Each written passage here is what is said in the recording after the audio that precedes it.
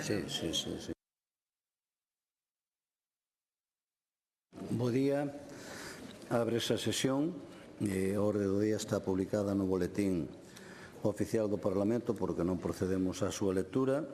Xustifica a inasistencia e delega o voto don Brais Ruanova Vilas Boas, que o fai en doña Ana Belén Pontón Mondelo, todo elo conforme o disposto no artigo 84.3 do regulamento da Cámara. Por lo tanto, comezamos. O primeiro punto é comparecencias, neste caso da Conselleira do Medio Rural, por petición propia, para informar dos resultados do Pladiga 2025 e das propostas de futuro en materia de prevención e defensa contra os incendios forestais. A esta comparecencia acumúlase ca solicitada por petición de 25 deputadas e deputados do Grupo Parlamentario do Bloque Nacionalista Galego para dar conta do impacto dos grandes lumes forestais de agosto de 2025 nos concellos afectados, tanto nas explotacións agrogandeiras e forestais como nos núcleos de población e o seu entorno, nos animais, cultivos, pastos, montes e superficie forestal arrasada polas lapas, as actuacións preventivas desenvolvidas pola Consellería a este respecto e as medidas que prevé poñer en marcha para compensar as perdas aos afectados, a reparación dos danos, a restauración dos terreos afectados polos lumes e a protección dos solos. E sin máis, para formular xa a comparecencia, ten a palabra a Conselleira do Medio Rural, doña María José Gómez Rodríguez.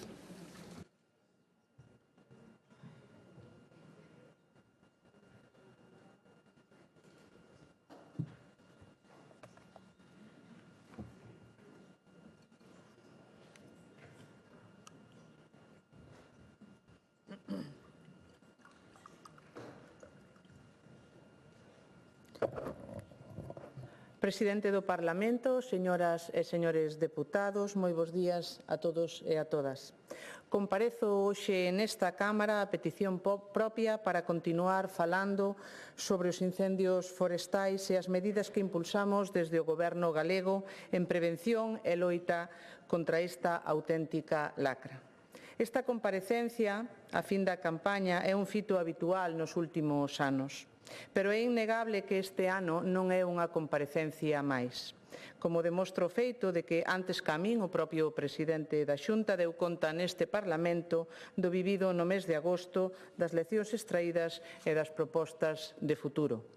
A comezos de setembro, o presidente Rueda anunciou ata 15 novas medidas para estar máis preparados de cara a esta nova tipoloxía de incendios forestais de sexta xeración. Case a práctica totalidade desas medidas son hoxe, apenas 2 meses despois, unha realidade inminente e palpable na Lei de Medidas e nos orzamentos da Xunta de Galicia para 2026. Isto, señorías, é gobernar.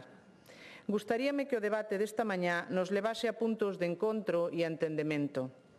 Coido que é o que esperan e o que merecen todos os galegos e as galegas, especialmente aqueles que viviron os lumes máis de preto. A todos eles gustaríame darlles as gracias, en nome propio e de todos os profesionais do Servicio de Prevención e Defensa contra os Incendios Forestais de Galicia.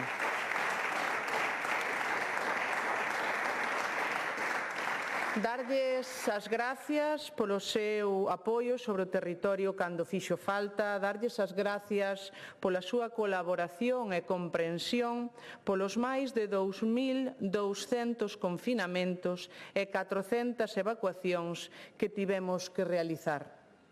A cooperación veciñal é clave ante calquera emerxencia e así se demostrou de novo este verán. Como dixo o presidente Rueda, ante unha situación extraordinaria, vimos a resposta extraordinaria dun pobo do que estamos enormemente orgullosos. Esta comparecencia debe de servir tamén de recoñecemento, para recoñecer o traballo de todos os profesionais que participaron no operativo, que en moitos casos se xogaron a vida, pero cuxo labor foi fundamental para non ter que lamentar ningunha vítima. Isto, señorías, é precisamente o maior éxito dunha das campañas máis duras de loita contra os incendios pola súa duración, intensidade e simultaneidade. Gustaríame ter palabras de agradecemento para cada un dos nomes propios que compoñen o noso Servicio de Prevención e Defensa contra os Incendios, especialmente para aqueles que resultaron feridos e xa están, afortunadamente, nos seus fogares. Máis de 3.000 persoas que son o espello no que se miran profesionais do resto de España e do estranxeiro. Xunto a eles, e como ven sendo habitual, pero máis especialmente este ano, estiveron traballando profesionais de emerxencias, de concellos, deputacións, exército, AUME e demais forzas e corpos de seguridade do Estado, así como tamén quero facer unha mención especial aos integrantes dos CECOPIS, especialmente o de Ourense. A todos eles lles estamos inmensamente agradecidos, así como a todos e cada un dos galegos e galegas que deron o mellor de sí, especialmente quero tamén agradecer aos gandeiros e a súa disposición sempre. Falaron vostedes en varias ocasións nesta Cámara de falta de coordinación ante a situación vivida no mes de agosto en Ourense. Teñen hoxe a oportunidade de rectificar nas súas palabras e sumarse ao agradecemento e recoñecemento que merecen todos os profesionais. Non foi unha tarefa sinxela. Houbo que tomar decisións moi complexas, pero sempre con unha prioridade clara. Ante unha emerxencia de protección civil, primeiro son as persoas, logo os bens das persoas e logo o monte. Por iso quixen empezar por aquí a miña intervención, recoñecendo e agradecendo o esforzo de todos os profesionais e veciños que colaboraron ante unha realidade tan dura como a real e que se repite cada ano. Galicia non arde soa, a Galicia queimana. Dicir isto non é inventarse ningunha trama, como vostedes alegan, para evitar falar dunha causa que si defendían, por certo, cando gobernaban. Dicir isto é contar a verdade.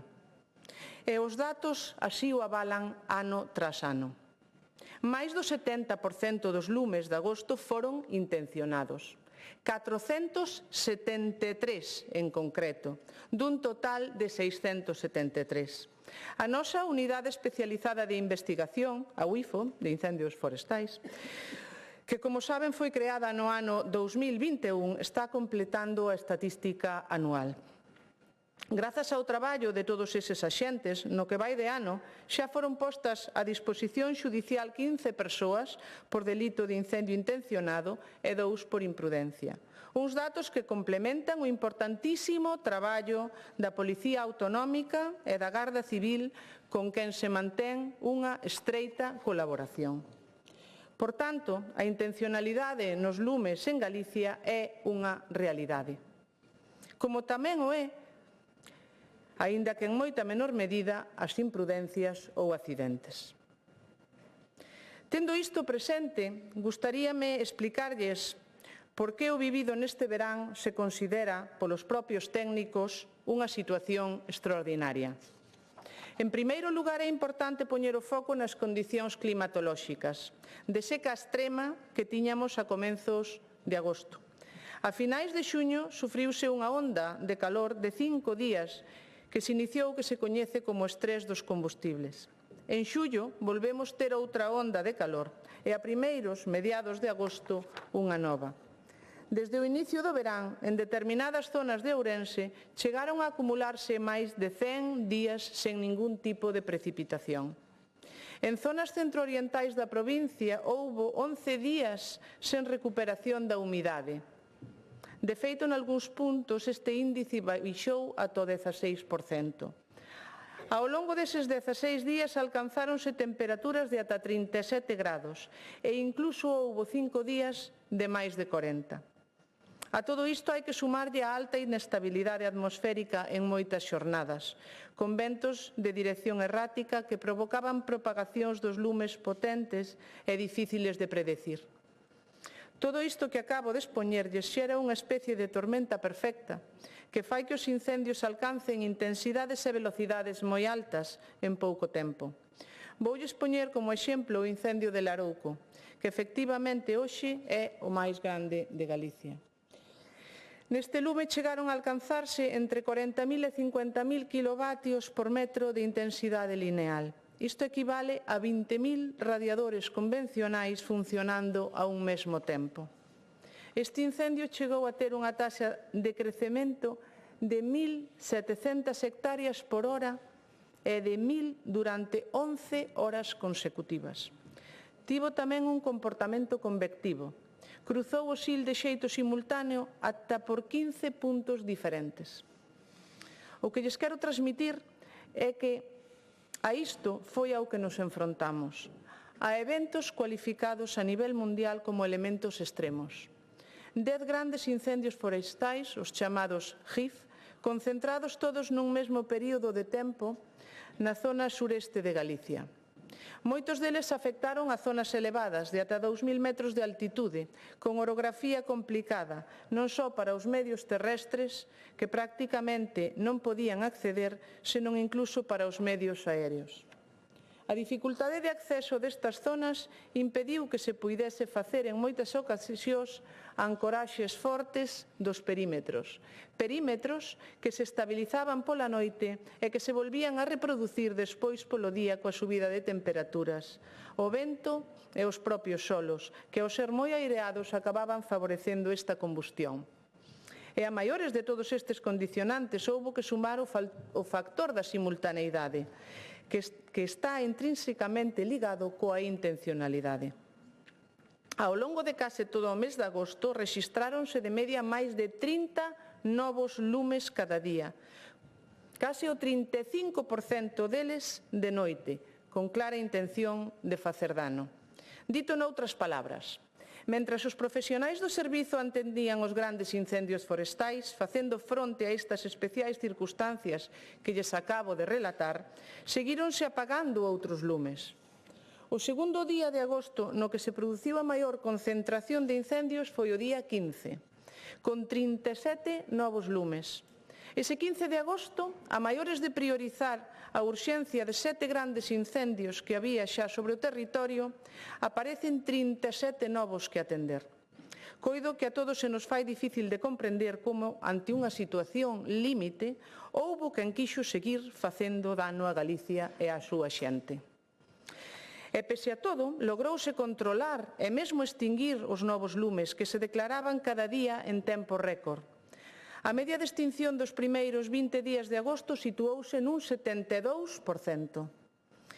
Todos estes datos que lles acabo de expoñer son datos técnicos, datos que se explican ante o resto de comunidades autónomas e ante o Ministerio e que demostran a especial complexidade para afrontar incendios deste tipo na nosa comunidade, pese a ter un dos mellores servicios de extinción de España e de Europa.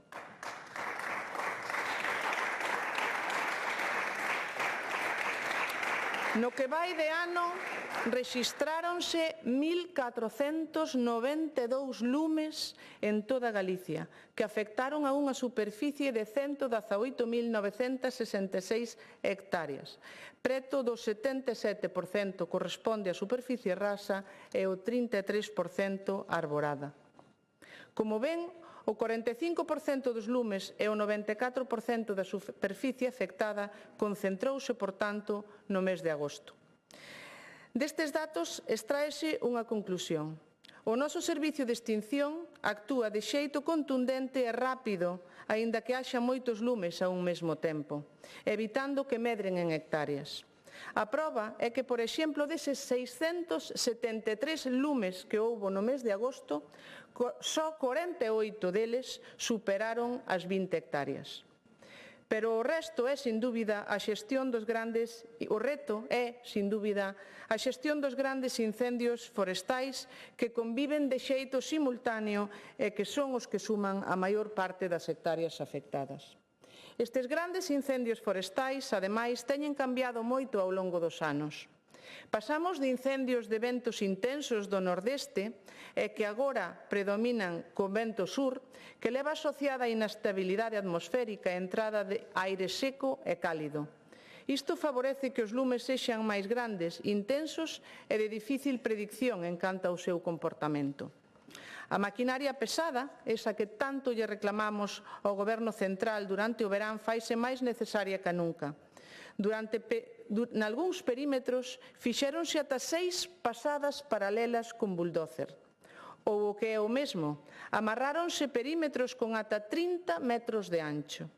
Cando as intensidades do lume son tan altas que nin os medios aéreos son eficaces coas descargas, dado que a auga se evapora antes de tocar terra, este traballo pesado con esta maquinaria é fundamental.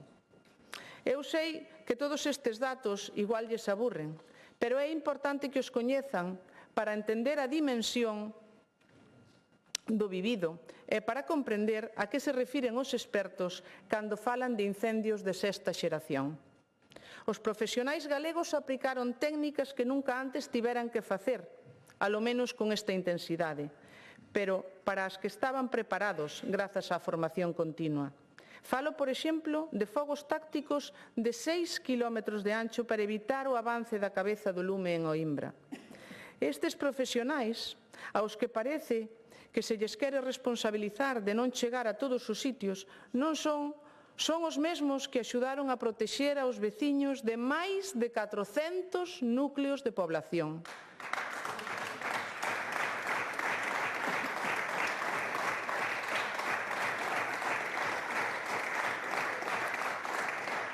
Son eses mesmos profesionais que foron capaces de estabilizar miles de quilómetros antes das primeiras chuvias. Son eses mesmos profesionais para os que hoxe, señorías, me gustaría que este Parlamento tivera un recoñecemento e un aplauso unánime.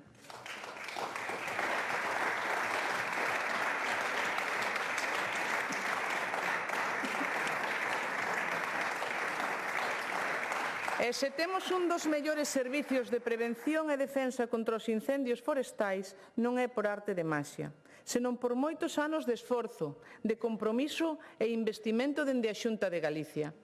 Se esta situación extraordinaria que vivimos tivo unha resposta extraordinaria, é debido en boa parte ao traballo que se fixo ao longo dos últimos anos.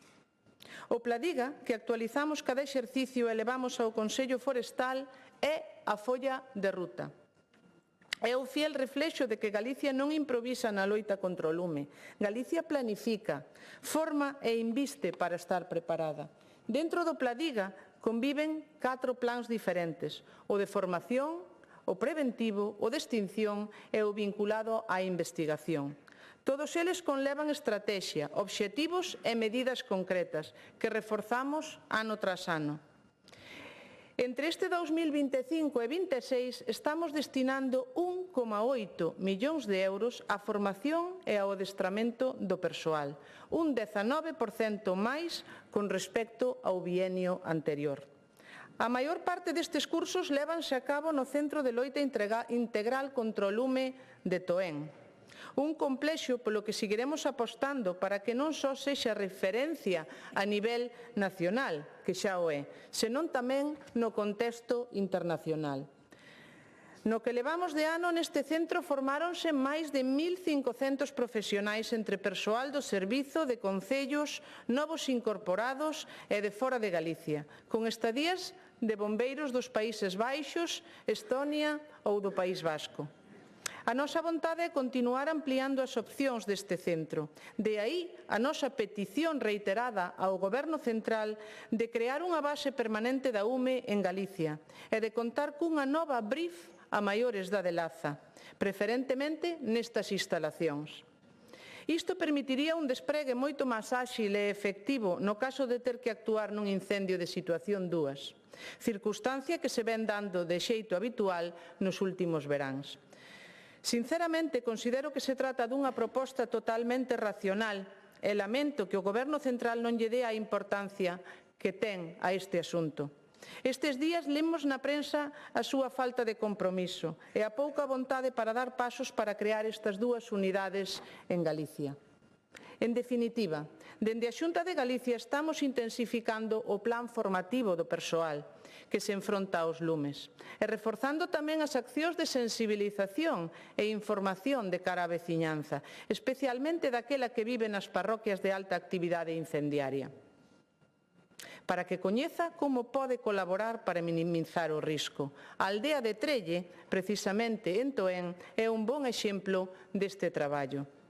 Saber a que nos enfrontamos é a mellor maneira de estar preparados. Por iso, avánzolles que imos intensificar estas iniciativas de concienciación coa poboación e, en especial, cos máis cativos e cos mozos. Poñeremos en marcha un programa específico nos centros educativos para dar a coñecer o traballo das persoas e as instalacións que forman o dispositivo de loita contra o lume de Galicia. Tamén para concienciar e sensibilizar ante estas situacións que se poden chegar a vivir. E con esta iniciativa buscamos tamén revalorizar a profesión e incrementar o prestixio social dos efectivos que loitan contra o lume. Cando falamos do plan preventivo da Consellería, referímonos ás actuacións que levamos a cabo naquelas zonas forestais de monte público que dependen da Administración autonómica ou ben naquel que, sendo de comunidades de montes veciñais, se acorda levar a cabo con proxectos preventivos. Por exemplo, falamos de rozas de áreas de cortalume ou faixas auxiliares, de mellora de pistas forestais ou adecuación de puntos de auga. Sei que saben que isto é así, pero esta mañá aproveito para explicalo porque ás veces escoitamos frases un tanto demagóxicas sobre as tarefas de prevención. Frases que esquecen que o 98% do territorio do noso monte é privado e que os propietarios temos dereitos, pero tamén temos obrigas. E sei que saben tamén que máis alá deste traballo propio tamén apoiamos a concellos e a comunidades de montes con varias liñas de axuda e convenios para realizar traballos preventivos. Neste ano 2025 investimos 50,5 millóns de euros para prevención, o dobre que en 2018. É moito máis do que se destinaba, por suposto, en 2007, cando apenas eran 21 millóns de euros. E saben canto reforzaremos esta partida en 2026? Un 50% máis con respecto a este ano, ata chegar aos 75,38 millóns de euros, o que supón un 65% do orzamento de investimento da Dirección Xeral de Defensa do Monte. Miren, os obxectivos en materia de prevención realizados por brigadas propias contemplados no Pladiga para 2025 e 2026 son públicos. Vamos a recordalos moi rapidamente. Intervención en máis de 1000 hectáreas de creación de áreas cortalume e tratamentos silvícolas preventivos. Xa actuamos en máis da metade. Case 970 hectáreas de faixas auxiliares de pista. Actuamos en máis de 660. Traballos en máis de 400 kilómetros de pistas forestais. Este obxectivo está superado, pois levamos máis de 1.140 kilómetros mellorados. Revisión e mantemento de máis de 5.000 puntos de auga, nos que actuamos prácticamente en todos. Arredor de 1.400 hectáreas de queimas prescritas. Antes do verán xa se actuara, pese ás chuvias copiosas desta primavera pasada, en case 600 hectáreas. É importante ter en conta o marco temporal no que se sitúan estas tarefas, anos 25 e 26. É unha información pública e totalmente transparente. Por tanto, señorías, hoxe pídolles rigor cando falen dos traballos preventivos. Pídolles que non mintan a este Parlamento nin aos galegos e galegas. Porque este é un traballo que nos debe unir a todos, porque é responsabilidade de todos. A Xunta, por suposto, do resto de administracións tamén e dos propietarios tamén. Falamos do plan formativo e do plan preventivo. No eido de extinción creo que é de sobra coñecido o operativo, pero vouno a mencionar. 3.000 Profesionais dependentes da Consellería do Medio Rural que en época de alto risco poden chegar a 7.000 efectivos se sumamos o apoio de emerxencias de outras administracións e as forzas e corpos de seguridade do Estado. 380 motobombas, 36 bulldozers, 14 batracios, máis de 30 medios aéreos, entre os que temos a Xunta e o Estado. E infraestruturas de primeiro nivel como é a base aérea transfronteiriza de Verín o Imbra, inaugurada en 2024, ou as novas bases operativas para o persoal do servicio. Tamén son coñecidas as melloras tecnolóxicas implantadas nos últimos anos, que axudan na extinción, pero tamén na detección e posterior investigación. Falo desa rede de cámaras de videovixiancia repartidas polos montes galegos, que tamén sitúan a Galicia na vangarda, porque favorecen unha resposta rápida e concisa. 22 minutos de media en chegar a un incendio na liña dos últimos anos. A implantación desa rede comenzou en 2018, con 88 cámaras en 44 localizacións. Hoxe temos 181 en 90 espazos e moi proximamente instalaránse 56 novas cámaras en bases aéreas e centros de referencia. Esta tecnoloxía súmase ao resto de melloras nas aplicacións internas que ofrecen datos e prediccións en tempo real e que tamén permiten a xeolocalización de todo o persoal do servicio. En definitiva, a mellora constante ao longo dos últimos anos en todo o que conforma o dispositivo galego de prevención e defensa contra os incendios forestais é palpable. Máis accións formativas, planificación preventiva ao longo de todo o ano, sensibilización e concienciación da poboación, cuestión na que seguiremos insistindo. Mellora nas infraestructuras, nos medios materiais e técnicos e reforzo das tarefas de investigación cunha unidade propia especializada e apoiada pola tecnoloxía. Todas estas melloras permitiron dar esa resposta extraordinaria ante a vaga de lumes deste verán. Unha resposta que, por suposto, debe servirnos para analizar todo o que se fixo ben e aquilo no que se pode seguir mellorando. Estes episodios de grandes incendios forestais non son exclusivos de Galicia. Vimos como afectaron este ano a varias zonas de España e como teñen sufrido outros países como o veciño Portugal, pero tamén Australia ou zonas de California nos Estados Unidos. A maiores das condicións climatolóxicas, da intensidade e a propagación destes fenómenos ou da súa simultaneidade, non podemos esquecer un feito moi propio de Galicia, que dificulta as tarefas de extinción e tamén as de prevención. A alta dispersión da poboación neses 30.000 núcleos rurais. Unha dispersión a que se lle suma en varias zonas do noso rural o debalo demográfico que provoca o abandono ou o descoido da terra agraria e forestal. Non podemos ignorar todos estes factores que inciden directamente no risco de incendio.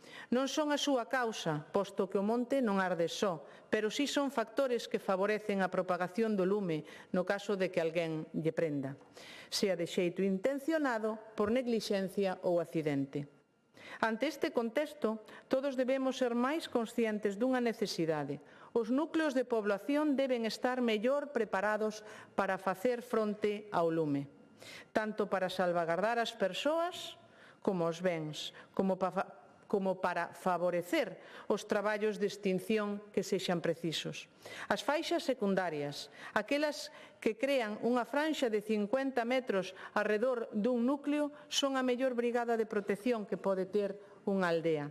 Mantelas libres de biomasa é responsabilidade de todos, dos seus propietarios en primeiro lugar, de xeito subsidiario dos concellos, se os titulares non o fan, e así o marca a normativa, a Lei de Incendios de 2007. Desde o Goberno galego redobraremos os apoios a concellos e particulares para manter limpas estas faixas secundarias. Farémolo a través do convenio que mantemos desde 2018 coa FEGAMP e SEAGA, no que duplicamos o investimento, 12 millóns de euros en 2025 a 25 millóns o ano que ven para apoiar aos concellos.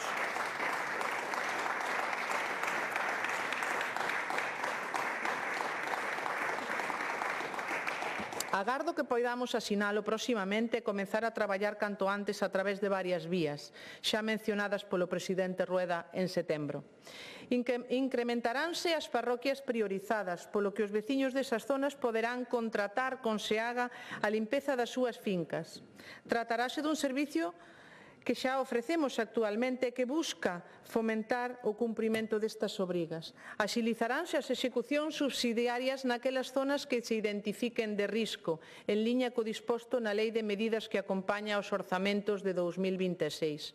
Prestarase un maior apoio aos concellos de menos de 10.000 habitantes, que, sen dúbida, teñen menos medios para afrontar todas estas tarefas. Impulsarase a creación de barreiras naturais nestas faixas, con máis plantacións de frondosas autóctonas ou froiteiras, unha cuestión que xa permite agora o convenio actual, pero que reforzaremos. Estas barreiras naturais son tamén os terreos agrícolas traballados, que axudan a crear esas paisaxes mosaico que alternan plantacións de diversas especies con pasteiros ou terras arables. En 2026 seguiremos apostando polos procesos de mobilidade de terras, con case 4 millóns máis que este ano, e pola ordenación forestal e agrícola, con instrumentos xa contemplados na normativa como os catálogos parciais de solos agropecuarios ou os plans de ordenación dos recursos forestais. O Plan Forestal de Galicia incluía como obxectivo para 2035 acadar as 500.000 hectáreas de monte ordenadas. Este obxectivo xa o cumplimos a finais do ano pasado e seguirémolo ampliando a través das diferentes ferramentas de planificación. O investimento público en medidas que axudan á prevención de lume non implica que se descoide a planificación de extinción.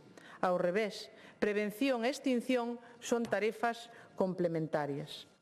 Xa o comentei na comparecencia da semana pasada sobre orzamentos, pero no capítulo de extinción destaca o incremento de medios aéreos, en novas motobombas, en máquinas multifunción e os máis de 9 millóns de euros que destinaremos para mellorar as edificacións xa existentes ou crear outras novas. É o caso da base de helicópteros de Lalín, xa iniciada, ou da nova base aérea de Valga, que comezaremos o vindeiro ano. Estes compromisos foron asumidos polo presidente da Xunta hai apenas 2 meses.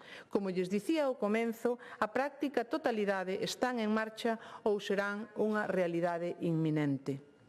Todos os medios son necesarios ante calquera crise, especialmente os humanos. Sen os profesionais non existiría dispositivo de prevención e loita contra o lume. Levamos moitos anos de melloras laborais sostidas no tempo. Hoxe, os máis de 3.000 efectivos dependen íntegramente da Administración autonómica. 2/3 do persoal traballan ao largo de todo o ano. Fano dende o 2023, cando os seus contratos se ampliaron dos 9 aos 12 meses, e con melloras laborais dende o ano pasado. Outro terzo está traballando neste 2025 8 meses. Este persoal viu moi melloradas as súas condicións laborais nos últimos anos. Pasou de traballar só 3 meses en 2017 ata acadar os 9 meses o ano que ven. Iso sí, é compromiso real coas melloras laborais do personal.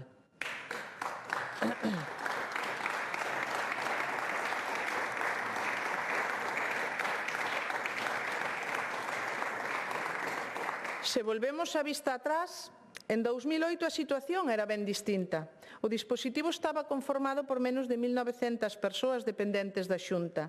1.200 traballaban ao longo de todo o ano e 600 facíano durante 6 meses.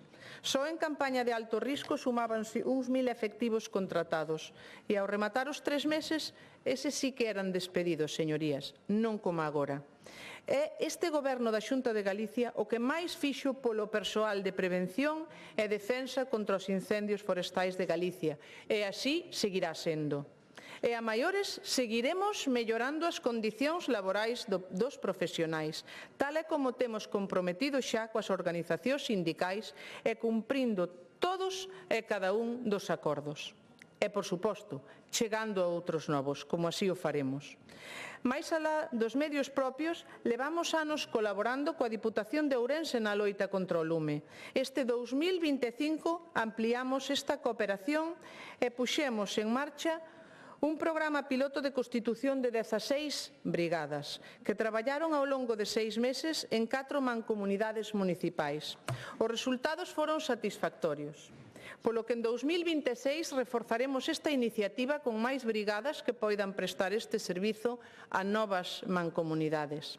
Ourense é unha das provincias de España que máis sufre a lacra dos incendios e, sobre todo, en canto á afectación por superficie. O obxectivo final, por tanto, non é outro que prepararnos máis e mellor de cara a este tipo de lumes, ante os cales se fai preciso unha formación máis especializada e profesionais altamente cualificados na súa planificación. Non lles caiba dúbida que continuaremos por este camiño. Como ven, señorías, continuamos apostando polo noso dispositivo, tanto humano como material e tecnolóxico. Un dispositivo integrado por moitos compoñentes que fan un todo ben engranado e preparado. Un dispositivo que é referencia para todos fora de Galicia, menos para algúns, que dado que as súas declaracións nada axudan a conservar este prestixio do que deberíamos todos os galegos sentirnos inmensamente orgullosos. Un dispositivo que sigue traballando agora na recuperación do monte.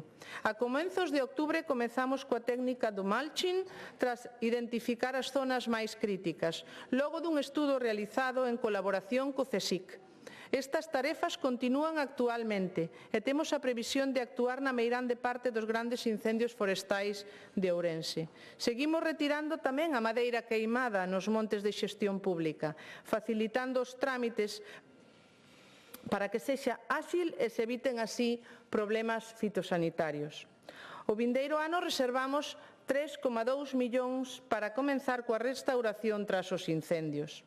Unhas actuacións que se executarán con moita máis intensidade a partir de 2027, dado que o vindeiro exercicio dedicarémolo sobre todo a tarefas preparatorias.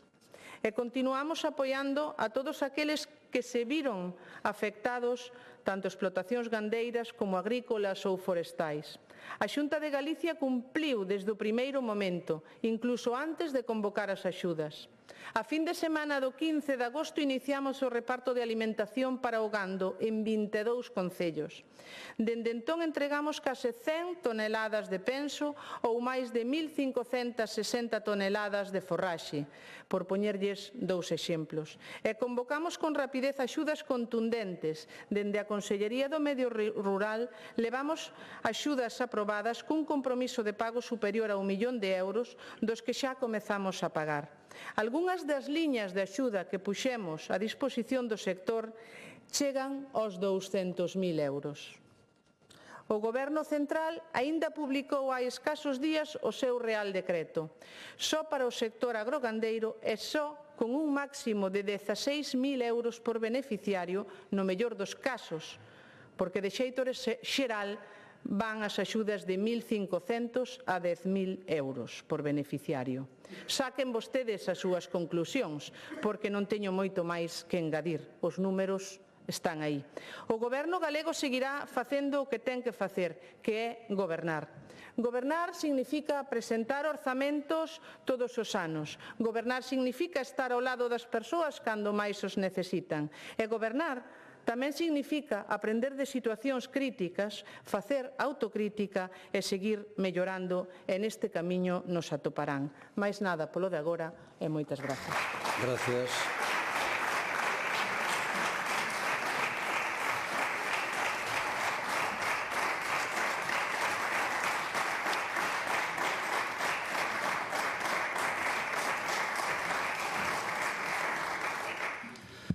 Antes de iniciar a ronda dos grupos parlamentarios, imos saudar os alumnos de segundo de bacharelato do Colexio Maristas Cristo Rei de A Coruña, que hoxe visitan o Parlamento, e transmitidelle o saúdo tamén aos vosos compañeiros que estuveron antes, pero por non interrumpir a comparecencia da conselleira, saludádelos vos da nosa parte. Benvidos ao Parlamento.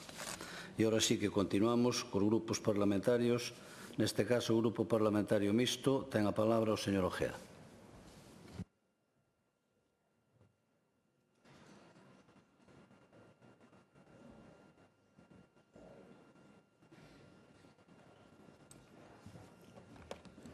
Gracias, presidente. Bos días, señorías.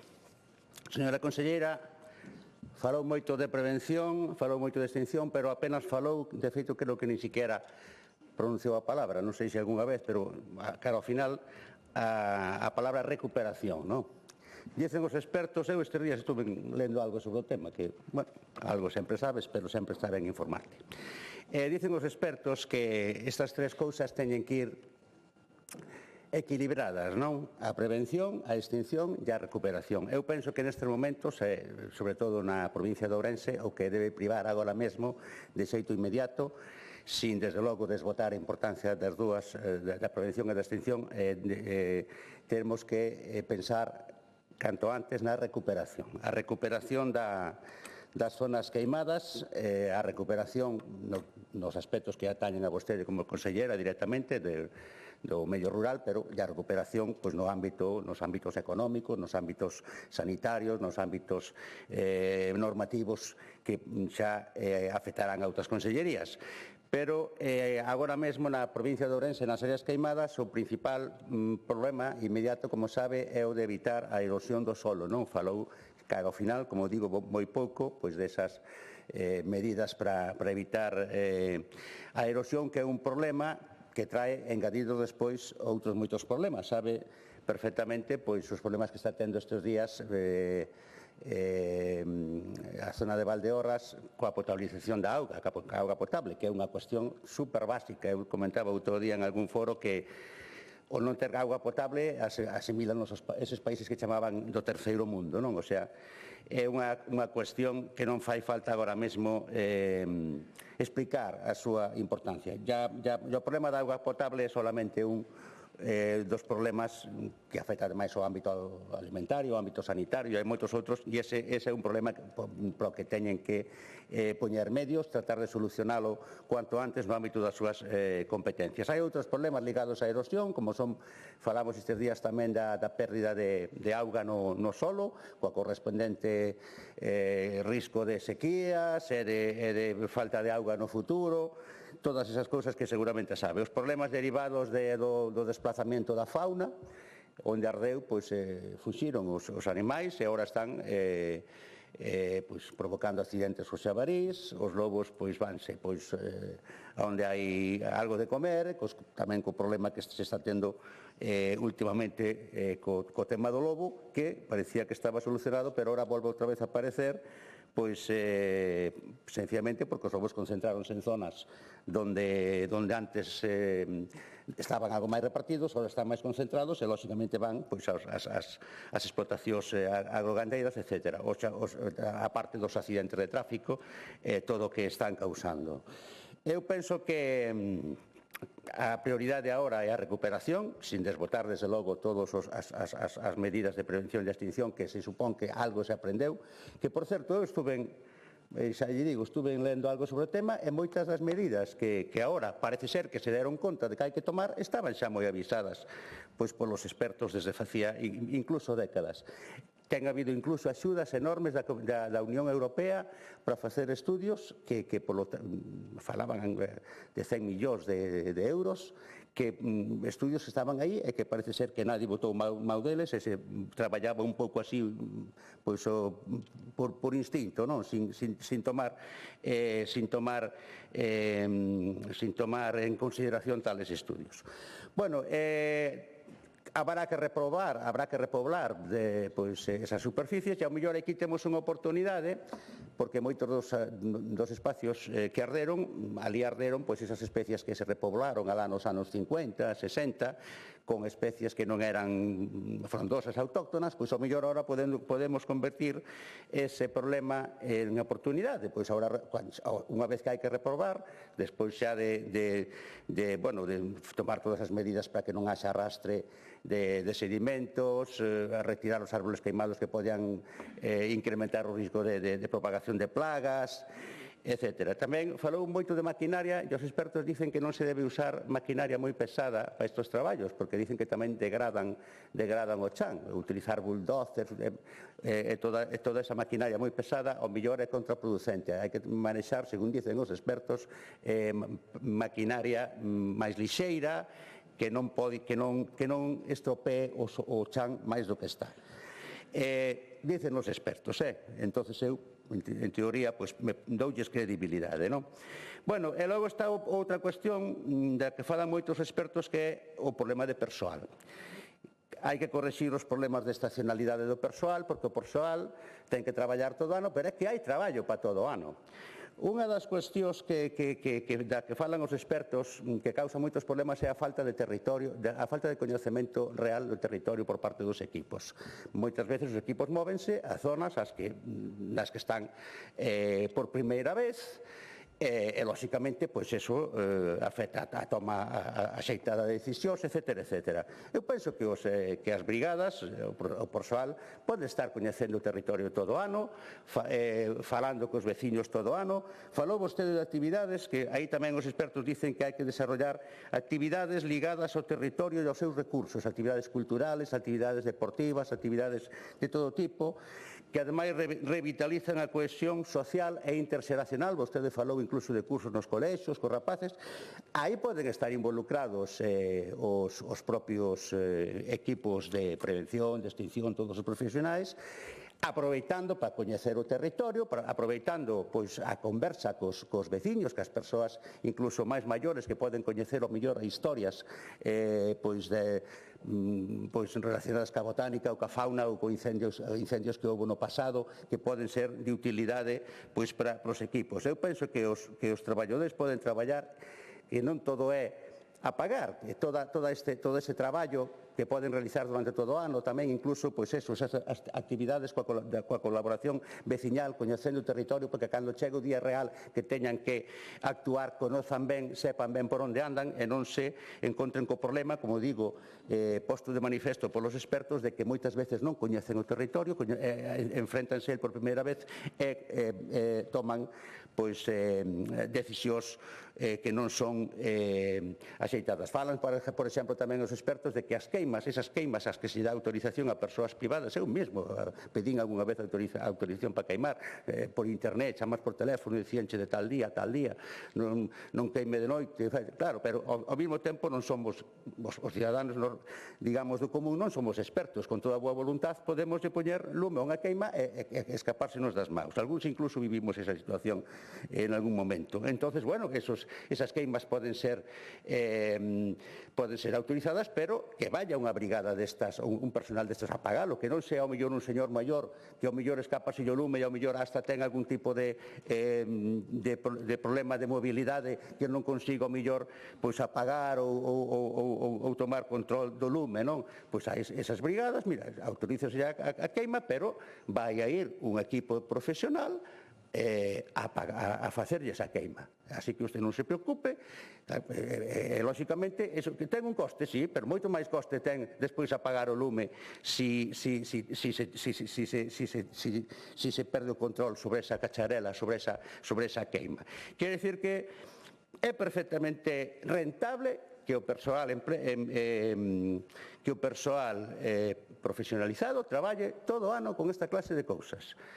Que faga as queimas que de outra maneira faría un privado, de xeito profesional, que fagan actividades de coñecemento do territorio ligadas a outro tipo de actividades de cohesión social e de cohesión interxeracional. Xa sabemos que un dos problemas do abandono do rural é a falta de cohesión interxeracional que fai que as persoas maiores queden solas e as persoas máis xoves teñan que marchar, cando unha das cousas que tamén hai que facer é recuperar os usos productivos dos espacios forestais. O sea, falase moito deso, pero ao final pouco se fai, non? Recuperar os os usos productivos dos espacios con empresas sostibles, lóxicamente, cumprindo as normativas en vigor acerca da sostibilidade, etcétera, etcétera. E logo hai como teño pouco tempo, vou dicir unha cuestión que me fixo reflexionar moito, e é a desafección social cando estas persoas se ven abandonadas, que ven que a administración non lle solucionou o problema e que de alguna maneira se viron pois que a administración e os políticos e os dirixentes non lle solucionaron o problema, a desafección esténdese ao resto de todo o que é a xestión pública. O sea, en principio, digo, oye, non me axudaron nos incendios, pero esa desafección despois, esa desconfianza hacia a administración, esa desconfianza hacia os dirixentes políticos, esa desconfianza hacia as normas e hacia as leis, esténdese, extrapólase ao resto de todo. E a xente, pois, perde credibilidade nos xueces, perde credibilidade nas leis, perde credibilidade en todo tipo de autoridade e de administración como consecuencia desa extrapolación da desafección que inicialmente tuvo unha causa concreta, como foron os incendios e o abandono que sufriron deso, pero que despois resultan unhas consecuencias sociales máis amplias. Esa foi unha cuestión que me fixo reflexionar moito, que esa deflexión se extrapola despois a todos os aspectos da vida en común, e non solamente en eso.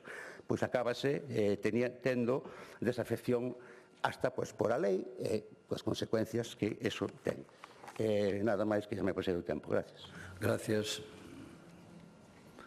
Grupo Parlamentario Socialista, señora Rodríguez da Costa.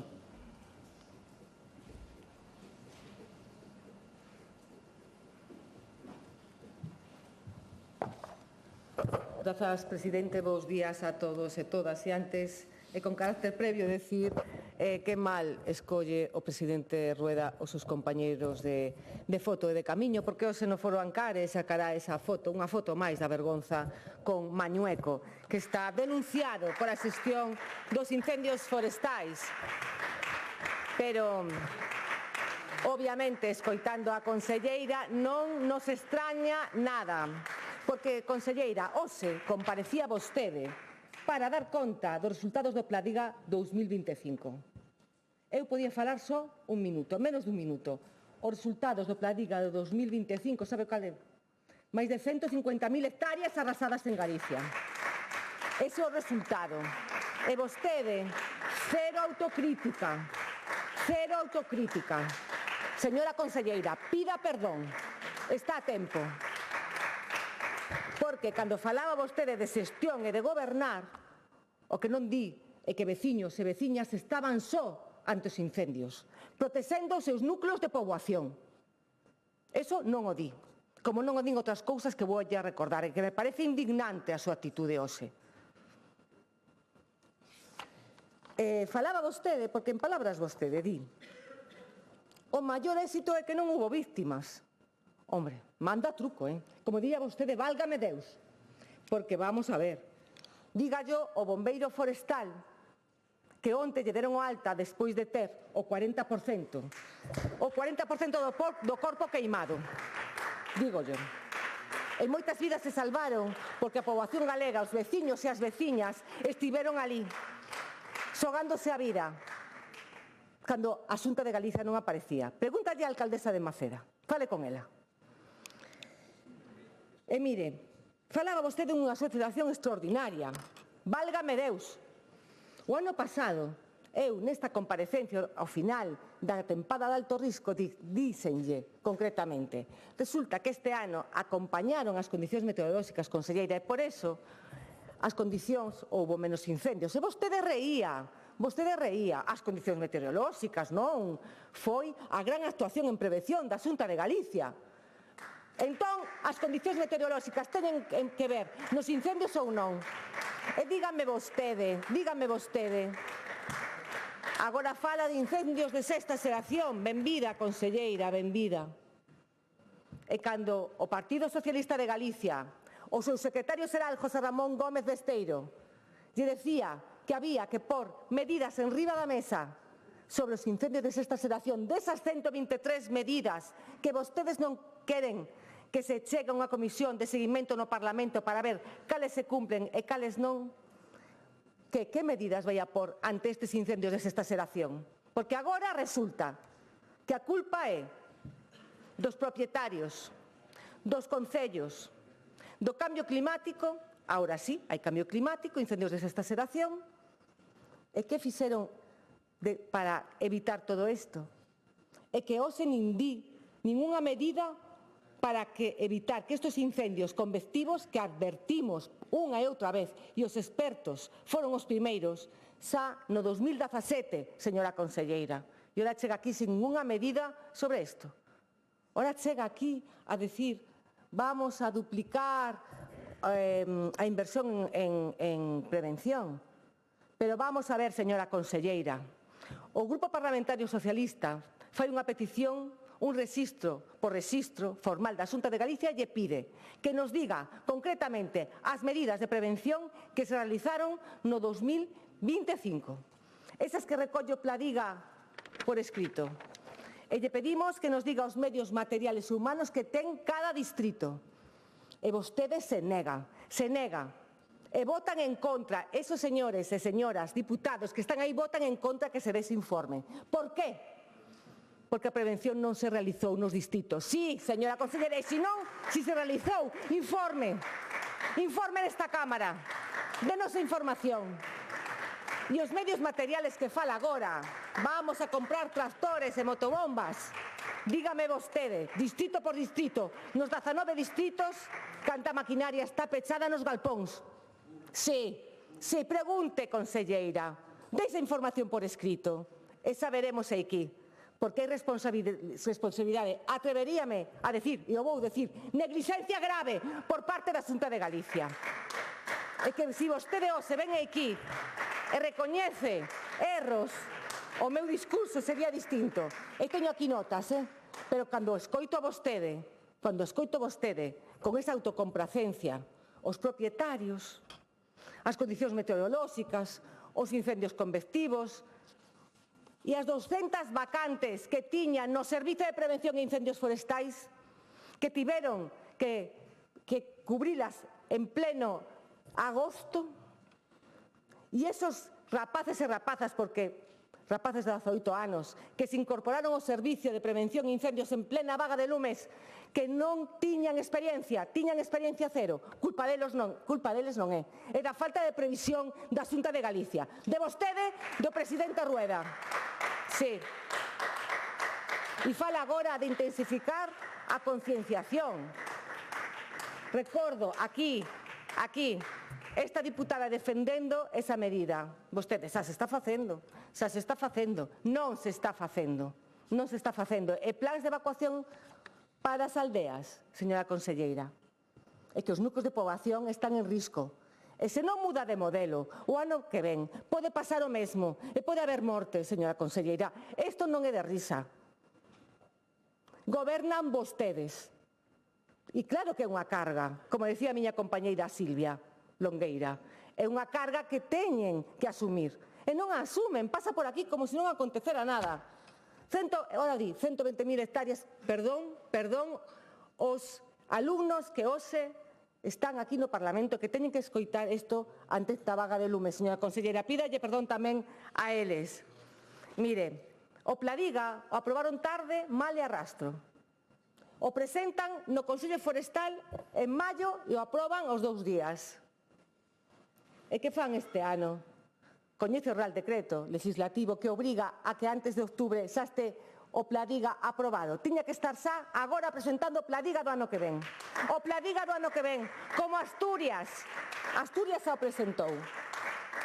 Pero como todo vai absolutamente mal, reduciron as parroquias de alto risco en Ourense e volveron a arder. Que ten que decir a eso, señora conselleira? Que ten que decir a que se creen unidades, claro, vostedes a capeito, se crearon a unidade, a UDEX, pero como fan? Retraendo do persoal que ten a Consellería de Medio Rural, non aumentan, detraen. Eso é xestión, señora conselleira, eso é xestión. É xestión pedir medios ao Estado, mentre vostedes teñen 200 vacantes sin cubrir. E o que é peor, os montes veciñais, este ano, que non puderon hacer obras de prevención nos seus territorios. 9 millóns de euros sin executar este ano. Que contesta esta situación? Xa llo preguntamos a Rueda na súa comparecencia de incendios. E que lle vai decir os alcaldes e alcaldesas de Valdeorras? Que lle vai a decir? Porque os alcaldes e alcaldesas de Valdeorras, de distintos colores políticos, despois da masacre incendiaria, pediron que a Xunta actuara de inmediato, porque as cinzas iban chegar ás captacións. E a Xunta, bueno, foi por ali a Consellería de Vivenda, paseando por ali, facéndose unhas fotos, pero resulta que non fixeron nada. Os alcaldes e alcaldesas rogaron que actuaran e non fixeron nada. E agora que está pasando en Valdeorras? Ten un plan para Valdeorras, ou o plan que ten é mirar para o Goberno do Estado, como sempre, porque esos danos non a provocou a Confederación Hidrográfica, a provocou os incendios que aconteceron este verán. E xa lle digo, a Confederación ten 17 brigadas en Galicia, 17 brigadas en Galicia de 5 componentes traballando no terreno, dende agosto. E van a traballar 5 meses máis. Que ten vostede no territorio? Que ten a Conselleira de Medio Ambiente no territorio? Que só le fai artigos para falar mal de Pedro Sánchez. Pero onde está a Conselleira de Medio Ambiente? Nesta catástrofe incendiaria. E os parques naturais? Mire, só visite parques naturais de Asturias ou de Portugal. E esa é unha xestión. E fala agora de, bueno, arranxamos 1000 pistas, 7 cortalumes e 4... Mire, perdone, o Pladiga, que é un documento, un tocho. Usted non vale con que veña dicindo só 3 cifras. Ten que traer aquí un informe avaliado por os técnicos que diga exactamente que prevención realizaron este ano. Que prevención realizaron este ano e que prevención van a realizar o ano que ven, porque agora di que va a axudar os concellos e que Rueda xa, bueno, e que Rueda na comparecencia 15 medidas coercitivas para os concellos outra vez. Eu quero ver esas medidas, porque claro, culpa propietarios, culpa dos concellos, en que lle van a axudar os concellos, esa limpieza subsidiaria, esas miles de cartas que teñen que facer, a administración local, sin medios, e incluso sancionar. Para que están vostedes? Para que están vostedes na Xunta de Galicia en materia de montes, en materia de prevención? Mire, as medidas están postas, xa o dixo Besteiro, 123 medidas. Dígame vostede, na segunda comparecencia e a reto a que me diga cales van a aplicar. Cales aplicaron e cales van a aplicar. Deixe de falar de orzamentos que, como decía a miña compañeira Lara na comparecencia que tuvo vostede ese sodoku de cifras para aumento aquí e deixo alá, que xa falaré da réplica do que deixan sin executar, e póñase a traballar dunha vez. Pida perdón aos galegos e galegas por os erros que se poderon ter e aos rapaces que os están escoitando. Remate, por favor. Esa remato porque creo que é indignante a actuación da Conselleira de Medio Rural e deste Goberno en materia de incendios forestais, porque foi unha masacre. Gracias.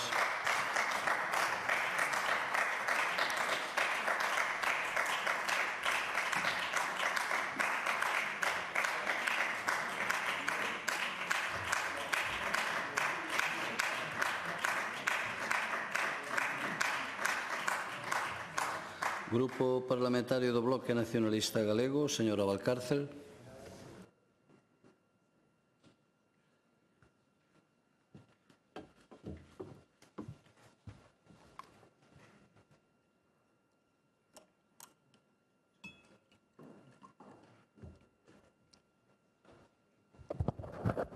Grazas, presidente. Bo día a todas e a todos. Señora conselleira, permítanme, antes de nada, trasladar o recoñecemento desde o BNG ao brigadista municipal ferido en Oimbra que ven de recibir o alta tras máis de 2 meses hospitalizado. O seu sacrificio é a proba máis evidente de que Galiza se defende co valor, co sacrificio, pero tamén coa precariedade de quen non debería estar en primeira liña, sen experiencia e sen formación suficiente. A súa recuperación é unha boa nova, pero tamén, sobre todo, unha advertencia de que as feridas físicas e emocionais das vagas de lumes permanecen vivas e latentes moito despois de que se apague o último foco. E precisamente por respeto ao traballo de quen estivo nos lumes e a dignidade do seu oficio, a exixencia a esta Xunta non pode ser outra que a acción inmediata e a responsabilidade absoluta na cobertura real de brigadas e de prazas operativas. Porque resulta que mentres vostede está aquí a falar de resultados con cero autocrítica, a Xunta prepárase para despedir a case 1000 bombeiros forestais o próximo 17 de novembro. 1000 profesionais que se deixaron a pele este verán. Van quedar na rúa xusto cando deberían estar facendo labores de prevención, restauración e consolidación dos solos queimados. E vostede sabe que non é unha cifra menor, é 1/3 do persoal que defendeu Galiza este verán e vai ser despedido a pesar de que o país acaba de vivir a peor vaga de lumes do século, con máis de 120.000 hectáreas arrasadas recoñecidas por vostedes. Como se xustifica isto? Como estes profesionales non van seguir os meses críticos que hai por diante? Cando agora temos poboación que está sen auga potable polas cinzas, cando hai solos sen consolidar, cando hai infraestruturas por reparar. Non é aceptable que ano tras ano sigan sen cubrirse as dotacións mínimas, que haxa comarcas con brigadas ausentes, bases pechadas e efectivos á metade por contratos temporais. Cada praza sen cubrir, cada día perdido é unha oportunidade, é unha vida en risco. E non é só unha cuestión laboral, é unha cuestión de seguridade pública e de dereito á protección. Os galegos e galegas merecen brigadas blindadas, unha estrutura robusta todo o ano, máis traballos de prevención no inverno e medios sen excusas burocráticas. Hoxe, señora conselleira, compareceu en principio para falar dos resultados do Pladiga 2025. E a verdade é que o Pladiga non se cumpriu. Os seus obxectivos eran claros: manter a superficie queimada por debaixo das 18.554 hectáreas, conter o 70% dos lumes en menos dunha hectárea, poñer ao noso operativo en condicións de resposta rápida e planificada. A realidade foi outra. Máis de 120.000 hectáreas arrasadas, segundo a Xunta, case 170.000 segundo os datos europeos, centos de vivendas afectadas, núcleos desaloxados, zonas rurais sen protección nin asistencia real. Pero é que máis alá das cifras, o que se perdeu nestes meses é patrimonio recuperable, montes emblemáticos, ecosistemas de biodiversidade única, soutos e carballeiras centenarias convertidas en cinza, territorios que levaban xeracións a ser cuidados, que eran referentes na conservación natural, foron devastados. E a Xunta, mentres, fala de autobombo. E aquí estamos, vendo como as consecuencias non rematan cando se apaga o lume. As cinzas están contaminando traídas de auga en Valdeorras. A auga chega escura aos fogares, os depósitos de auga atópanse saturados, as infraestruturas de captación e potabilización sofren. E isto non é anecdótico, é unha das maiores ameazas sanitarias e ambientais que nunca afrontaron en Valdeorras. Os alcaldes e alcaldesas das zonas afectadas advertiron dende o inicio que isto ia ocorrer. Pedíronlle axuda directa da Xunta para estabilizar e consolidar os solos queimados, actuar nas pendentes, para conter cinzas, para facerlle fronte á erosión. A resposta súa cal foi? Abandono. Non é competencia da Xunta, non hai equipos técnicos, non hai protocolo especial, só burocracia, excusas e abandono. E o propio Pladiga prometía prevención, restauración, máis medios humanos e técnicos. Pero non só non se cumpriron os obxectivos, tampouco se poñen sobre a mesa medidas novidosas nin cambios reais para que se cumpra no futuro inmediato. Seguimos vendo anuncios, cifras, mesmas declaracións e o mesmo fracaso. Porque isto foi o que foi, un fracaso. O operativo chegou ao verán mermado, con postos sin cubrir, con efectivos xa saturados. Non se reforzou a vixilancia presencial, apenas se ampliou a formación, non se garantiu a cobertura real nas 24 horas. Entón, cando chegou a emerxencia, a resposta ten que depender da improvisación das brigadas voluntarias, como este de Oimbra, unha vez máis do sacrificio persoal.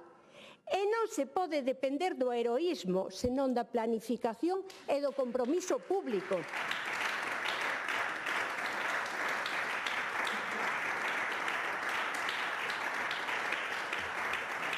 O BNG propón solucións concretas, e voulle decir 9. Primeiro, un grande acordo de país sobre xestión do monte, baseado no monte en mosaico, na diversidade de especies, no abandono real do eucalipto e non esa moratoria trampa. Un modelo aberto á custodia compartida do territorio, donde a Administración, as comunidades veciñais e as iniciativas tamén de organización de veciñas e voluntarias traballen conxuntamente pola consolidación e custodio do monte. En segundo lugar, políticas que fixen realmente poboación no rural, apoio ás comunidades de montes veciñais, recuperación do pastoreo como ferramenta de xestión e prevención, formación e emprego forestal durante todo o ano. Terceiro, consolidar de inmediato eses solos queimados, antes de que as próximas treboadas arrastren todo o que queda e corten definitivamente o abastecemento a centos de población. Restauración ambiental verdadeira, non unha fachada mediática. E non vale cando dixo vostede para dentro dun ano, había que actuar xa.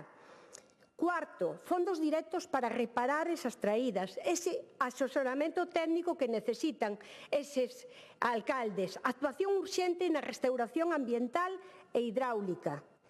Quinto lugar, e isto é capital, reforzar a coordinación absoluta entre todos os corpos de emerxencia, bombeiros urbáns e rurais, os GES, os equipos de extinción, máis brigadas formadas, máis medios propios e maior cobertura territorial. Non se pode seguir con esta xungla de competencias, coordinación total ou caos garantido. Sexto, a implicación de toda a comunidade, as asociacións veciñais, as comunidades de montes, as cooperativas, os propietarios, para garantir de verdad que haxa unha vixiancia e unha reacción rápida. O territorio coñéceno os que viven nel. Organicemos esa intelixencia colectiva en lugar de ignorala. O sétimo, investimento en puntos de auga e garantir o seu mantemento mesmo en época de seca.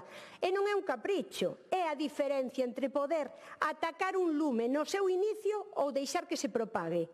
Vixilancia presencial todo o ano, acceso garantido á auga, coordinación real. Iso é o que precisa a prevención en serio.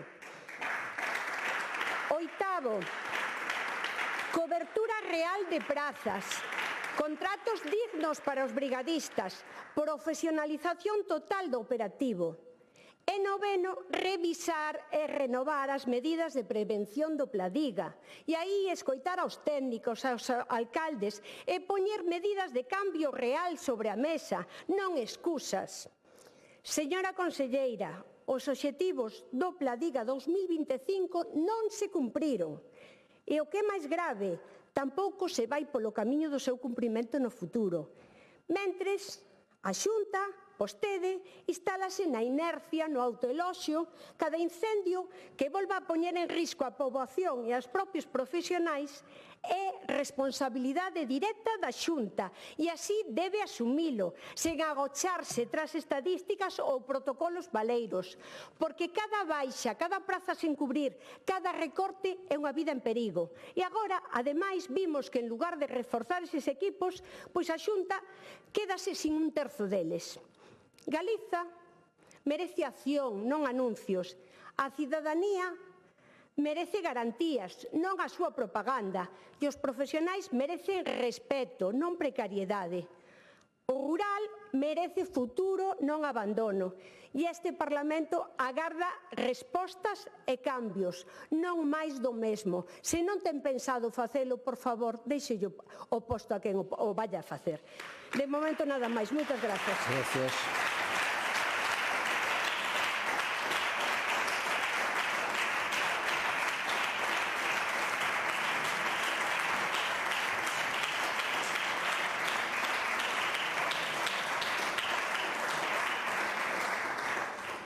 Grupo Parlamentario Popular, señor Viso.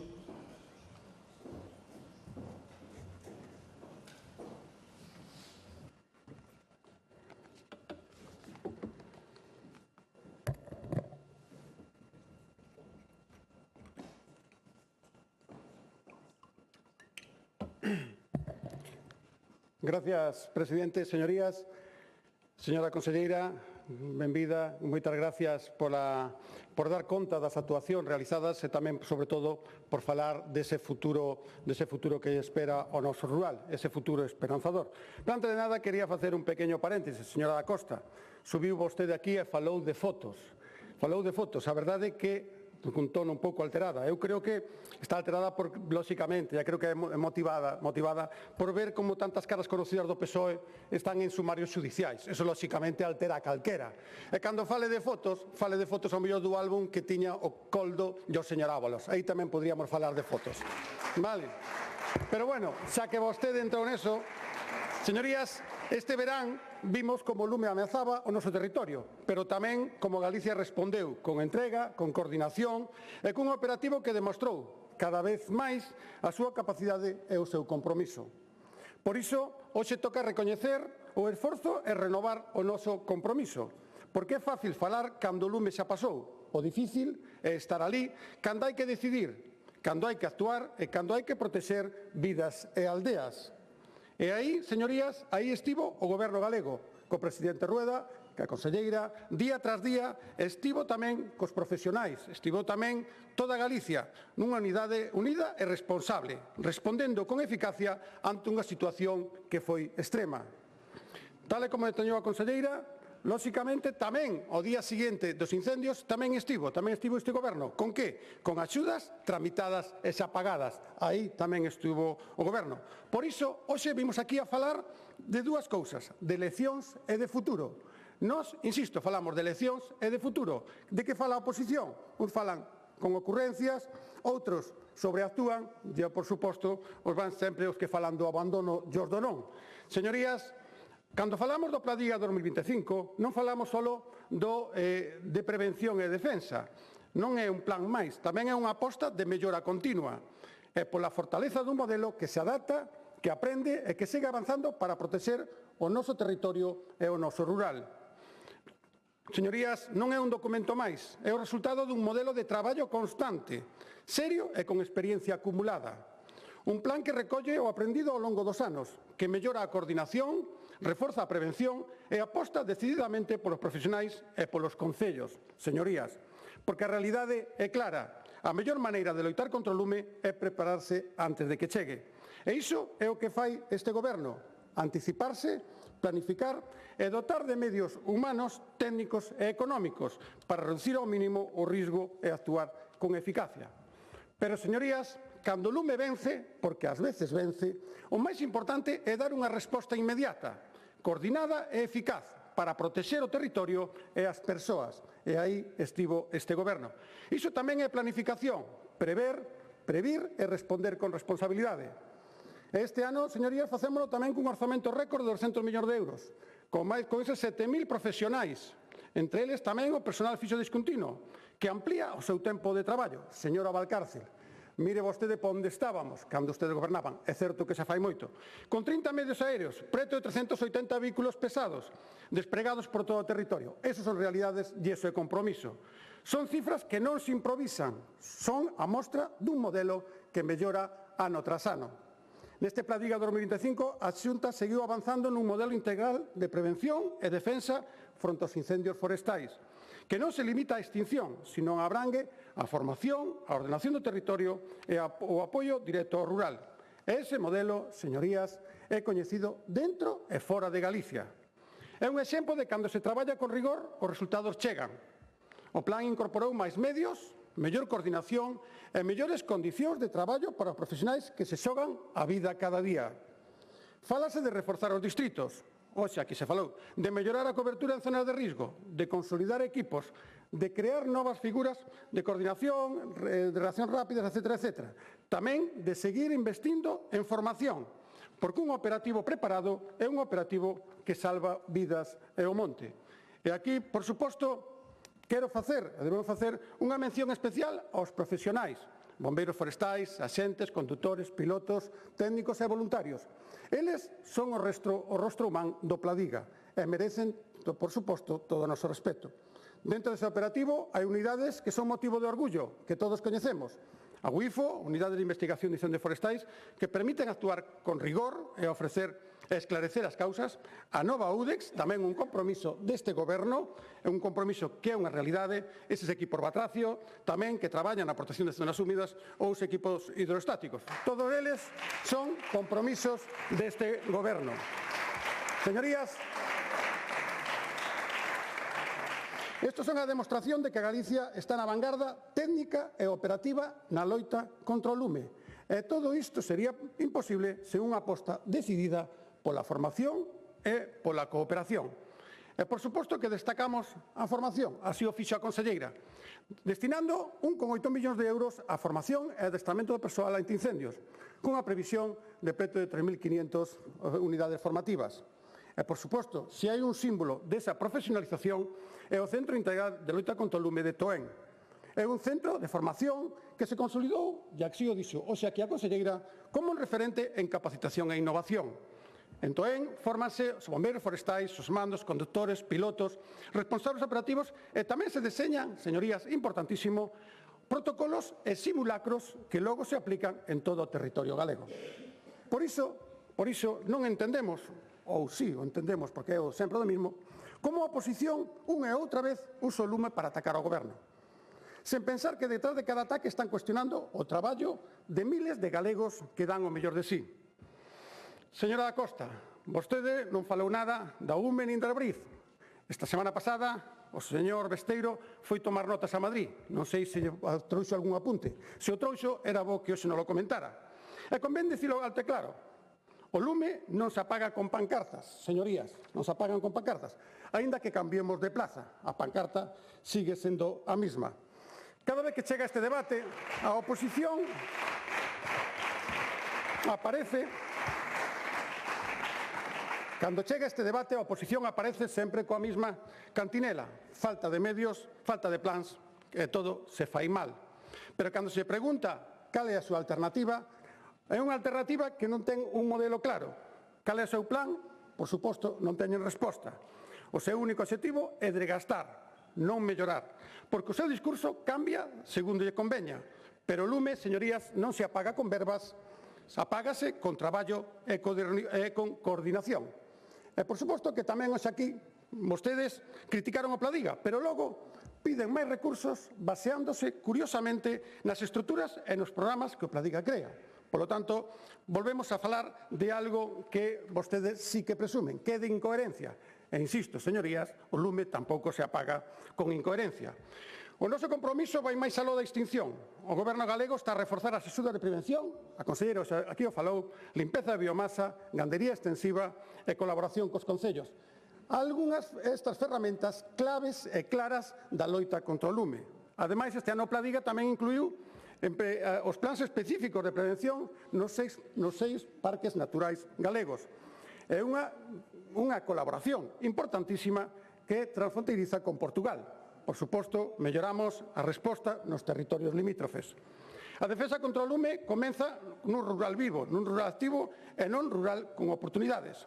Por iso, cando falamos deste plan, falamos de territorio, de xestión forestal responsable, de mellora de infraestructuras e, por suposto, e así tamén o dixo hoxe aquí a conselleira, de cooperación institucional, algo fundamental. A oposición, como sempre, fala de abandono do rural, pero esquecen que foron os gobernos do Partido Popular que nos puxeron en marcha políticas reais, como limpeza e desbroce con incentivos, liñas de subvención para a prevención, ferramentas de planificación e a coordinación coas administracións locais. Nós defendemos o rural con feitos, non con frases. É importante dicilo. O lume non entende de siglas, o que sí entende é de responsabilidades. E aquí hai dúas opcións, colaborar ou obstaculizar. Nós, por exemplo, como sempre, este goberno sempre decide colaborar. E o que Galicia precisa, señorías, non é máis ruído, senón máis responsabilidade. Galicia ten memoria, pero, por suposto, tamén ten orgullo. O lume golpea duro, pero non derrota. Cada hectárea queimada é un motivo máis para seguir loitando, para seguir mellorando, para seguir demostrando que Galicia non se rende. O Pladiga 2025, señorías, o Pladiga 2025 é o símbolo dese compromiso. Hai un plan, hai medios, hai profesionais e hai bondade. E non é propaganda, señorías, é responsabilidade.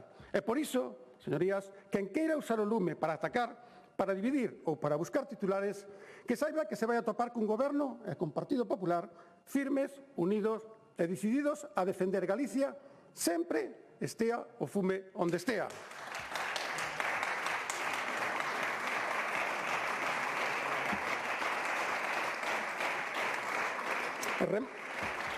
Remato xa, presidente, e mentre o Partido Popular siga gobernando, Galicia terá un goberno que non fala de lumes, por suposto, senón de solucións, que non busca culpables, senón resultados, e que non baixa a cabeza ante o lume, senón que encara con firmeza e con orgullo. Nada máis e moitas gracias. Gracias.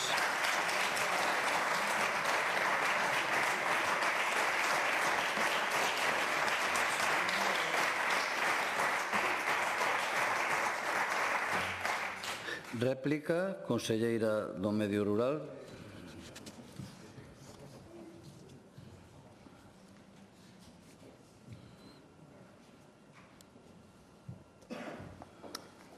Grazas de novo, presidente.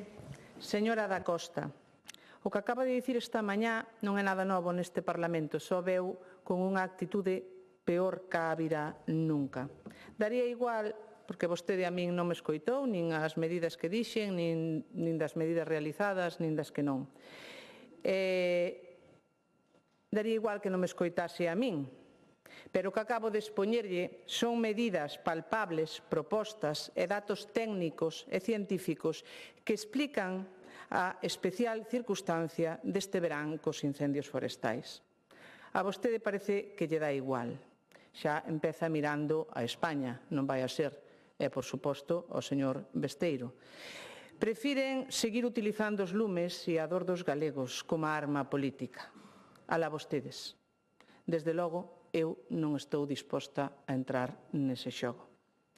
Señora Valcárcel, quero agradecerlle as súas propostas e o seu ton, moitas das cales xa estamos a levar a cabo dende o Goberno da Xunta de Galicia.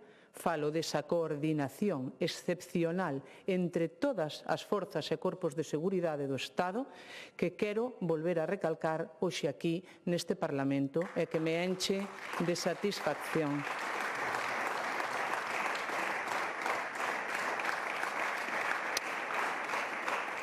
Falo das axudas aos concellos nesas liñas de axudas que dende a Administración local, dende a Consellería de Presidencia se puxeron en marcha. Falo das axudas, como digo, aos concellos. Falo de xestión do monte, desas máis de 500.000 hectáreas ordenadas. Falo de diversidade. Falo dos pasteiros que levamos feitos en todos os montes para que precisamente eses gandeiros que teñen o seu gando en extensivo, que son principais coidadores e protectores do monte galego, teñan as súas vacas mellor, máis coidadas e máis protegidas neses pasteiros, precisamente, para loitar contra os ataques, como dicía o señor Ojea, do lobo, que son cada vez peores, e a pesar de todas as iniciativas que se levaron a cabo no Goberno do Estado non son capaces de permitir pois ese control de quen está danando aos gandeiros e os animais que están a coidar o monte galego. Falo desas axudas ao gando en extensivo e ás razas autóctonas que puxemos en marcha este ano e que foron precisamente moi ben acollidas polo sector. Señor Ojea, agradecerlle igualmente ese ton que ten habitualmente e as achegas constructivas que vostede presentou. Dicía o outro día na comparecencia de orzamentos que lle parecía pouco o orzamento para o ano que ven de medio rural tras os lumes deste verán. Bueno, eu voulle a lembrar dous datos que reflicten todo o contrario. En 2026, porque para isto sirven os orzamentos, para modificar esas partidas dependendo das necesidades, os investimentos de 300 millóns de euros da Consellería do Medio Rural en políticas de planificación, ordenación forestal e prevención contra os incendios. Esta cifra supón máis do 40% de todo o orzamento da Consellería de Medio Rural. Ademais, quero mencionar aquí esas 8 liñas de axudas que van a chegar da Consellería do Medio Rural, tanto no eido forestal, 4 no eido forestal e 4 no eido agrogandeiro, que van a chegar directamente aos damnificados para axudar con esa recuperación das zonas afectadas. Só se miramos o orzamento da Dirección Xeral de Defensa do Monte, vemos como sube un 18%. Crece tanto no capítulo 1 porque seguimos comprometidos coa estabilidade e melloras do persoal. Como dixen na miña primeira intervención, e tamén crecen as partidas de investimento, especialmente na dedicada á prevención, con un 50% máis que en 2025, de 50,5 a 75,38 millóns de euros. E reservamos unha partida, como xa dixen, de 3,2 millóns de euros para esas tarefas iniciais de restauración do monte no ámbito forestal, que vai ser unha tarefa que xa comezou, pero que temos que seguir traballando, como digo, e que se intensificará moito máis no ano 2027. Despois dunha emerxencia como a que vivimos, o que se demostra é que os galegos e as galegas poden confiar na Xunta de Galicia, pero non no goberno do señor Sánchez. Non vou lembrar o que todos vimos e vivimos en agosto. Ministros de vacacións poñendo tuits de mal gusto ou un presidente que promete todos os medios que fagan falta e logo di que pedimos moito. E señora da Costa, ponse aquí moi brava, pero só apareceu polo CECOPI para saír na foto co señor Sánchez. Mentres que dende a Xunta de Galicia seguimos gobernando. Os diferentes departamentos puxemos con axilidade axudas, como xa dixen, para os damnificados. Moitos xa cobraron ou están a piques de facelo e o Goberno Central acaba de publicar un Real Decreto con apoios para o sector agrogandeiro hai menos de 15 días. Como dixen antes, unhas axudas que van de 1.500 euros a 10.000, pero que ridículo. Tanto os compañeiros da Consellería de Medio Ambiente como os de Medio Rural levamos semanas preparando o terreo afectado polos lumes, especialmente naquelas zonas identificadas como críticas polo CSIC para favorecer a súa recuperación. Como lles dicía antes, estamos actuando a través da técnica do mulching, é dicir, repartindo palla dende o helicóptero co que axudamos a recuperar ese monte e a frear a erosión. E especialmente o estamos facendo na zona de Valdeorras que dixeron vostedes aquí, así como colaborando cos concellos nas captacións de auga. Polo menos dende a Consellería do Medio Rural así o estamos a facer. E tamén estamos repasando eses cortes de bulldozer para que queden limpos e máis firmes. Outras institucións, dixo vostede aquí, como a Confederación Miño-Sil, debería tamén asumir a súa responsabilidade e intensificar eses traballos no marco das súas competencias. E a do Douro, está o facendo tamén? Miren, eu sei que é moi doado vir hoxe aquí co discurso de sempre, dá igual do que se fale, que a culpa parece que é sempre da Xunta de Galicia. Entendo que é o seu papel como oposición, non pode ser aplaudir a este goberno. Pero un tema de tanta sensibilidade como son os incendios, eu creo que algún grupo político debería de ter outra altura de miras, señora da Costa. Ou acaso se culpa a Dirección Xeral de Tráfico ou ao Ministerio de Interior dos accidentes? Señora da Costa, que opina vostede de que a Galicia se lle siga negando esa base da UME en Toén nunhas instalacións que son referencia en formación ou unha nova BRIF como a que hai en Laza? Acaso non o merecemos os galegos? Cree que despois do que vivimos este verán é xustificable que o Goberno central non atenda esas peticións de reforzos de medios? Gustaríame, sinceramente, que me respondese. E se non está de acordo con esta decisión, pois que nos axude a que se revirta. Se solicitamos estes medios de reforzo para Galicia, non é porque consideremos que temos medios insuficientes. O noso dispositivo, como lle dixen, é referente para o propio Ministerio e para moitas comunidades autónomas e países estranxeiros, e así consta en declaracións públicas en distintos medios. Pero se consideramos que, vendo a intensidade desta nova tipoloxía de incendios na nosa comunidade, Galicia merece un trato especial por parte do Goberno central, que é quen de decidir como distribúe os medios que ten para tal fin, por parte da Xunta de Galicia seguiremos tendendo a mao para que veñan a Galicia esas unidades da BRIF e da UME.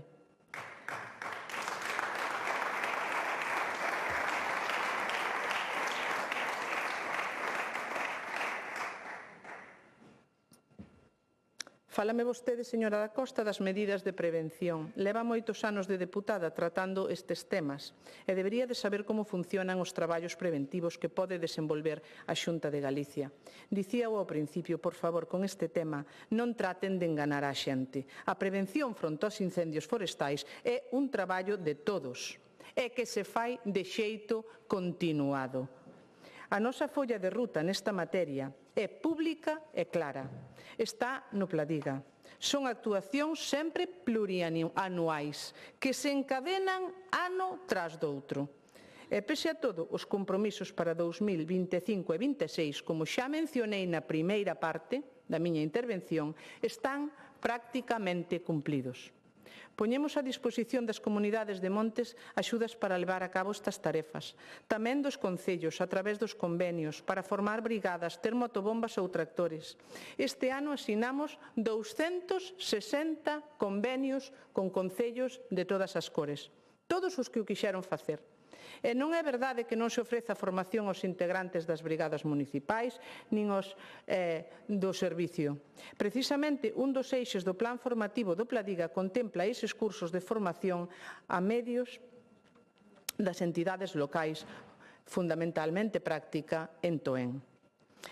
Pero, se quere falar de prevención, falemos tamén do convenio que mantemos coa FEGAMP, que duplicamos ese orzamento para o ano que ven, precisamente para axudar aos concellos nas súas competencias que están establecidas na lei do 2007, cando vostedes gobernaban.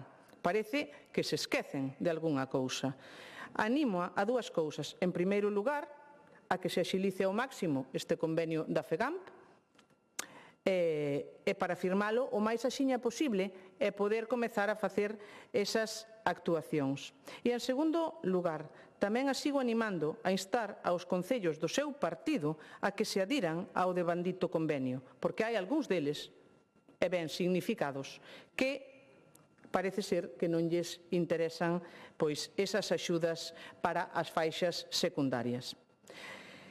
En canto ás medidas do ditame da Comisión Parlamentaria aprobado en 2018, hoxe son unha realidade. Prácticamente o 90% das iniciativas incorporadas, que, como saben, afectan a varios departamentos da Xunta, están desenvoltas ou en execución. E desde o Goberno galego continuaremos desenvolvendo as que aínda están pendentes. Non lles caiba ningunha dúbida.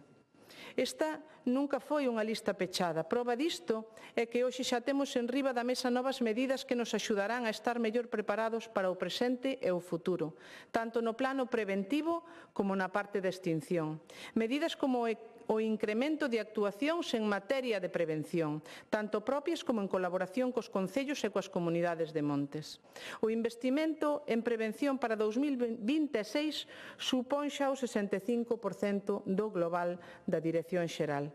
Medidas como o aumento de medios aéreos e, ademais, vehículos terrestres. Medidas como as melloras nas infraestructuras existentes e que se ampliarán a outras novas. Ou medidas de apoio ao persoal, tanto no ámbito formativo como no equipamento ou no eido das súas condicións laborais que seguiremos mellorando. Resulta paradóxico lembrar agora, tras escoitalos, o que defendían vostedes cando gobernaban. Mire, en 2006, cando vostedes, os do BNG, estaban na Consellería do Medio Rural, o coordinador da executiva do BNG, Francisco Jorquera, sinalou en rolda de prensa tras os lumes daquel verán a terroristas medioambientais que actuaban de forma coordinada. Son palabras textuais recollidas en medios de comunicación. Dado que vostedes son amigos de facer enumeracións, gustaríame aproveitar esta réplica para lembrar algunha que outra cuestión importante que diferencia aquela época da de agora.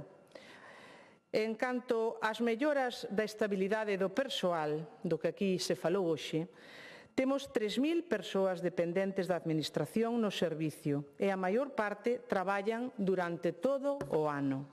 En 2008 o dispositivo estaba formado por 1.900 persoas dependentes da Xunta e non todas traballaban os 12 meses. A ese sumábenselle en campaña de alto risco, é dicir, só durante 3 meses, 1.000 persoas contratadas. Ademais, foi en 2016 cando se creou a figura dos bombeiros forestais, antes considerados peóns forestais. Por certo, unha categoría que o Goberno Central aínda acaba de recoñecer. Podemos falar de melloras na formación do persoal.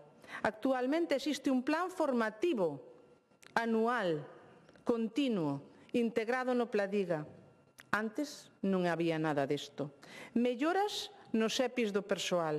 Os EPIs do persoal de incendios actuais son dos mellores que hai en España.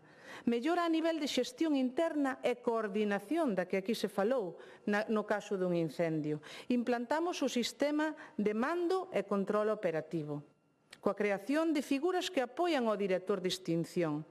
En 2006, evidentemente, non existía nada disto. Melloras na comunicación interna. Temos comunicación tamén cos efectivos da UME, ao instante, inmediata.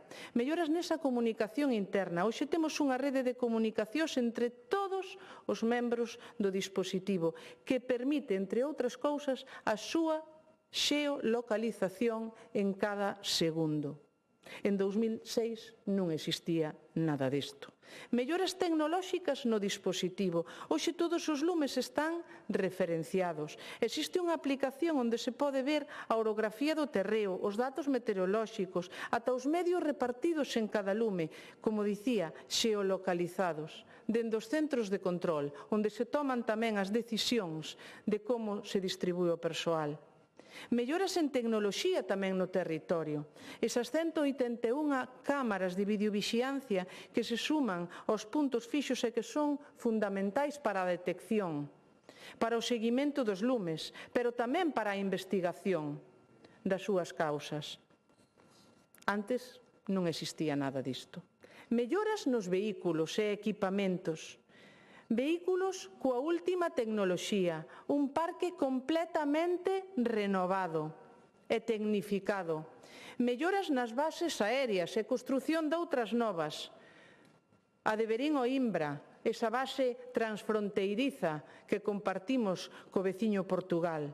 As novas que vamos a facer, a nova base de Valga que se iniciarán neste 2026 ou a de helicópteros de Lalín que xa se está a executar. Mellora e implantación progresiva das bases das unidades operativas, nas que está o persoal e os vehículos. Estiveron este ano preocupados pola apertura das novas. Antes nin existían. Esta mesma semana visitamos a de Rianxo, unha base moderna e que é pois un sitio de referencia que lles convido a que vayan visitar. E por último, aínda que podería seguir moito máis, falamos tamén de melloras na investigación, porque tamén é importante saber como se causan os incendios forestais. Hoxe temos unha unidade de investigación específica sobre os incendios forestais que permite identificar as causas e os autores, que permite que saibamos con certezas, por exemplo, que o 70% dos lumes de agosto foron intencionados. Por este camiño continuaremos, apostando polas melloras a nivel transversal en todo o dispositivo.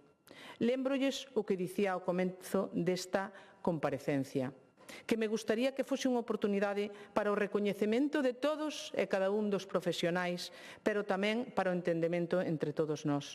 Un asunto desta trascendencia, como é a loita contra os incendios forestais, debería quedar ao marxe de calquera liorta partidista e suscitar o consenso.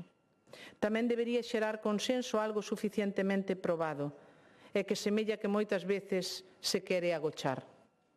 Galicia non arde soa, a Galicia queimana. Apelo a que hoxe neste Parlamento todos vostedes rexeiten con contundencia a acción dos incendiarios que poñen en perigo a vida dos galegos e das galegas. Mais nada, moitas gracias. Gracias.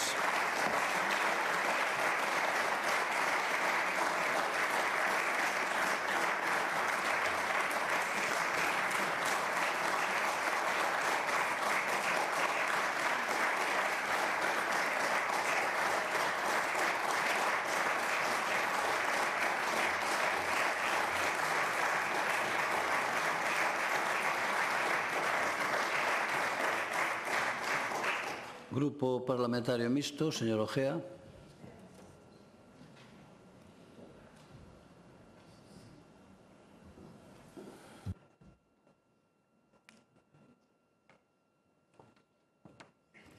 Gracias, presidente. Saludos de novo.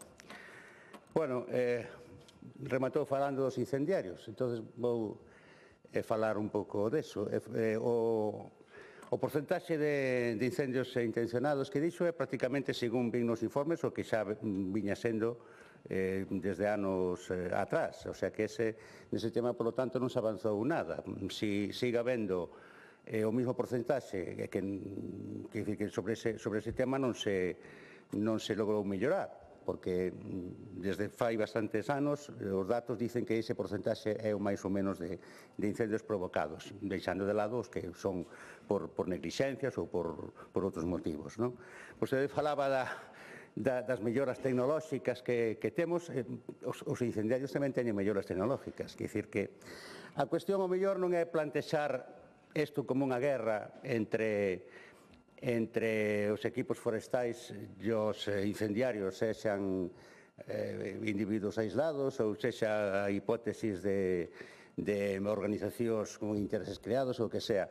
Hai que actuar de xeito que as malas intencións de quen sexa, na medida en que sexa esa a causa, pois non teñan efecto, sencillamente que xa sabemos que hai xente que toma a veces decisións negativas pro ben público, pero o que hai que tratar é de neutralizar eso. Entonces, o que digo os expertos é que se debe actuar sobre todo sobre as condicións indirectas que causan os lumes, que estamos fartos de dicilos aquí, a despoblación rural, a falta de organización forestal en mosaico, a falta de remuda xeracional nas actividades agropecuarias. Hai que actuar sobre esas condicións indirectas para que non se creen as condicións que dan lugar a eses lumes, sobre todo a estes lumes de última xeneración. Desde logo que iso atañe a todos os membros do goberno, e non solamente a vostede, porque os incendios teñen causas e consecuencias relacionadas con todos os aspectos do goberno. Entre as cousas que dicen, por exemplo, os expertos é que moitos medios convencionais xa non son eficaces. Por exemplo, falou de que os avións botan auga e que xa se evapora no aire neses incendios que alcanzan esas temperaturas de sexta xeración. Efectivamente, os expertos mesmo o din, que a influencia dos avións que botan auga é mínima nestes últimos tipos de incendios. Foron pensados, sobre todo, por os incendios de segunda xeración, dos anos 70 aproximadamente. Ahora, pois, ao mellor, hai que plantexarlo de outra maneira. Vostede recoñeceu a pouca eficacia desos medios, non? Dicen os expertos que traballan a mellor con medios terrestres. Bueno, pero volvo a repetir, a min dá a impresión de que toda a acción de goberno da Xunta neste aspecto é meramente reactiva, non? O sea, parece como si os incendiarios e os factores que interveñan na creación dos incendios tomen a iniciativa. E o que fai a Xunta é reaccionar. E os expertos din que non, que hai que tomar medidas proactivas, que non hai que esperar a iniciativa da outra parte, sexa a natureza, sexa o que sexa, para reaccionar en consecuencia. O goberno ten que tomar medidas a priori, proactivas, ordear o territorio, fomentar industrias forestables sostibles, crear arraigo no territorio a través tanto da economía como da cultura, como da educación, o que decíamos antes de que os expertos, o sea, os profesionais do gremio interactúen coa xente. Hai unha cousa que tamén dicen que os expertos que aproximar a toma de decisións ao ámbito local, que parece que o ámbito local ten a mínima competencia cando é o mellor que mellor coñece o territorio, que mellor conoce as necesidades, que mellor coñece a probabilidade de que se produzcan incendios por determinadas causas. O ámbito local é o mellor quen coñece se hai persoas potencialmente inclinadas a esta clase de medidas que moitas veces son incluso persoas con algún tipo de psicopatoloxía que realmente non teñen ao mellor máis responsabilidade, non? Entonces, bueno, fala das faixas secundarias, tamén hai que escoitar as asociacións cidadáns de afectados, etc. O outro día seguramente leu na prensa como a min que había que tratar de delimitar mellor as faixas secundarias, que non era cuestión de facer unha línea imaginaria, así, grosso modo, en trazo grosso de 50 metros, o mellor había que medir con máis precisión desde as casas e dos sitios concretos, e non coller así o mapa e facer unha línea imaginaria sobre un croquis. Eso decían as asociacións, que tamén lle decían que había que mutualizar o gasto, non cargar todo o gasto sobre os propietarios, que moitas veces tamén lle decían habrá que escoitar eso. Eu non sei se esa é a medida correcta. Tamén lle decían eses afectados ou esas asociacións que a mellor había que deixar hasta 50 centímetros de marxen, porque senón había que desbrozar con moita frecuencia dada a rapidez porque crecía a vegetación e non era rendible de ninguna maneira e, polo tanto, na realidade, na práctica, pois non se iba a dar a conseguir facer, non? Falou tamén da necesidade de educación e de campañas. Falas tamén moito da diferente percepción do risco que hai en diferentes capas sociais. Por exemplo, no ámbito rural hai unha outra percepción do risco, outra percepción do peligro, e nos ámbitos urbanos, ao mellor, como non se ven tan directamente afectados polos incendios, hai outra percepción e ao mellor, cando se vai ao campo ou se vai pola estrada, ao mellor tómanse accións irresponsables porque non hai a percepción real do risco que supón a creación dun incendio. Ao mellor, en determinados segmentos sociais non se dá esa experiencia e aí, ao mellor, tamén habría que actuar, non? Eu volvo a insistir na mellora das condicións laborais da xente, porque xa digo, o traballo debe ser todo ano de múltiples maneiras. Acabaríanse aforrando cartos porque é moito máis caro despois a pagar e recuperar que hai que recuperar, volvo a repetir, que ahora polo menos na provincia de Ourense, nas comarcas máis afectadas, a prioridade agora é a recuperación. E volvo a repetir que o orzamento da Xunta de Galicia me parece moi pequeno para eso, porque eu penso incluso que este ano a perspectiva dos orzamentos debería ser a provincia de Ourense e os incendios en todas as consellerías e non só a súa. Nese sentido vai ir a emenda a totalidade que faremos nos orzamentos. Pero sí, a mellora das condicións laborais. E outra cuestión que tamén me chamou a atención que din os expertos é que nos casos de catástrofes, nos casos de catástrofes, e non solamente nos incendios, os medios de comunicación deben ter tamén unha especie de normativa específica, unha especie de estado de excepción informativo, para que desen información realmente relevante, para que a sociedade tomase decisións acertadas desde todos os ámbitos. Entón, bueno, é unha idea que tamén queda aí, se ao mellor os propios medios de comunicación tamén teñen nesas condicións excepcionais que ser sometidos a algún tipo de normativa, seguindo, como digo, consellos dos expertos. Gracias. Gracias.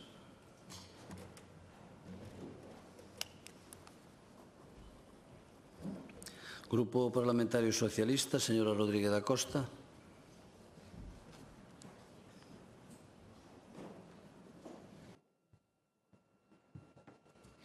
Grazas, presidente. Señor Viso, pois bons días, pero vamos ao importante. Señora conselleira, falaba vostede de consenso. O PSDG.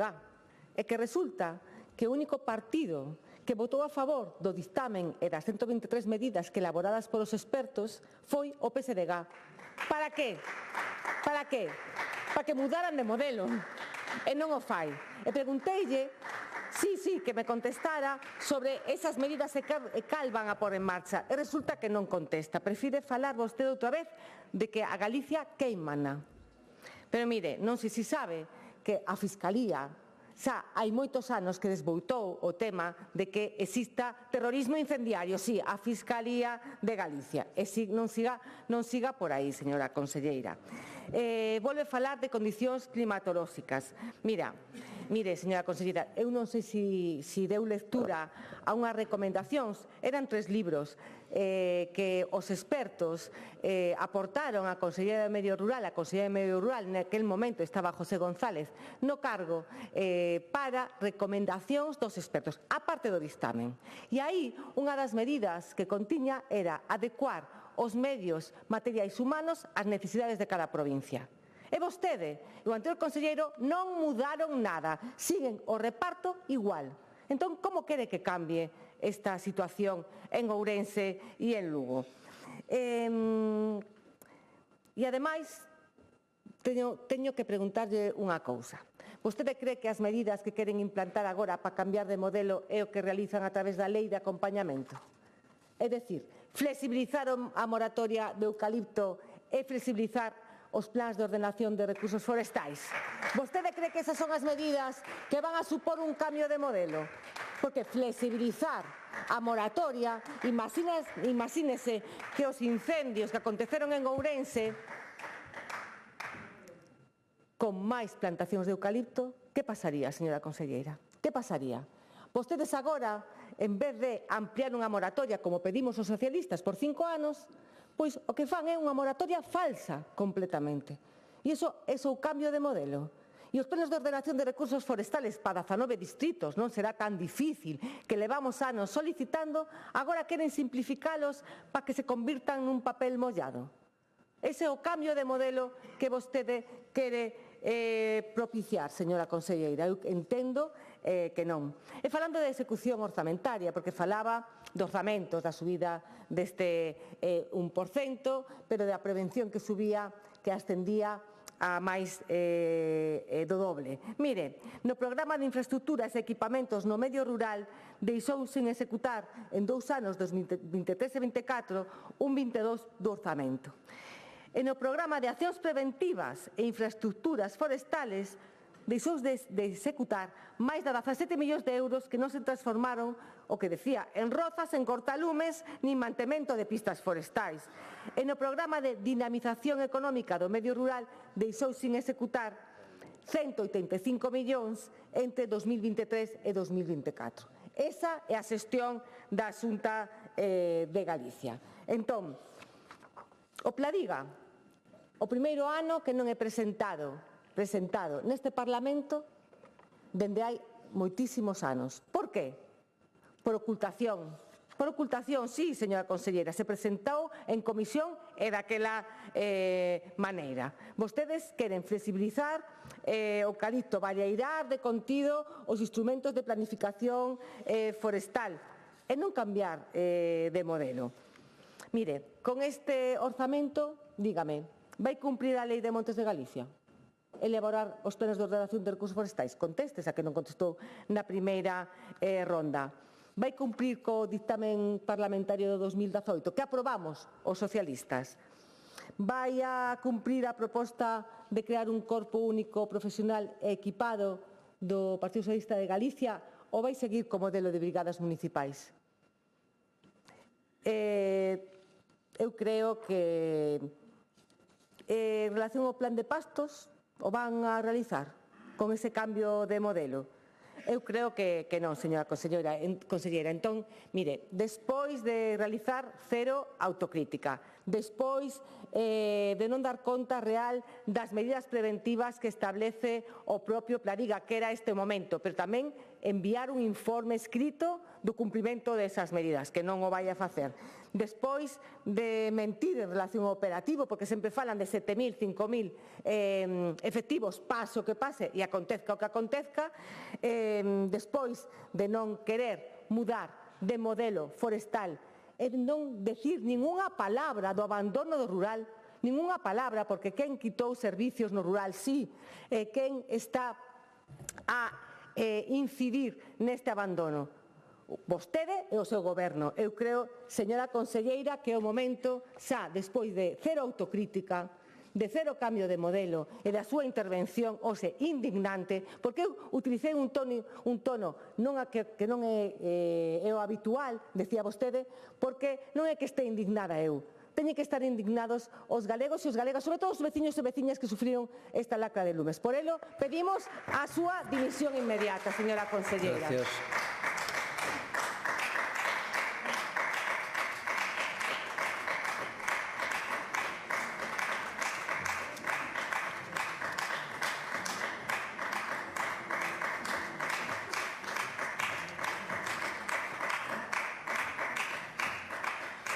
Grupo Parlamentario do Bloque Nacionalista Galego, señora Valcárcel.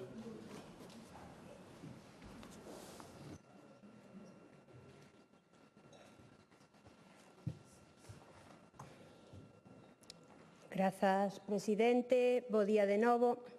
Señora conselleira, vostede veu dicir aquí que todo foi ben, que hai máis orzamento, que o novo Pladiga vai ser mellor, pero déixeme ser moi clara. O risco que corren as vidas dos galegos e galegas fronte ao lume é inmediato e real. E os números non minten. Este verán arderon, recoñecidos por vostedes, máis de 120.000 hectáreas. Máis importante aínda, arderon casas, aldeas enteiras, proxectos empresariais. Non estamos a falar só de monte, que é moi importante. Estamos a falar de que o lume chegou ás portas das casas, ás familias, ás vidas. E non é anecdótico, señora conselleira, é a nova realidade dos incendios forestais en Galicia. Os novos lumes son xa na interface urbano-forestal. Os montes chegan ás casas e as casas están en risco. E o máis grave, isto non vai rematar en Valdeorras, nin en Ourense, nin no sur de Lugo. Os modelos climáticos son claros. Agora que por fin xa creen no cambio climático, recorda que a primeira intervención que eu fixen hacia vostede pregunteille se creía no cambio climático. Bueno, por fin xa vexo que sí. Pois os novos modelos climáticos dicen as situacións de seca extrema que vimos en Ourense e no sur de Lugo van a ocorrer en calquera lugar de Galiza e van a ocorrer con máis frecuencia e máis intensidade. E xa o está a facer. Por exemplo, na Mariña de Lugo, que histórica e climáticamente non ten incendios, xa ocorreu e teñen eucaliptos en continuidade. Porque agora a nova situación son precipitacións que agora se concentran en menos días e con períodos secos que se alargan cada vez máis. É dicir, señora conselleira, en 5, en 10 anos, en calquera territorio de Galiza pódese sufrir o que se sufriu en Valdeorras. Ninguén está a salvo, porque o cambio climático non pregunta pola xeografía, altera os patróns globalmente. E mentres, a retórica oficial fala de incrementos para o 2026, pero a estrutura operativa, a precariedade laboral, a ausencia dun modelo forestal transformador mantéñense intactas.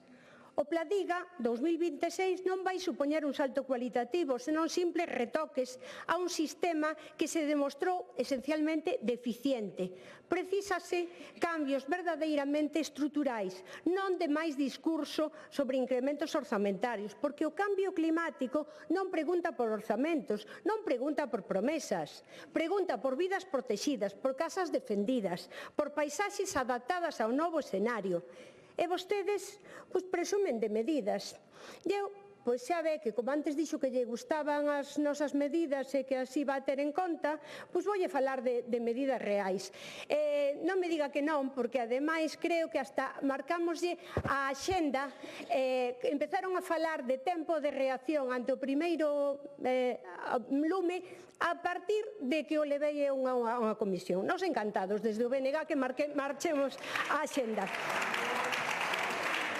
As medidas reais, voullas a decir, serían, en primeiro lugar, transformar a interface urbano-forestal, crear devasas efectivas arredor das casas de cada núcleo habitado, protexer con máis metros cada vivenda.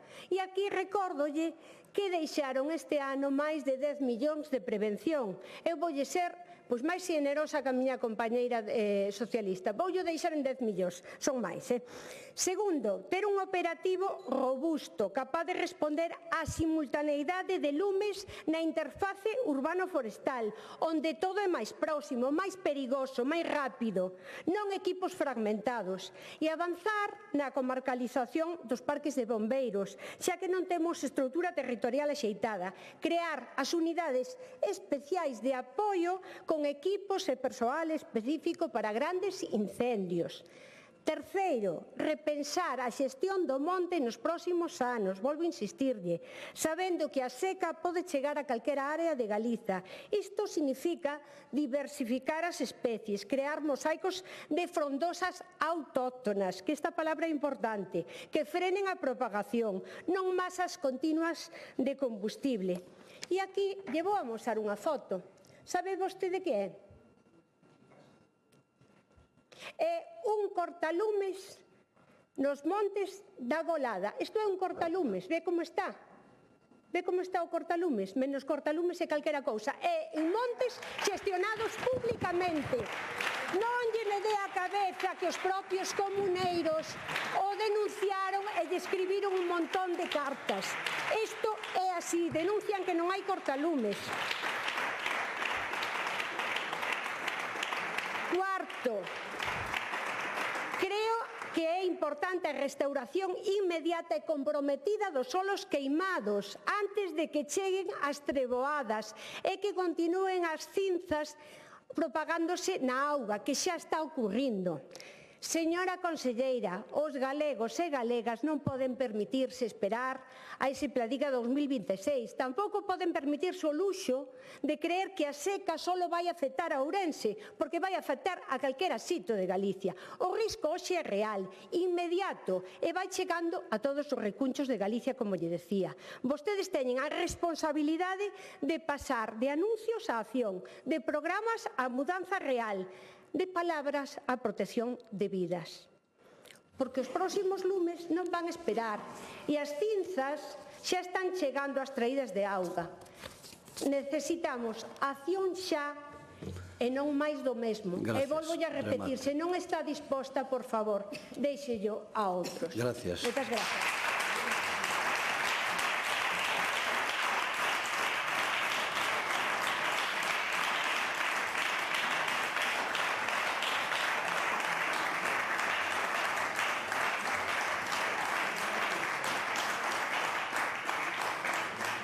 Grupo Parlamentario Popular, señor Viso.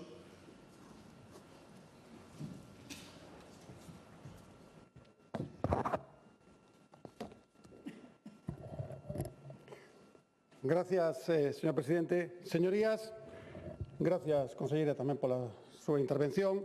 Señorías, despois de escoitar as intervencións da oposición, un ten a sensación de que falamos de dúas Galicias distintas. A Galicia real, a que traballa, a que loita contra o lume, a que confía nos seus profesionais, e a Galicia que vostedes debuxan cada vez que teñen un micro diante. Unha Galicia que, segundo vostedes, está cada vez máis abandonada, sen medios, sen coordinación e sen plan. Sin embargo, así o dixo a conselleira, e así están os datos, cada vez hai máis medios, cada vez hai máis coordinación e cada vez o plan é máis completo. Señorías, non deixan de sorprendernos cada ano co mesmo discurso, coas mesmas frases e co mesmo objetivo. Eu aquí levo 2 discursos sobre o tema do Pladiga e o tema dos incendios e veño contando o mesmo. Señorías, desgastar o goberno non mellora o sistema. Señorías do PSOE, señora da Costa, bos días, xa que nos saudamos de tú a tú, bos días. Francamente, señora da Costa, teñen vostedes moita cara para vir aquí dar leccións de compromiso co territorio, porque se de abandono falamos, compre mirar primeiro cara ao seu propio goberno, o que suprime as paradas de autobús, o que pecha cuartéis da Guardia Civil no rural, o que elimina as paradas do tren en pleno corazón de Galicia, na Gudiña. Este, señorías, é o seu rural. Abandono, señorías, tamén é señorías do PSOE, tamén é prometer fondos europeos para o rural e deixalos sin executar. Señorías, abandono é non enviar axudas cando se precisa e responder 2 meses despois cunha gran medida. Decían vostedes que, como ben dixe a conselleira, como moito chegaremos aos 10.000 euros por os afectados polos incendios. E por moito que lles pese, señorías, a verdade é que Galicia ten un modelo consolidado, con operativos que funcionan, con formación continua e con unha coordinación recoñecida mesmo noutras comunidades. E, señora da Costa, Galicia arde porque existen pirómanos que lle plantan ao monte, señora da Costa. Eso é así. Galicia arde e así o dixo a conselleira. O que pasa é que a oposición non soporta que traballemos e que melloremos naquilo que erramos, porque é certo que a veces erramos, pero traballamos para mellorar. Cando hai incendios, acúsanos de incapacidade e cando non os hai, din que foi casualidade. Esa é a coherencia. Se arde, culpa do Partido Popular, e se non arde, tamén. Bueno, é que decir, señorías do BNG, señora Valcárcel, espero que a foto sea real. Sabe que ustedes a veces teñen malas pasadas que a fotos. Pero bueno, en principio, cando falan de lumes, por que non aplican as súas medidas máxicas? Sobre todo, falando de incendios que teñen no seu propio partido. Como vimos este fin de semana que parece que teñen incendios aquí no seu goberno de Santiago. Vostedes veñen aquí a dar leccións de responsabilidade, pero logo siguen sendo os palmeiros do goberno e abstéñense no Senado, señorías, que é importante recordalo, no caso Coldo, acusando ao Partido Popular de manipulación política. Miren, señorías do BNG, manipulación é falar de corrupción cando lles interesa e calar cando o seu socio é quen ten que dar explicacións. Manipulación é usar o lume, señorías, manipulación é usar o lume como trincheira electoral, mentre se reclama unidade. Hoxe falamos de realidade, falamos de colaboración, falamos de coordinación. Coordinación, por suposto, cos concellos, coa comunidade de montes, falamos de voluntarios. A conselleira falou de empresas, de administracións traballando xuntos. Eso é a clave do éxito deste modelo. E iso fai que seamos forte, que sea forte este modelo e que realmente o noso sistema, de alguma maneira, destaque pola unión e non polo sectarismo. Miren, señorías, vir aquí cada ano co mesmo discurso, copiar o guión do ano anterior e dicir o contrario do que din cando gobernan en Madrid, eso non é coherencia. Non falan dos compromisos, señora Costa, debería falar do compromiso das confederacións hidrográficas. Oxe, aquí, yo dixo a señora conselleira, vostede non o nomeou. Non falou da UME, señora conselleira, dixo por 2 veces, vostede non nomeou, e non falou da BIF, vostede tampouco nomeou. Señorías, hai que ser coherente e dicir aos galegos cal é o modelo de rural que queremos. Cando falamos tamén de traballo, cando falamos de compromiso, falamos da coordinación, e falamos da prevención, e falamos da formación. Ese é o que realmente o modelo que ten este Partido Popular. Señorías, o lume pode destruir o monte, pero tamén deixa ao descoberto moitas cousas. Deixo descuberto quen está no territorio e quen só aparece cando hai cámaras. Deixo descuberto quen asume responsabilidades e quen se agocha detrás dun discurso fácil. E deixo descuberto quen construe e quen intenta queimar políticamente o traballo alleo. Este goberno non se esconde, dá a cara. Este grupo non improvisa, defende. Señorías, gracias, conselleira, seguiremos traballando para garantir que Galicia este un ano máis preparada, máis protexida e máis unida. Porque mentras outros xogan coa política do titular, nós seguiremos coa política da responsabilidade. E mentras uns utilizan o lume, nós estaremos ao carón da xente que o apaga. Señorías, esta é a diferencia entre falar e gobernar. Nada máis e moitas gracias. Gracias.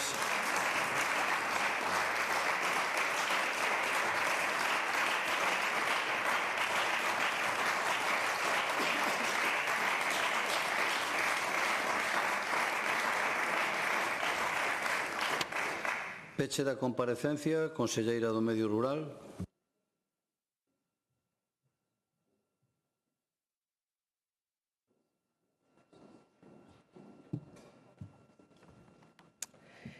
Gracias de novo, presidente. Señorías, hoxe viñen aquí dar conta da situación vivida en Galicia este verán, falando de incendios forestais, das súas causas e das medidas a adoptar.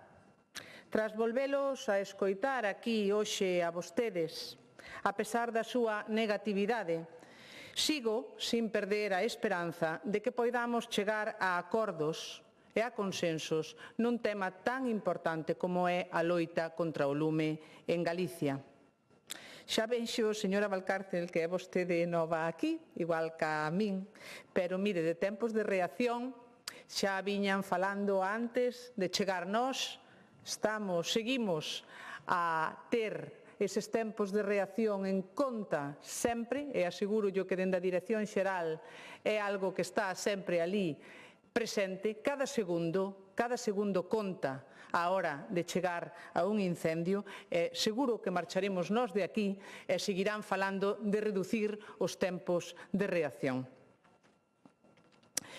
Vivimos un ano extremo en moitos niveis. Extremo a nivel meteorolóxico, extremo na intensidade na propagación do lume, extremo na simultaneidade e, sobre todo, na simultaneidade dos grandes incendios, así como o número de incendios que tivemos neste mes de agosto, e volvo a dicir, 673, que aos que chegaron con éxito na maior parte dos casos, un servicio do que me sinto profundamente orgullosa e estou segura que dentro desta expresión que eu fago hoxe aquí podo recoller a da inmensa maioría dos galegos e das galegas.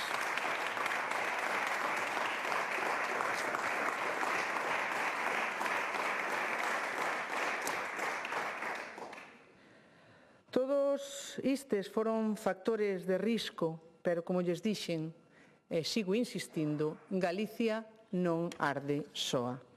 Non se pode negar nin esconder que a principal causa dos incendios forestais é a intencionalidade. E ano tras ano vemos como isto é así. Pero a vostedes parece que lles custa asumilo.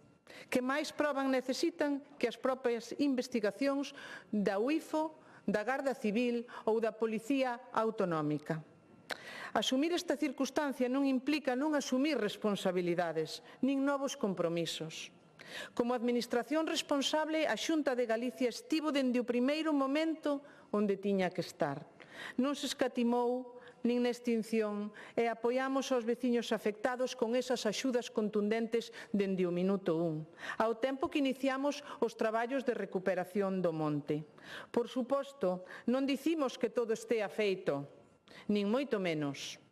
Podemos e debemos seguir mellorando en varias cuestións. E proba diso é o paquete de medidas avanzado hai 2 meses polo presidente Rueda nesta Cámara. Medidas que quedaron recollidas nos orzamentos de 2026. Realizaremos máis tarefas preventivas propias e ao mesmo tempo duplicamos o noso apoio para favorecer unha mellor xestión da biomasa nas faixas secundarias.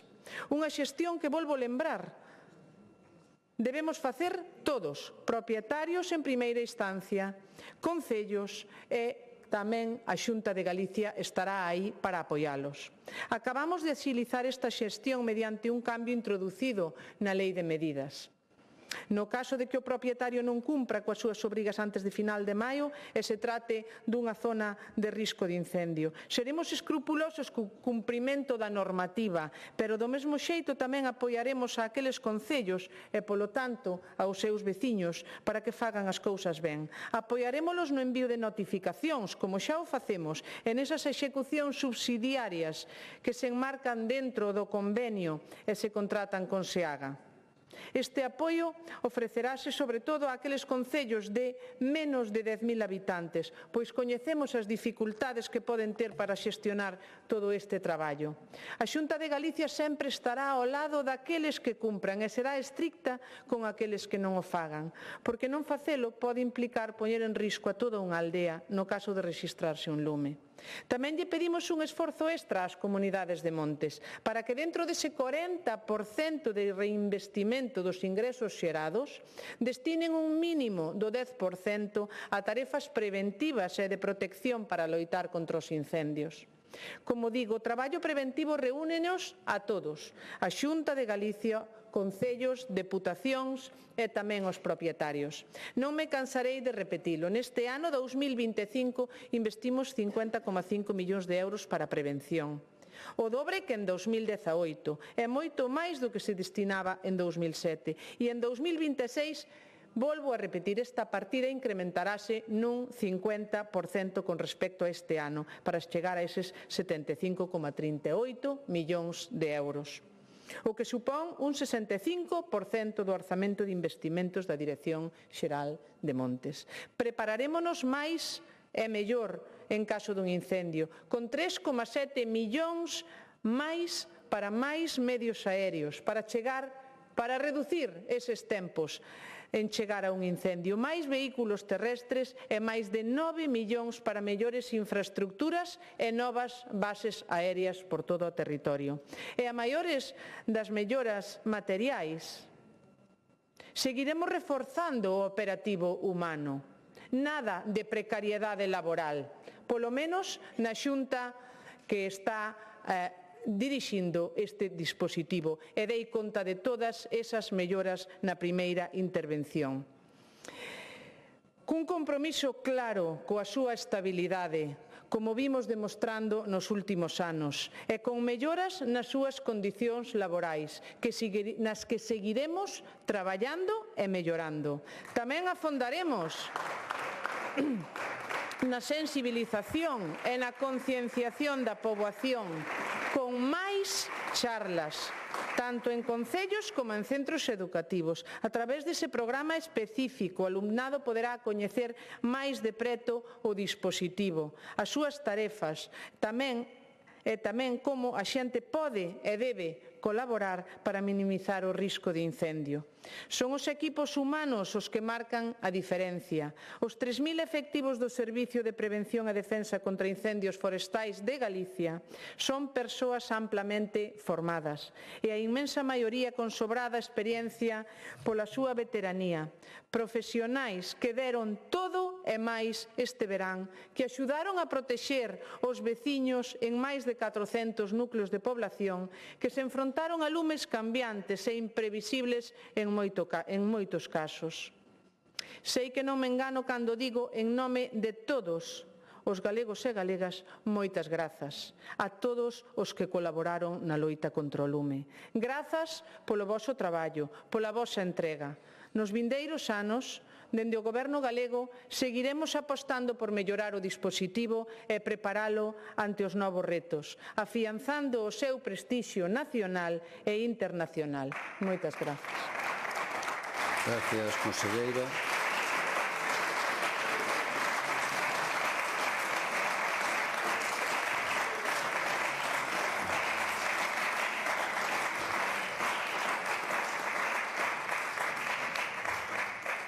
Vou a dar lectura a unha declaración institucional que me fan chegar os grupos en concreto en solidaridade e apoio ás persoas defensoras dos dereitos humanos que hoxe nos acompañan na tribuna, xunto tamén coas Asociación de Mulleres Rurais Santa Águeda de Ourense e os outros invitados que hoxe tamén nos acompañan na tribuna do Parlamento.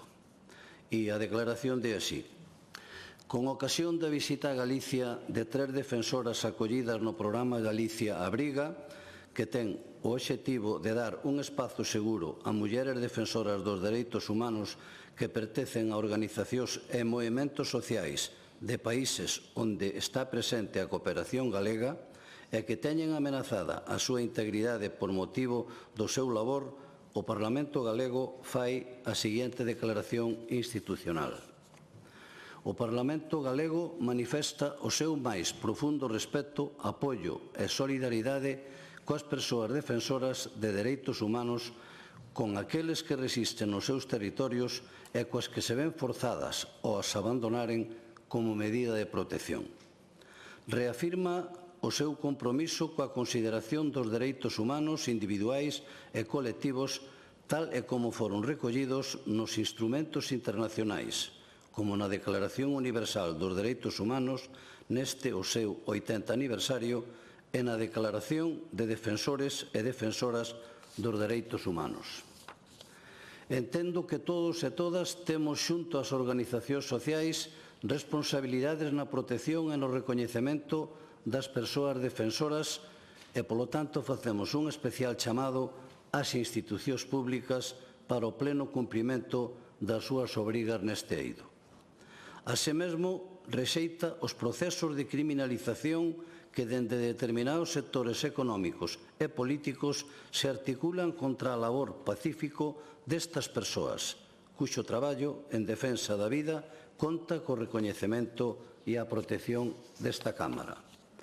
O Parlamento galego recoñece o valioso labor desenvolvido polos programas de protección temporal de defensoras e defensoras de dereitos humanos, que actúan en coordinación coas institucións e coas organizacións sociais da cooperación e da solidaridade internacional. Tamén salienta o compromiso das ONGs do norte e do sur global, así como da política galega de cooperación ao desenvolvemento que cumpre máis de 30 anos promovendo redes e alianzas pola defensa dos dereitos humanos e de todo o mundo. Finalmente, o Parlamento de Galicia insta a cooperación galega a seguir fortalecendo a sociedade civil dos países socios e trasladará esta declaración institucional ao Goberno de Galicia, á Valedora do Pobo e ao Goberno de España, solicitando que, de acordo coas súas competencias, activen os mecanismos necesarios para garantir o pleno e libre exercicio dos dereitos humanos por parte das persoas defensoras en calquera país do mundo. Esta é a declaración e moitas gracias a todos.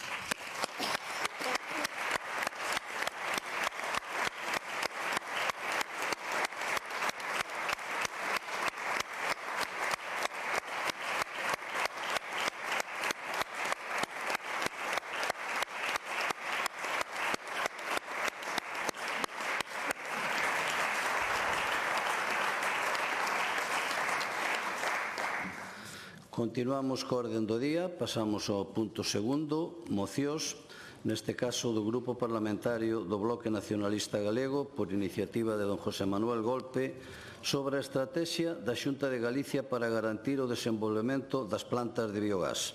A esta moción presentouse unha emenda do Grupo Parlamentario Socialista. Para formular a moción ten a palabra o señor Golpe.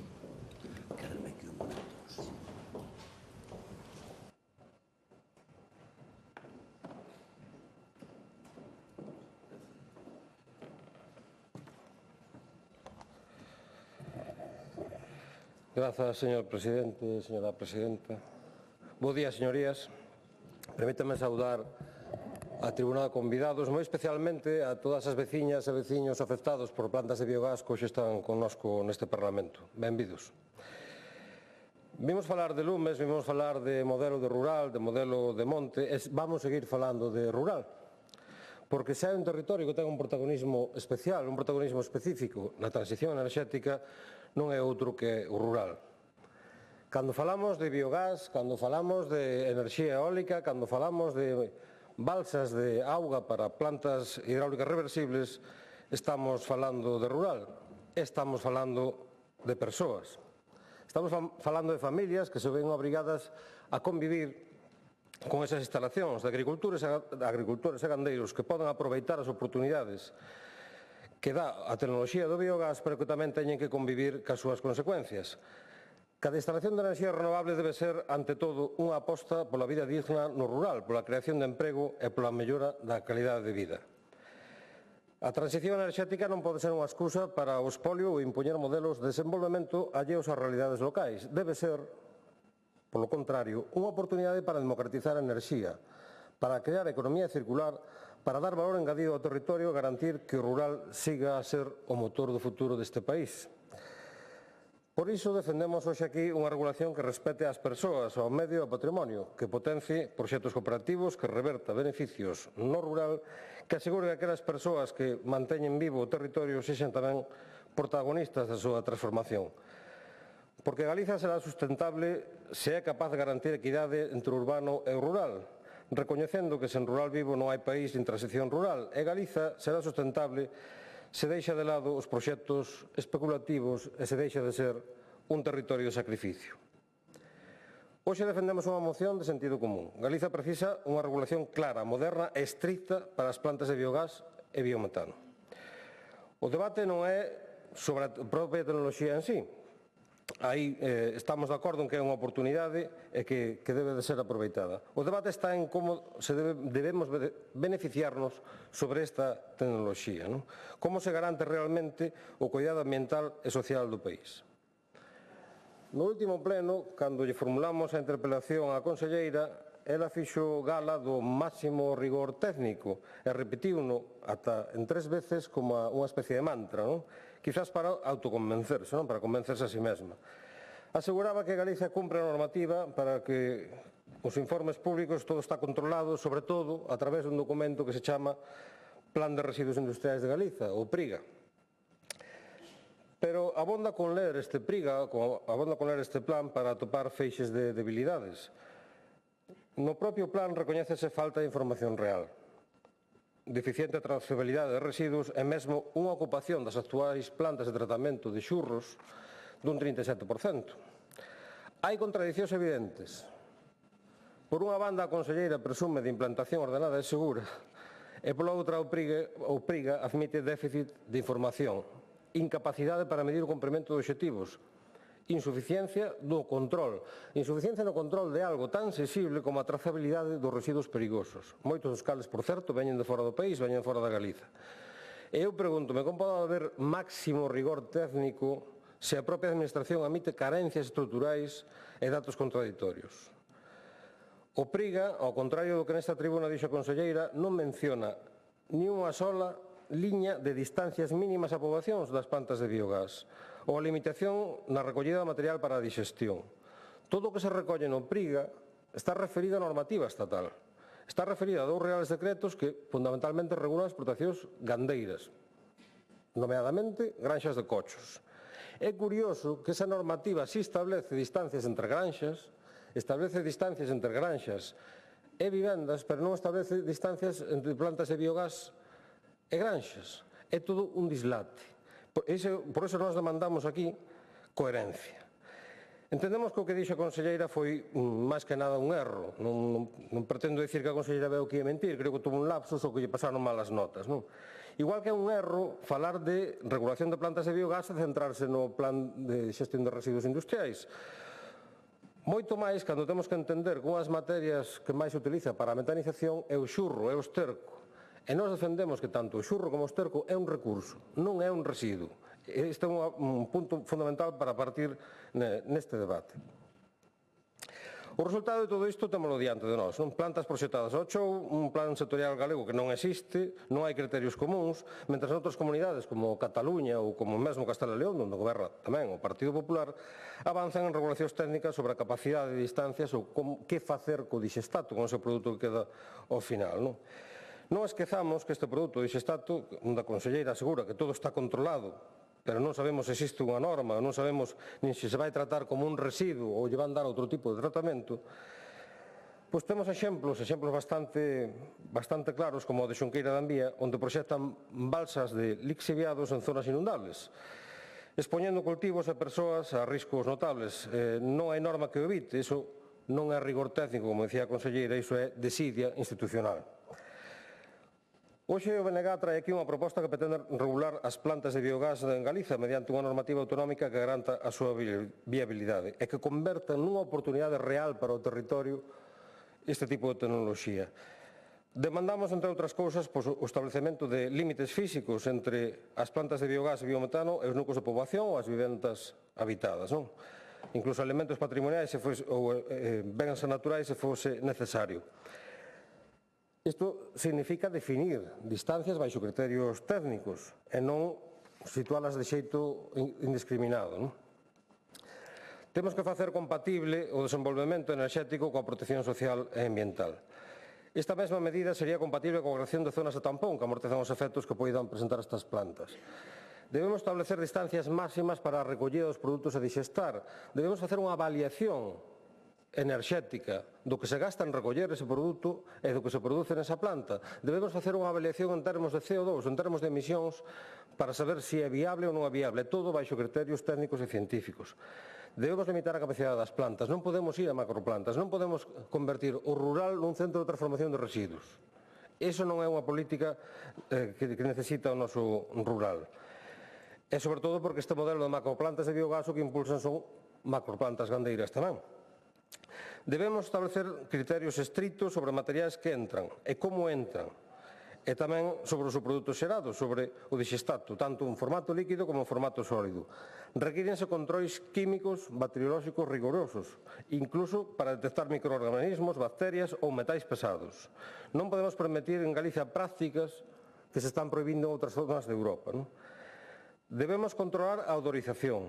Os promotores das plantas deben controlar os cheiros usando as mellores tecnoloxías disponibles no momento, pero deben medir no perímetro das plantas e poñer eses datos a disposición do público para saber en todo momento como están estes niveis. O tráfico rodado asociado a estas plantas é un problema para as poboacións locais. Débese limitar, débese controlar, débense exixir aos promotores rutas alternativas para evitar afeccións maiores. Propoñemos tamén a creación dun sistema galego de garantías de orixe do biometano, algo análogo ao que se fai no sistema eléctrico, que certifique a trazabilidade ecolóxica do produto. Iso permitiría aos compradores do biogás avanzar na descarbonización das súas actividades, certificando que o gas procede dun proceso controlado e limpo. Todas estas medidas, señorías, van moito máis alá dunha improvisación e dunha defensa retórica, como fixo aquí a conselleira fai 15 días. Non? O que propoñemos é unha regulación moderna, proteccionista do territorio e que garanta un modelo de enerxía circular seguro, é un modelo galego. Galicia merece unha política ambiental enerxética seria, moderna, eficaz e galega. E non debemos resignarnos á improvisación, á falta de control nin ao uso partidista dunha oportunidade histórica. O futuro do biogás debe ser unha ferramenta ao servicio da xente, do rural e da economía circular e nunca un risco nin unha oportunidade especulativa para uns poucos. Por agora, nada máis e moitas grazas.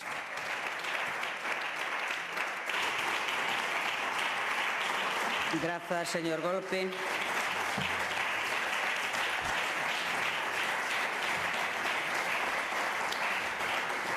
E agora a quenda do grupo emendante polo Partido Socialista, a señora Patricia Iglesias.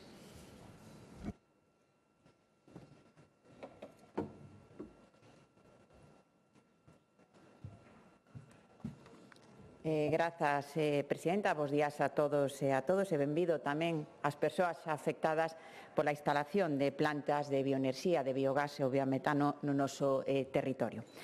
Hoxe falamos dunha cuestión que vai ter enorme trascendencia para o noso país. a necesidade de regular a implantación de plantas de biogás e biometano en Galicia. E a moción que agora se debate, a iniciativa do BNG, no seu xuízo, pois é un pouquiño máis equilibrada que a PNL, que tamén a iniciativa do BNG se trouxe, debatemos en xullo do en xullo deste ano, que creíamos, e así por eso emendamos, que non se adaptaba á nosa realidade galega porque pretendía emular a regulación que se fai das plantas de biogás pois no territorio de Castela e León, e nada temos que ver a realidade galega con Castela e León. Porque todos, supoño que os aquí presentes, coincidimos en algo, que é preciso regular no noso país as plantas de bioenerxía, pero non de calquera maneira. E todos coincidiremos en que o Goberno galego non está a facer absolutamente nada. Tirar balóns fora, como sempre fai, pero non facer absolutamente nada. Regular non é poñer paus nas rodas, nin frear tampouco o desenvolvemento dunha fonte de enerxía renovable que pode contribuir de maneira decisiva á descarbonización da economía galega e á xestión sostible dos nosos residuos e á xeración de riqueza no rural. Regular é poñer orde, é planificar, é dar seguridade xurídica e garantir o equilibrio territorial e ambiental e facelo, sobre todo, con rigor e con diálogo coas comunidades afectadas. É importante tamén dicir que regular non é, por sistema, sempre colocarse detrás da pancarta, porque eso, señorías, crea moita incertidumbre e moitos vedos, moitas veces, evidentemente, lexítimos nos veciños e nas veciñas. Hai que ser claros, hai que ser rigurosos.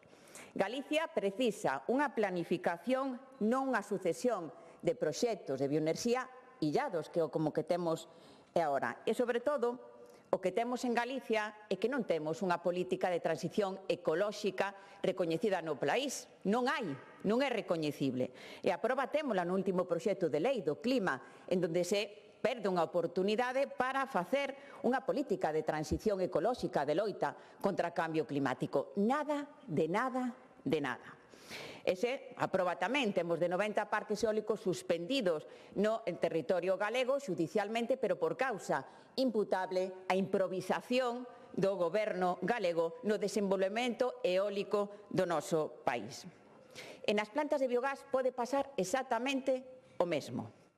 Temos enriba da mesa xa proxectos específicos de biogás e biometano e todos enriba da mesa sen que a Xunta fixera esa labor de planificación previa global e, sobre todo, sen participación témpera das comunidades locais e dos concellos afectados. E iso é o que xera desconfianza.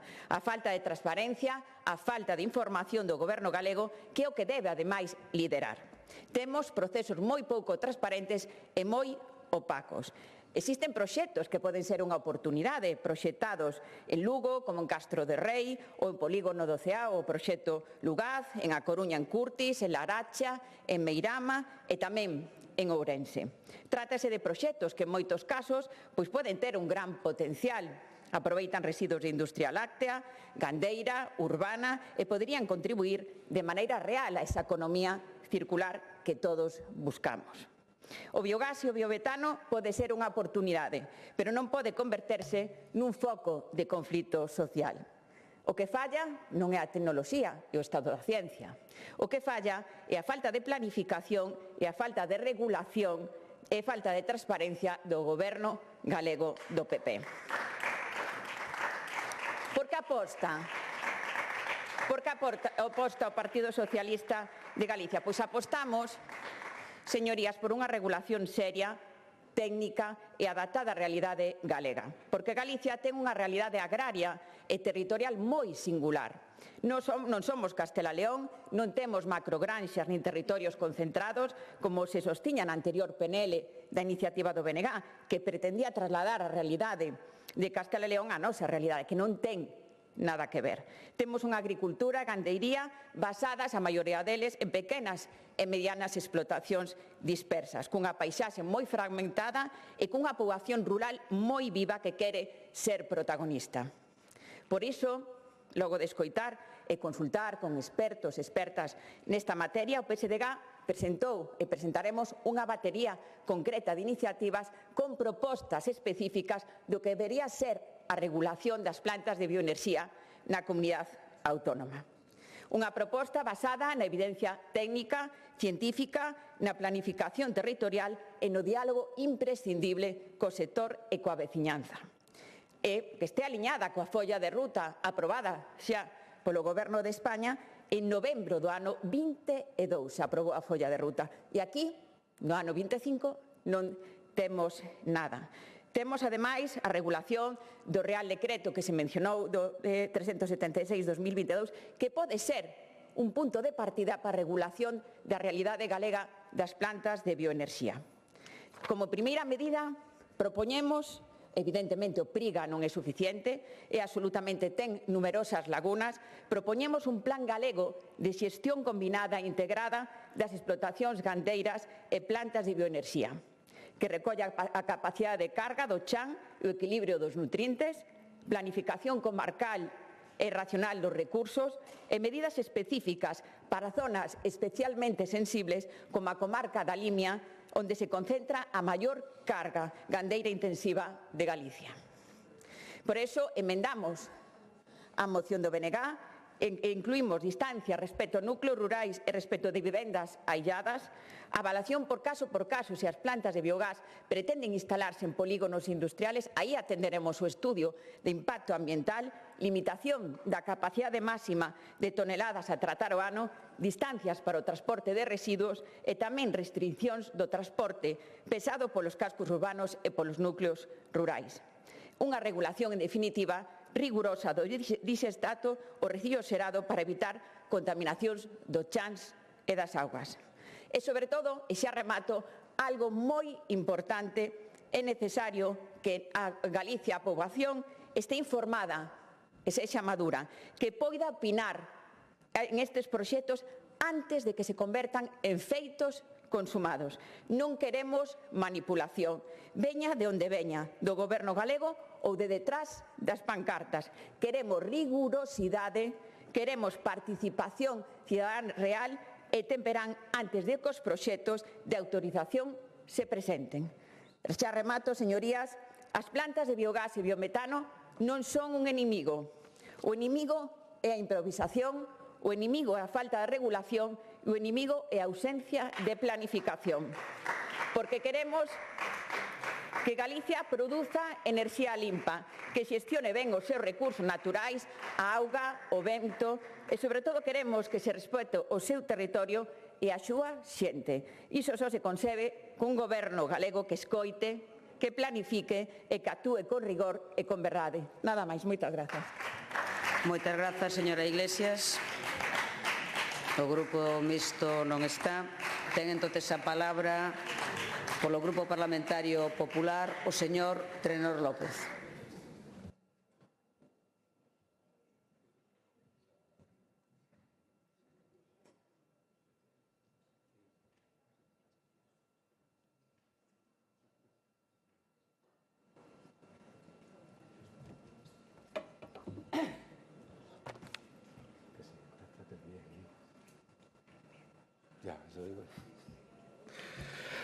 Moi bons días, señorías. Moitas gracias, presidenta. O biogás e o biometano, como xa dixeron os meus compañeiros, pois constitúen fontes de enerxía 100% renovables cun poder enerxético moi similar ao do gas natural e que contribúen á economía circular e á transición enerxética, permitindo a sustitución de combustibles fósiles e dando saída a residuos agrícolas, a xurros, esos preciosos xurros que falaba o señor do Bloque Nacionalista, a residuos tamén alimentarios, a aguas residuais, xogando un papel esencial, por exemplo, na reducción da contaminación dos acuíferos con nitratos. Actualmente en Galicia xa existen 8 instalacións de biogás registradas como xestores de residuos. Estas plantas están autorizadas para a obtención de biogás a partir de residuos orgánicos e somos a 7ª comunidade produtora de enerxía renovable de España a partir dunha materia da que contamos en cantidades abundantes. E hasta que o BNG non puso foco nelas, pois non existía problemas aquí en Galicia. Presidenta, Galicia conta, ademais, cun gran potencial neste eido. Podemos crear máis emprego, podemos xerar máis enerxía 100% renovable e podemos tamén mellorar a xestión dos residuos e tamén deses preciosos xurros. Desde o Partido Popular defendemos, por suposto, a necesidade de garantir o equilibrio entre o impulso ás enerxías renovables e a creación de riqueza e emprego con respecto ao medio ambiente e á saúde pública. Xa existe, señoría, regulación. Todos os proxectos teñen a súa tramitación ambiental. E nas tramitacións ambientais analízanse moitos factores, entre elos as afectacións sobre a poboación e a saúde. Así, a Lei 21/2013 do 9 de decembro de evaluación ambiental establece que o estudo de impacto ambiental de un proxecto deberá incluir, entre outras cuestións, a identificación dos posibles efectos significativos sobre a poboación, a saúde humana, a flora, a fauna, a biodiversidade, a biodiversidade, o chan, o subsolo, o aire, a auga, o medio mariño, o clima, o cambio climático, a paisaxe, os bens materiais, o patrimonio cultural e a interacción entre todos estes elementos entre eles. Señorías, xa estamos a ver como os estudos de impacto ambiental contemplan todo o que a oposición hasta agora pois non sabía que se estaba a analizar, pero sí que se analiza. E no caso da evaluación de impacto ambiental simplificadas tamén se teñen en consideración todos estes elementos. Pero que, ademais, en Galicia, para garantir unha implantación ordenada e ambientalmente segura das plantas de biogás, contamos tamén co Plan de Xestión de Residuos Industriais de Galicia, o PRIGA 2030, e a normativa sectorial de aplicación na evaluación dos diferentes proxectos. E teñense en conta criterios, por exemplo, baseados na localización, impacto ambiental, racionalización da capacidade das plantas, regulación dos materiais procesados, regulación da xestión dos xisestatos despois do proceso de metanización e restricción da circulación do transporte pesado. Todo iso xa o contempla, señorías, o PRIGA. E, ademais, xa que falei da xestión do xisestato, aquí tamén se lle aplica outra legislación, xa que o ser un residuo biodegradable que pode ser transformado en fertilizante si cumpre aos requisitos da Lei 7/2022 do Real Decreto 506 de 2013 do Regulamento da Unión Europea de 2009, o Regulamento 1009 do ano 2019. Esa regulación actual asegura pois que a diferencia, por exemplo, entre disestato e compost, asegura tamén a aplicación directa deste disestato nos solos según os criterios que establece ese Real Decreto. En conclusión, señorías, se analizan todas as afeccións sobre a poboación, sobre a saúde, sobre o ambiente e todas as cuestións relacionadas co transporte de residuos. Iso xa se está a facer na actualidade. Así de simple. Así de simple. Pero o Bloque Nacionalista xa o sabe, pero eles, señorías, inda que o sepan, están a outras cousas. E cando se escoito a misa se me disparan as alarmas. Xa empezaron a decir iso que xa non son a todos os galegos, de plantas de biogás sí, pero non así. Xa cando empezan con plantas de biogás sí, pero non así, eu xa digo, isto xa me soa, esta música xa me soa. E a vostedes, señorías, tamén lle soa. E a señora, por exemplo, a señora Iglesias, xa lle soaba, e pois se decía, cuidadiño coas campañas que vostedes inician. Pero é que non só acaba aí. Di o Bloque Nacionalista Galego, plantas de biogás sí, pero macroplantas non. Xa cando o Bloque Nacionalista fala de macroplantas, señorías, macroplantas, macrogranxas, macrocelulasas, señorías, o prefixo macro é o pistoletazo de saída para as campañas de bulos, de acoso e de manipulación do Bloque Nacionalista Galego.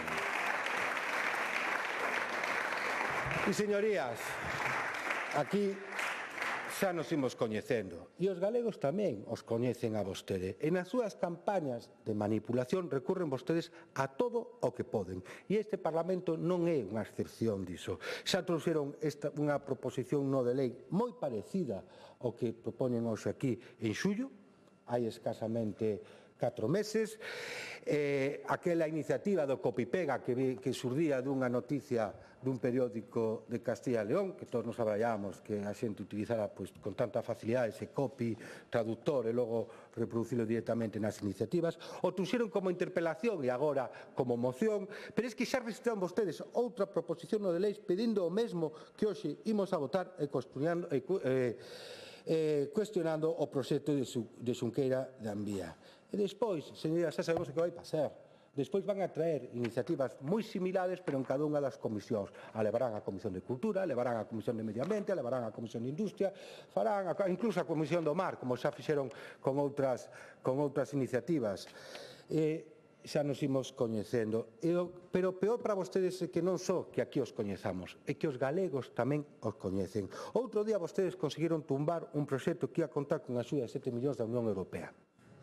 E a súa impulsora, a señora Carmen Leite, dixo: desistiron da iniciativa pola polarización e polo clima de confrontación. E empezaron, entre comillas, empezaron con rumores, empezaron con reunións informativas, diseñaron logos con fábricas humeantes e consignas. En fin, xa sabemos todos como sigue o guión, decía a señora Lence. E claro que sí, xa sabemos todos. Despois van vir os bulos, despois van vir o Photoshop, despois van vir os scratches, van vir as campañas de acoso, van a vir os informes pseudocientíficos elaborados por miembros do Bloque Nacionalista Galego. E iso xa o coñecemos, porque xa o vivimos aquí en Galicia. Conseguiron vostedes tumbar o proxecto de lugar, conseguiron tumbar moitos proxectos vos para Galicia, conseguiron paralizar todo un sector como o sector eólico, que por culpa da súa paralización estamos a emitir todos os anos 2,5 millóns de toneladas de CO2 á atmósfera, pero iso o Bloque Nacionalista Galego importalle moi pouco, porque o seu obxectivo é outro. Vostedes non van a parar, señorías.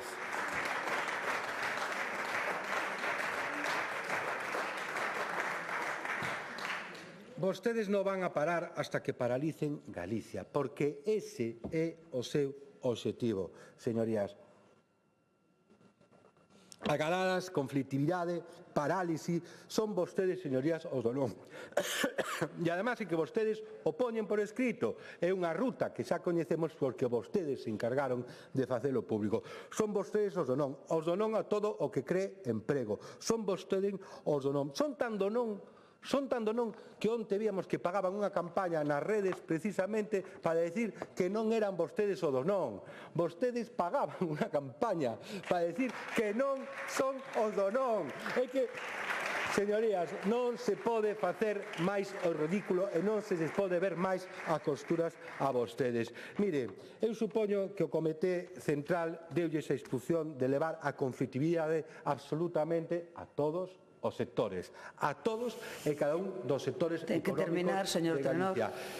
Pero, señorías, os galegos son moito máis listos que vostedes, están moito máis preocupados polo futuro que vostedes e, sobre todo, actúan sin ter que seguir os ditados da Unión do Pobo Galego. Moitas gracias.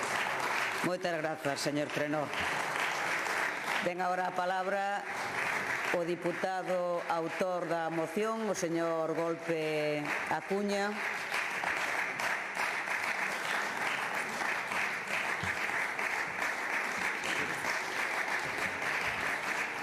Ao que lle rogo que se pronuncie sobre a emenda presentada. Grazas, presidenta. Tamén lle vou dar as gracias ao señor Trenor. Grazas, señor Trenor, por recoñecer aquí e agora que é o BNG quen marca os ritmos deste Parlamento. Como dixo aquel sabio, non gobernamos porque non queremos.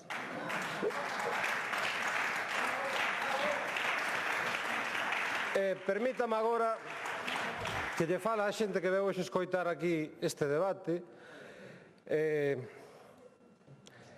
Sí, o tempo. Que veu escoitar este debate e que acaba de escoitar como o representante do Goberno galego, o representante do Grupo Partido Popular, acaba de dicirvos que está todo feito. Que toda a legislación que temos é suficiente para garantir que o modelo de plantas de biogás no noso país se desenrole de forma ordenada, de forma consecuente, que teña un retorno efectivo, sobre todo para a zona onde están implantadas estas instalacións. Ben, pois, eu quero que fagades unha reflexión, vos que vedes distintos puntos do noso país, e que pensades se esa avaliación é coherente a que permitan en Xunqueira de Ambía montar dúas balsas de lixiviados na que non collen os lixiviados. E se recoñece no propio proxecto. Esa é a rigorosidade da legislación que temos hoxe en día. Por certo, balsas de lixiviados, a que lle chaman eufemísticamente como biofertilizantes, que van dentro dunha zona inundable. que cando a auga faga o seu traballo vai esparcir todo ese conxunto de nitrato e fosfato por todas as plantacións de pataca. Van a estar moi ricas as patacas fritas da Limia cando esta planta este en funcionamento. Quero que pensedes tamén na rigorosidade da tramitación que se fai dentro da Xunta de Galiza deste tipo de plantas cando vexades o proxecto de Coeses, os que coñecedes o proxecto de Coeses en Lugo, que o tumbou abaixo a Confederación Hidrográfica Miño-Sil porque vertían o lixo a un regato. Esa é a rigorosidade da legislación que temos, non é outra. Por certo, unha planta que iba a tratar residuos Sandach tipo 2 e tipo 3, é dicir, restos de animais mortos, e que se estaba situando escasamente a 300 metros de vivendas. Iso tamén é regulación. Esa é a regulación que contamos aquí. Non me mire con esa cara que está no proxecto. Eu estive no sitio. Por certo, pero non informou de xeito negativo a Xunta, que non informou de xeito negativo foi a Confederación Hidrográfica Miño-Sil. A Xunta se obviou. Quero que pensedes tamén na regulación que permite que se promocione ou que se proxecte unha planta de biogás onde non hai onde darlle salida a ese biogás. Temos un exemplo moi claro na Golada, onde hai unha planta planificada nunha zona de difícil acceso e onde non hai canalización da Rede Nacional de Gas. En que se lle vai dar saída a ese gas? En camións, que incrementarán, que habrá que sumar tamén os camións de produto de entrada. En fin, toda unha festa. E todo isto está regulado. Non sabemos onde, pero dice o señor Trenor que está regulado. E por último, como non, os que vides tamén de Lugo, sabedes que a planta de Luzgaz, desgraciadamente, que pronunciaba a señora Lence, non se vai levar adiante por culpa do BNG. A pesar de ser o BNG o grupo político que recibeu a señora Lence e o seu proxecto e o seu tecnólogo para expoñerlle como funcionaba este proxecto, a pesar de que nós non collemos ninguna camiseta, nin collemos ninguna pancarta, pero tamén temos a culpa. Como dixen ao principio, non gobernamos porque non nos dá gana, así de claro. Miren, señorías, o BNG aposta por unha transición enerxética xusta, que faga do biogás unha palanca de cambio, unha oportunidade para o país e non un problema para o territorio. E pronúnciame sobre a emenda, señorías do Partido Socialista, entendo que ten aspectos construtivos, pero basicamente a replicar a nosa con un pouquiño máis de literatura, por tanto penso que poden deixar para esa batería de iniciativas que van facer vostedes máis adiante e hoxe pretendemos votar a nosa. Nada máis e moitas grazas. Grazas, señor Golpe Acuña.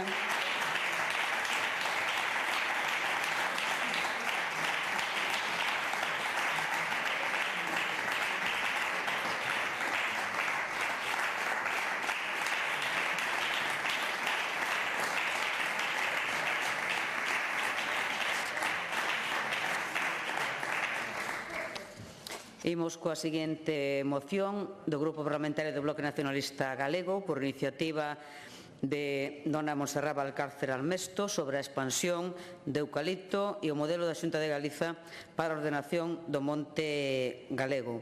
A esta moción presentouse unha emenda do Grupo Socialista e para formular a moción ten a palabra a autora da mesma, a señora Valcárcer Armesto. Grazas, presidenta. Bo día de novo, señorías. O pasado 22 de outubro expuñamos neste pleno a gravidade da situación do eucalipto en Galiza. Hoxe traemos unha moción que require da responsabilidade de todos os grupos para facer fronte a unha realidade incontestable. A expansión do eucalipto está descontrolada. Os límites legais están sendo incumpridos e as consecuencias son devastadoras. A conselleira Gómez defendía que non se vai ampliar a superficie de eucaliptos e que a moratoria segue vexente. Pero os datos desminten rotundamente isto. Segundo o inventario forestal continuo, a superficie de eucalipto pasou de 409.026 hectáreas en 2022 a 419.051 hectáreas en 2023. Máis de 10.000 hectáreas de incremento nun só ano en plena moratoria. E as estimacións apuntan que en 2024 xa se superaron as 430.000 hectáreas. Desde que entrou en vigor a moratoria en 2021, aumentou en máis de 20.000 hectáreas. Isto non é unha moratoria, isto é unha burla. A chamada flexibilización abre a porta á plantación masiva de eucalipto nítens en Lugo, Terrachá e Ordes. E mentres a superficie crece sen control, a Xunta presume de 1.100 expedientes sancionadores. Pero estes datos son ridículos en comparación co legal que hai. En moitas zonas están legalizando plantacións ilegais con instrumentos a medida, porque sae máis barato pagar a multa que arrincar os eucaliptos. Non hai control efectivo, non hai vontade real de facer cumprir a lei. A expansión do eucalipto non responde ao interese xeral de Galiza, senón ás necesidades de Ence, Altri e Navigator. Ata o 17% da produción galega é exportada á industria portuguesa. Estamos a converter Galiza nunha factoría de materia prima para multinacionais que non deixan aquí máis que terra queimada. Nas fragas do Eume, Parque Natural, ben o saben, o eucalipto aumentou un 48% nos últimos anos, mentres o bosque atlántico retrocedeu un 17,6%. A banda marrón devastou os piñeiros, pero, en lugar de alternativas reais, a Xunta incentiva a sustitución por eucalipto. Que máis exemplos fan falta para falar do fracaso forestal da Xunta? E aquí vou extraer un relato, o da xeógrafa australiana Natasha Pauli, nun artigo que publicou polo Ibader, en que describe perfectamente o que vemos hoxe en Galiza. Recorde, australiana. Ela foi á ría de Pontevedra e chamaba a atención a densidade dos rodales de eucaliptus glóbulos, todos da mesma idade, árboles que estaban moi xuntos, e o que notou é que non había outra especie de árboles. E decía ela, mirando logo as fotos, aínda lle sorprende máis. Hai ausencia total de amplios cortalumes que separen as plantacións de eucaliptos. E comentaba no seu estado natal, os propietarios de plantacións forestales deben manter cortalumes polo menos de 15 metros de ancho. Igualito que aquí, verdade? Engade unha reflexión fundamental que lles vou ler tal como está posta. Lamentablemente, las cualidades que han permitido a los eucaliptos prosperar y diversificarse en las condiciones de Australia son las mismas cualidades que los convierten en una amenaza para la ecología gallega. Porque estamos falando de especie foránea, non se esquezan. O que exiximos nós? Pois planificación seria, criterios técnicos, ambientais e sociais, recuperación ambiental e xestión sustentable das comunidades de montes, porque Galiza conta con 3.312 comunidades veciñais en mancomún que ocupan 665.000 hectáreas. A xestión comunitaria garante a conservación da biodiversidade, evita o abandono e reduce o risco de incendios, pero a Xunta dálles a volta. E remataba outro día a conselleira a interpelación tentando facer unha graza, aínda que eu creo que con moi pouca chispa, dicindo que lle gustaría saber de onde sae o pano de papel. Pois miren, traio aquí un pano de liño galego. Así se soaban as nosas aboas durante séculos e agora o queremos seguir facendo as netas. O liño foi a fibra téxtil máis importante de Galiza. E que pasou? Que ese coñecemento, esa industria rural, desapareceu porque nunca houbo política de apoio á diversificación produtiva. E agardo que non pase o mesmo co castiñeiro. E traigolles pois unha lembranza de meu pai, do Incio, da miña terra, onde me contaba como o castiñeiro era a árbore do pan. O Incio é terra de castiñeiros, soutos centenarios que dan as castañas que todos comemos nos magostos. Pero para que siga habendo magostos, fan falla castiñeiros. Castiñeiros en pé, cos seus panos froiteiros, coas súas raíces profundas que fixaron xeracións de familias a este territorio.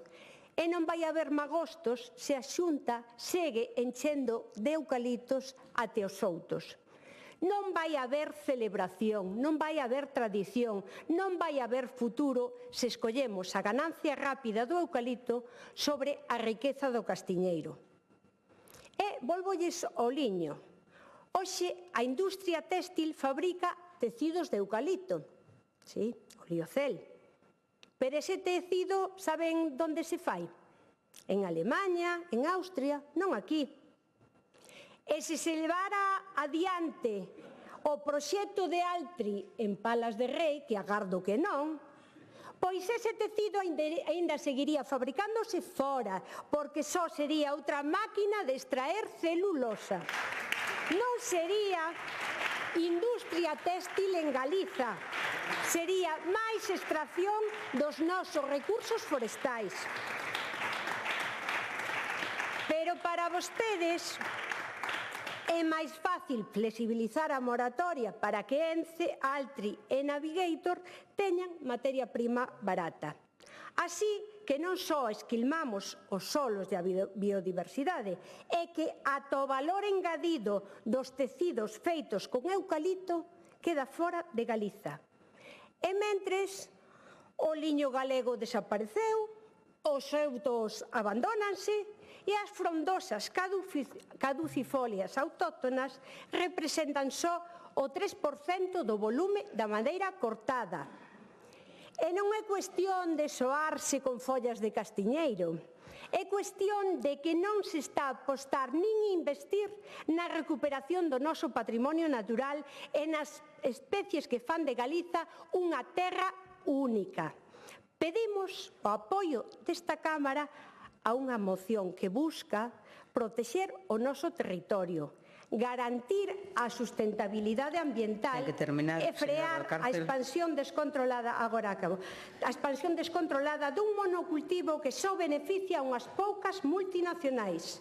Estamos a favor dun monte galego vivo, diverso, sustentable e ao servicio do país, non das pasteiras.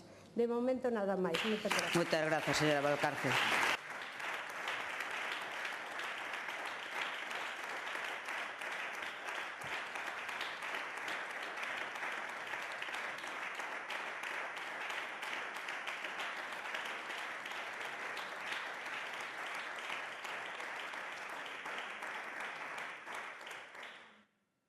E agora a quenda do grupo autor da emenda, o Partido Socialista.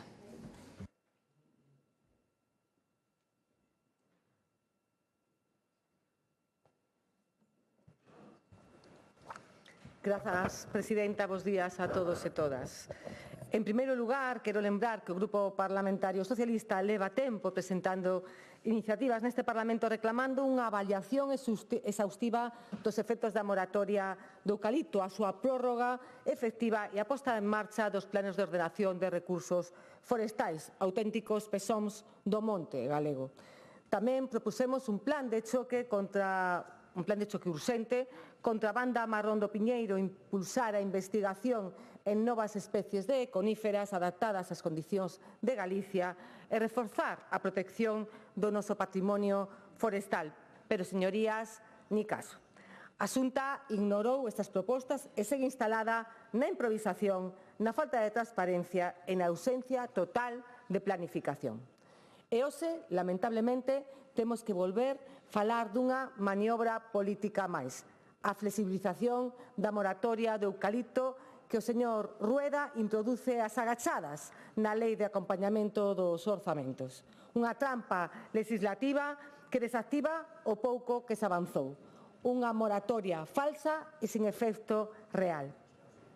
A chamada moratoria do eucalipto da Lei do Acompañamento reitero, unha farsa, un instrumento nado do cálculo político e non da planificación forestal. Ata febreiro de 2021, a Xunta defendía un plan forestal que preveía aumentar un 3% da superficie do eucalipto no primeiro quinquenio. E 2 días despois anunciaron unha moratoria, unha contradición total, sin explicación técnica nin ambiental e con efectos nulos, porque as talas de replantacións masivas arrastraron entón milleiros de hectáreas en frondosas e piñeirais. Aquela moratoria chegou tarde e mal ca Lei 11/2021, contradicindo o decreto 140 do mesmo ano, que seguiu permitindo plantacións. 2 normas dicindo o contrario. Isto non é política forestal, isto é un esperpento legislativo. Desde o PSDG defendemos unha moratoria real e efectiva de 5 anos de duración que frene a expansión de eucalipto mentras se poñen en marcha medidas de restauración e diversificación productiva. Queremos unha moratoria temporal, pero firme, con control público, avaliación técnica e obxectivos claros. Non unha moratoria flexible que só serve para xustificar a inacción. Porque unha moratoria sin control é tan inútil como non ter ningunha.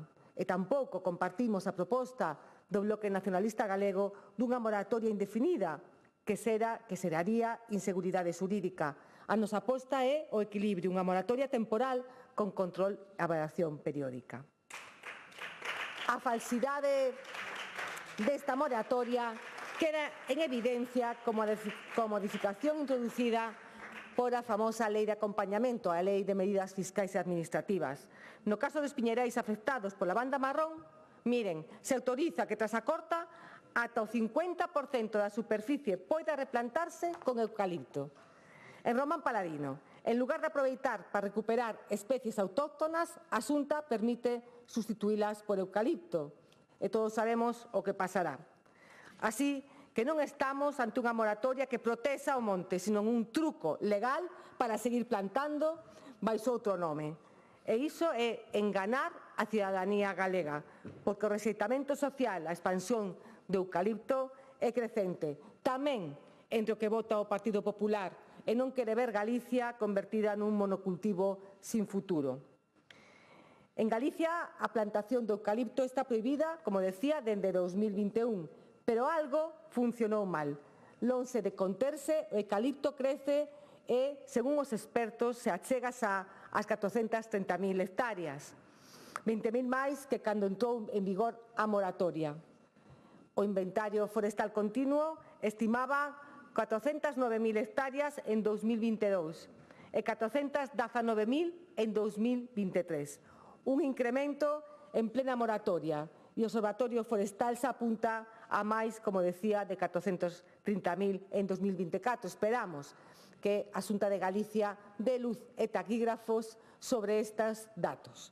É dicir, a especie sigue expandéndose mesmo coa moratoria vixente e a decisión do Partido Popular de flexibilizar ata 2030 con novas excepcións non fará senón que acelerar o problema. O propio enxeñeiro forestal, Juan Picos, da Universidade de Vigo, advertía, e decía literalmente, se o obxectivo é contar a superficie, flexibilizar non vai nese camiño, conter. E ten razón, se coa moratoria en vigor medraron 20.000 hectáreas, ca falsa moratoria medrarán moitas máis. Un ataque frontal á planificación forestal. E o máis grave é o método. Rueda sigue usando a lei de acompañamento para modificar a legislación forestal sin debate parlamentario ni avaliación oficial. A moratoria nacía para parar, para avaliar e para reconducir. E o seu obxectivo era recuperar o piñeiro, frear a expansión do eucalipto e avanzar cara a un monte diverso e resiliente. O límite era decembro de 2025, con avaliación previa, mais hoxe non hai avaliación oficial nin control. A flexibilización que introduce agora significa excepcións e autorización extraordinarias e a trampa é evidente. Podes eliminar eucalipto nun sitio e plantalo noutro.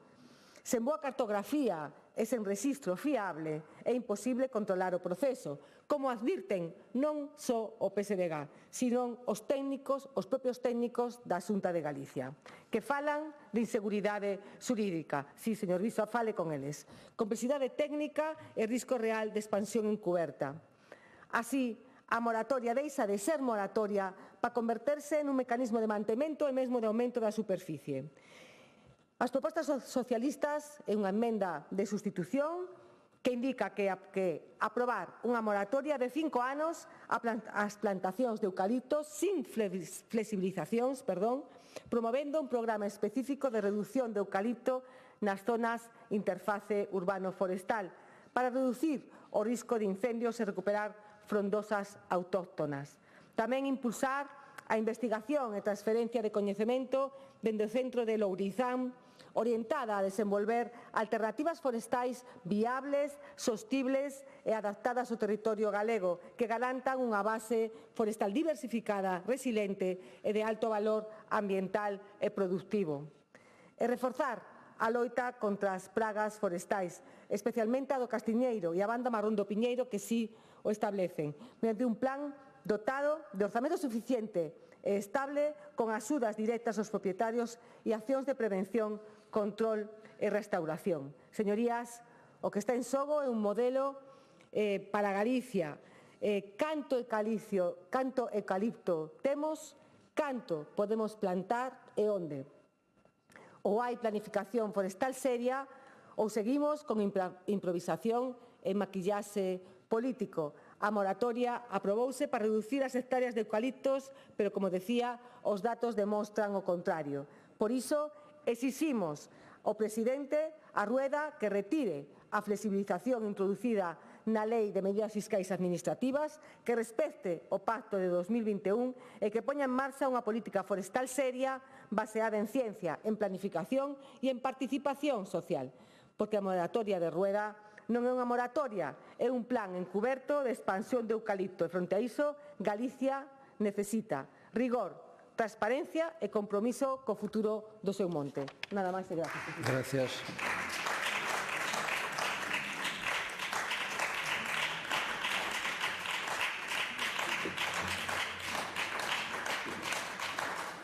Grupo Parlamentario Popular, señor Viso.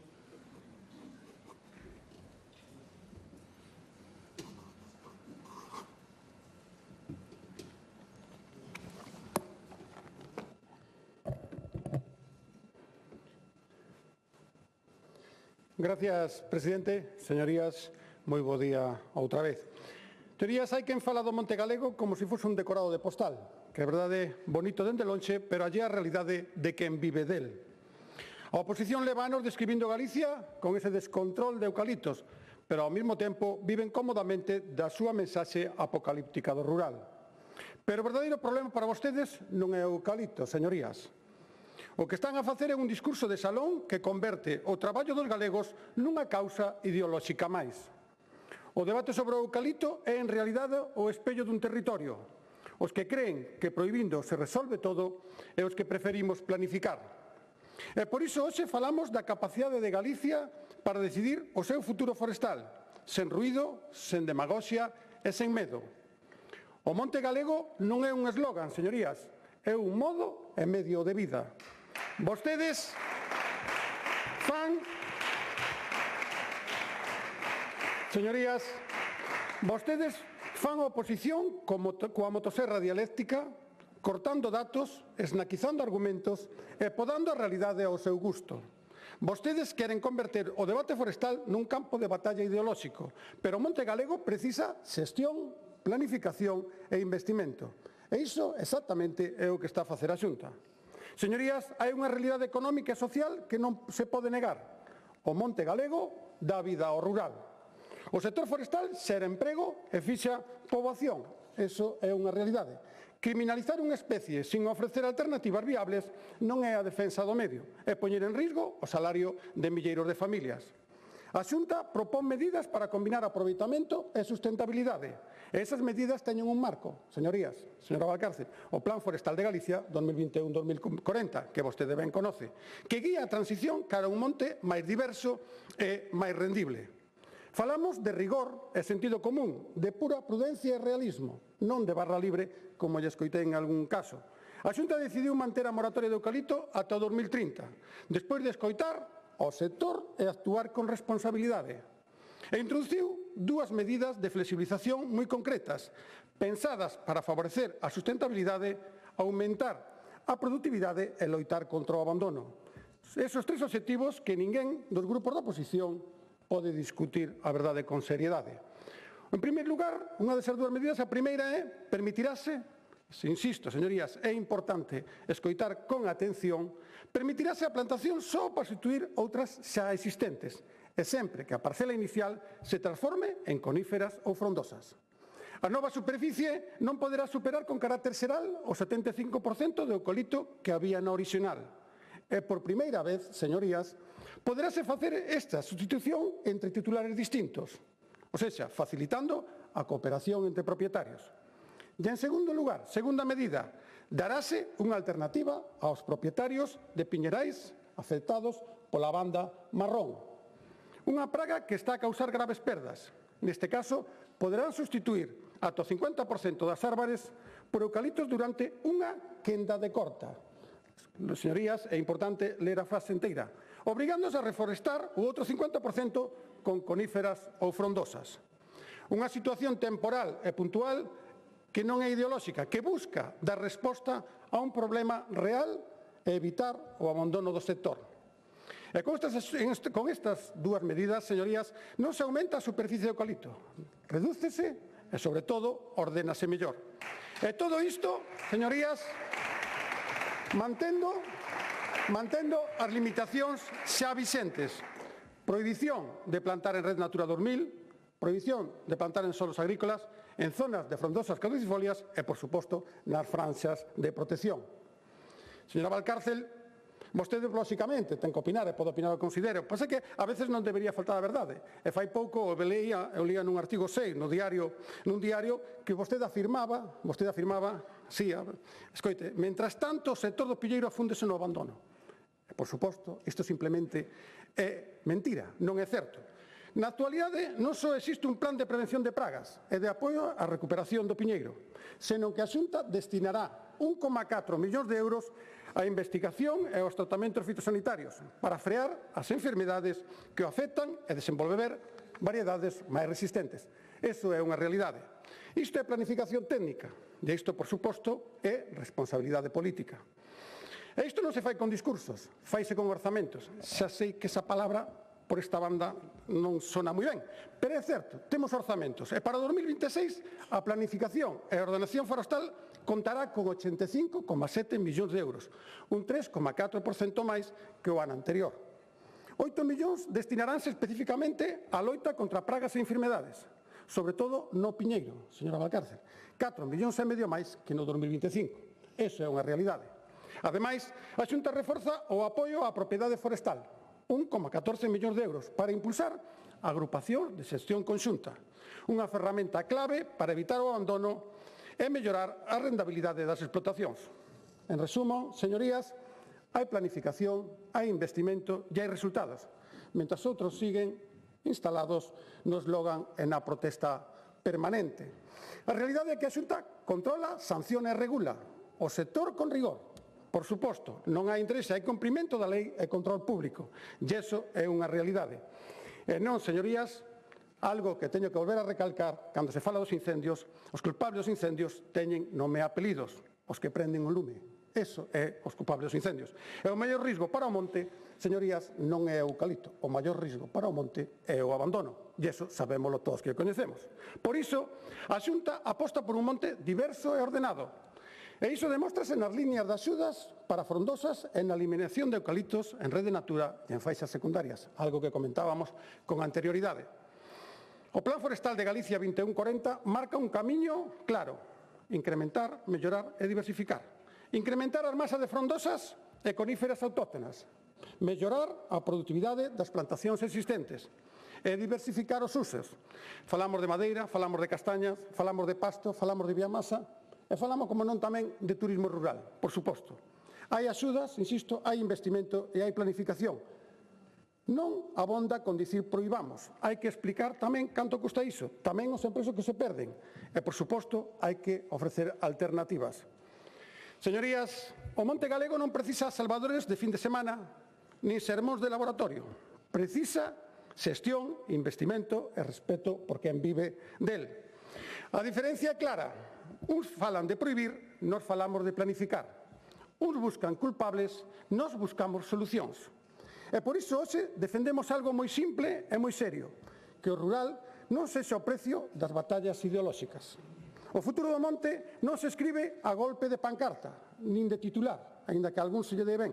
Escríbese con responsabilidade, con diálogo e coa certeza de que cada decisión ten consecuencias reais sobre miles de familias. Porque o que está en xogo é a capacidade de Galicia para seguir sendo productiva, sostible e libre das receitas simplistas que todo destruen e nada construen. E mentras algúns se empeñan en facer ruído, nós seguiremos facendo monte, facendo futuro e facendo territorio. E mentras outros, señorías, mentras outros botan discursos incendiarios, nós apagámolos con traballo, con orzamentos e con futuro. Porque defender Galicia non é gritar máis forte, é garantir que o noso monte siga dando vida, riqueza e orgullo para as próximas xeracións. Máis nada, moitas gracias. Gracias.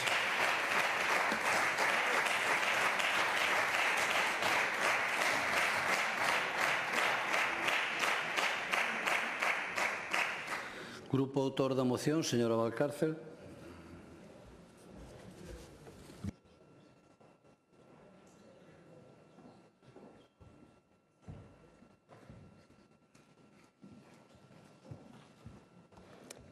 Grazas, señor presidente. Escoitamos con atención as intervencións dos distintos grupos e quero deixar claras, antes de nada, 4 cousas fundamentais. A primeira, os datos non son opinables. Non estamos a inventar cifras nin a exaxerar. O Inventario Forestal Continuo de Galiza recolle negro sobre branco que a superficie de eucalipto medrou máis de 10.000 hectáreas entre 2022 e 2023, en plena moratoria. E se a Xunta ten outros datos, que se publiquen xa. Que se hai transparencia realmente, pois nos mostre o inventario de 2024 que seguen a ocultar. Mentres vostedes non o fagan, a sospeita é evidente, os datos son aínda peores. E a propósito de datos, pois outro día a conselleira acusoume de non ter credibilidade porque hai un ano dei supostamente malos datos sobre o eucalipto en China. E pregúntolles, ás galegas e aos galegos que lles importa o que pasa en China? O que lles importa é o que pasa aquí, en Galiza. Importalles que o eucalipto medrou 20.000 hectáreas desde 2021. Importalles que nas fragas do Eume, Parque Natural, o eucalipto aumentou o 48%. Importalles que a Xunta flexibilice agora a moratoria para que Ence, Altri e Navigator teñan materia prima. Estes son os datos que importan. Non intenten desviar a atención. Os problemas témolos na nosa casa, no noso monte. Segunda, o outro día a conselleira falou, e vostede, señor Viso, creo que tamén, de non falar de frondosas, que son as maioritarias en Galiza. E pregúntolles, pero acaso non sabe a conselleira que o eucalipto é unha frondosa? O eucalipto é unha especie arbórea do xénero Eucalyptus, familia Myrtaceae, e botánicamente clasifícase como frondosa perennifolia. Aí está a diferencia. O que a diferencia das nosas frondosas autóctonas de Galiza, do carballo, do rebolo, do castiñeiro, do bidueiro, mire se non hai especies, é que estas son caducifolias. Galicia conta con máis de 620.000 hectáreas de frondosas caducifolias autóctonas, fronte ás 419.000 hectáreas de eucalipto. Parecenlles moitas? En serio? Vai ser que non. Porque estamos a falar de carballo, de rebolo, de castiñeiro, de bidueiro e moitas máis especies. E no caso de eucalipto, dunha sola especie foránea. Especies as nosas que forman os nosos bosques atlánticos, que conservan a biodiversidade, que regulan o ciclo hídrico e que forman parte da nosa paisaxe e da nosa cultura. O eucalipto, por moito que botánicamente sexa unha frondosa, non ten nada que ver coas nosas frondosas autóctonas. E se realmente a Xunta apostase polas frondosas caducifolias, como di, porque só se cortan 0,3 millóns de metros cúbicos de frondosas autóctonas ao ano fronte aos 6,2 millóns de eucalipto e os 3,5 millóns de piñeiro. As frondosas caducifolias autóctonas representan só o 3% do volumen. Isto non é apostar polas frondosas. Terceiro, non é unha cuestión ideolóxica, é unha cuestión de cumprimento da Lei de Planificación Forestal. O Plan Forestal de Galicia marcaba como obxectivo reducir o eucalipto nun 5% de aquí a 2040, é dicir, eliminar 20.000 hectáreas. Pero desde que entrou en vigor a moratoria, aumentou 20.000 hectáreas. E ábrese a porta entón a esa expansión masiva, como dixemos, de eucalipto nitens en zonas onde non había. Por favor. E non prosperaba aí o eucaliptus glóbulos, entonces de alternativa, pois o nitens, que todavía é máis agresivo. Non é flexibilizar, isto é dar luz verde á avalancha que denunciamos. E cuarto, non estamos sós nesta denuncia. As organizacións forestais, ecoloxistas, a Fundación como Arume, Juana de Vega, xa pediron ampliar a moratoria, precisamente polos mesmos motivos que expoñemos nós. E cando fala dos piñeiros, por favor, pídolle que ese convencemento que me quería facer a min, yo faga a Finsa, que acaba de deixar o clúster da madeira. Así que, por favor, que quere que lle diga? Ou dígallo tamén aos titulares da comunidade de Montes de Castroverde e da zona de montaña de Lugo, que se están unindo e que están dicindo que esa flexibilización que teñen vostedes en canto a cambiar os titulares non lles convence. Gracias, señora Valcárcel. Gracias. Sobre a emenda.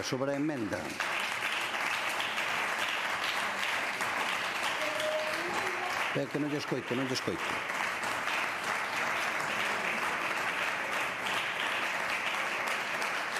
Sobre a emenda non a vamos a aceptar, aínda que concordamos en moitos dos puntos que dice, porque nós sí que pedimos unha moratoria indefinida, dada como está a situación do eucalipto en Galicia. Gracias.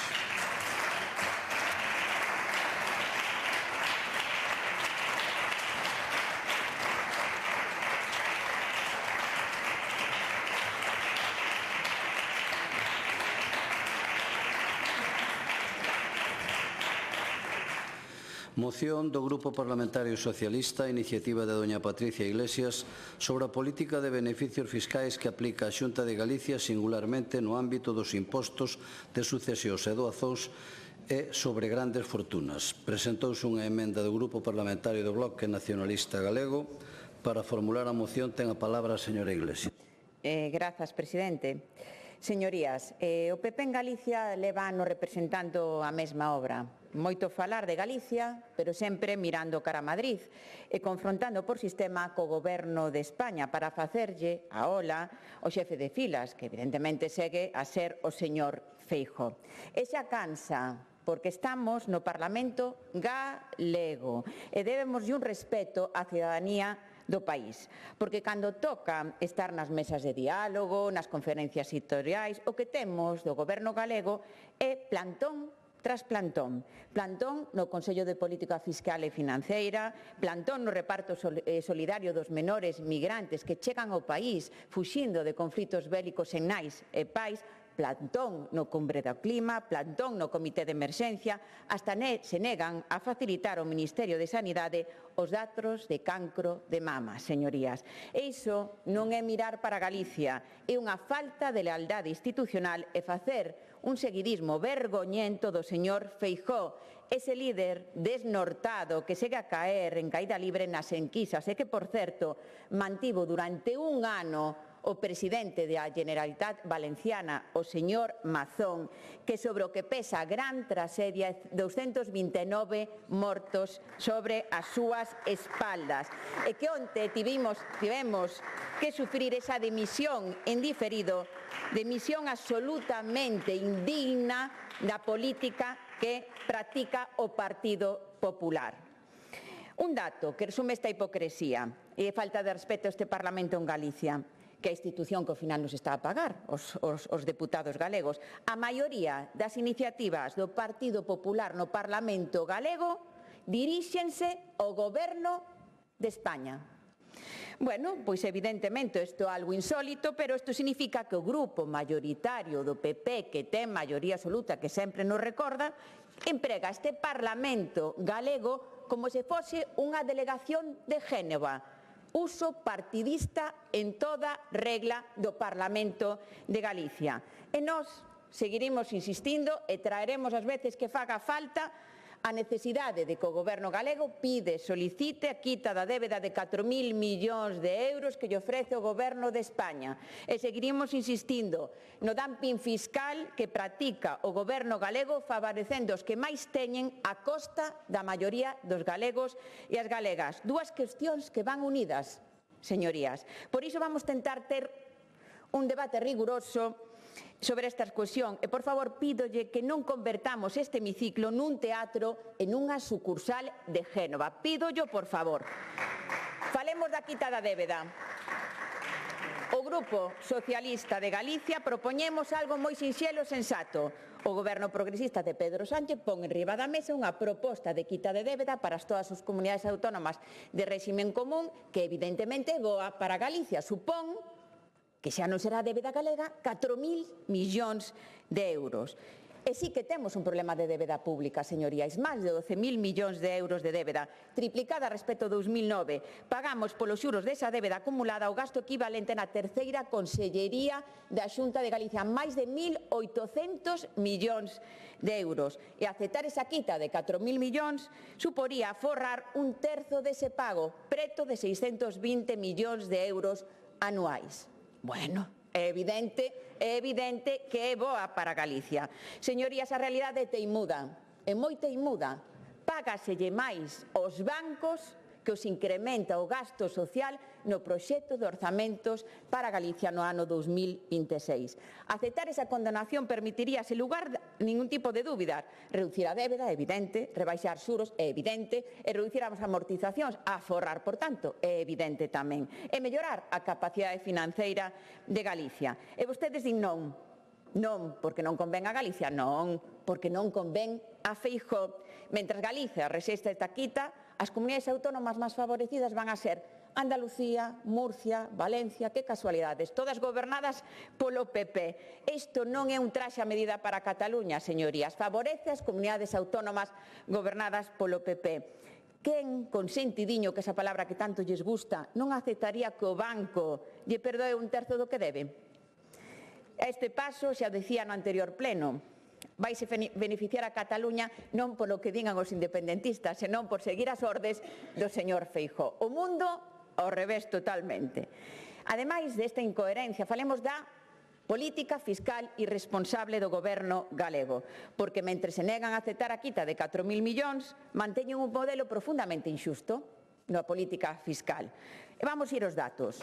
8% máis rico acumulou 76% do patrimonio total e vostedes seguen a bonificar o imposto de patrimonio. E mentre se negan a aceptar a quita da débeda e se negan a forrar 620 millóns de euros anuais, o Goberno galego deixa de ingresar case 800 millóns de euros en 2026 por estas rebaixas fiscal. Podemos sumar todo, 620 millóns, quita da débeda de 4.000 millóns e os beneficios fiscais que representan 800 millóns de euros que di o Goberno galego. Está no aforro das familias.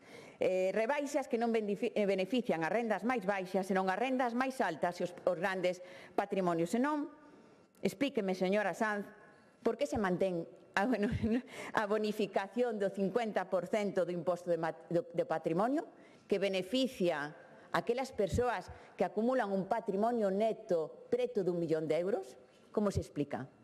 Como se explica?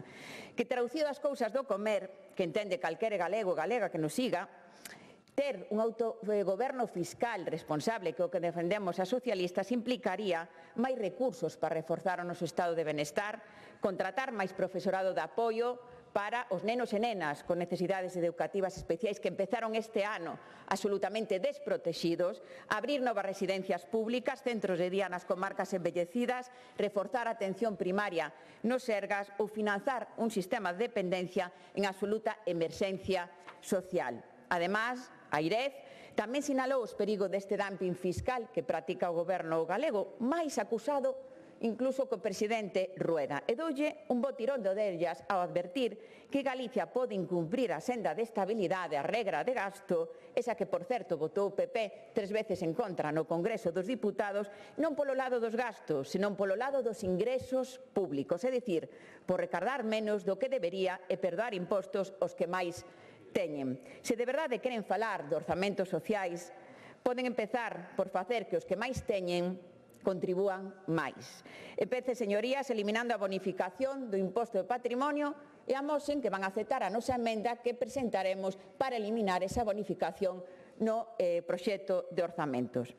Así que deixen de facer numeritos que ninguén entende, deixen de facer oposición ao Goberno de España, respeten o Parlamento de Galicia e respeten a Galicia. O PSDG está aquí para facer o que é xusto, aceptar e propoñer que se acepte por parte do Goberno galego, que gobernan, a quita de 4.000 millóns de euros. Defendemos un sistema fiscal progresivo en termos de xustiza social redistributiva, é dicir, que paguen máis os que máis teñen, e un respeto institucional que devolva a Galicia o lugar que merece. Todos o demais, como dicía ao principio, é teatro, señorías, que ninguén entende cando se lle fala das cousas do comer. E o público, señorías, xa está un pouquiño canso desta función. Moitas grazas. Gracias.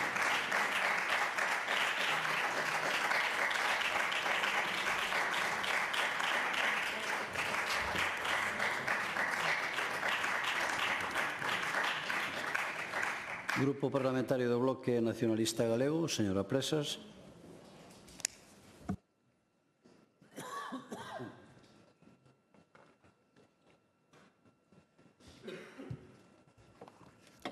Grazas, presidente. Bo día a todas e a todos. Como cuestión xeral, avanzo que concordamos no fondo das propostas do Grupo Socialista que teñen que ver con dúas cuestións que teñen enorme importancia para o futuro deste país.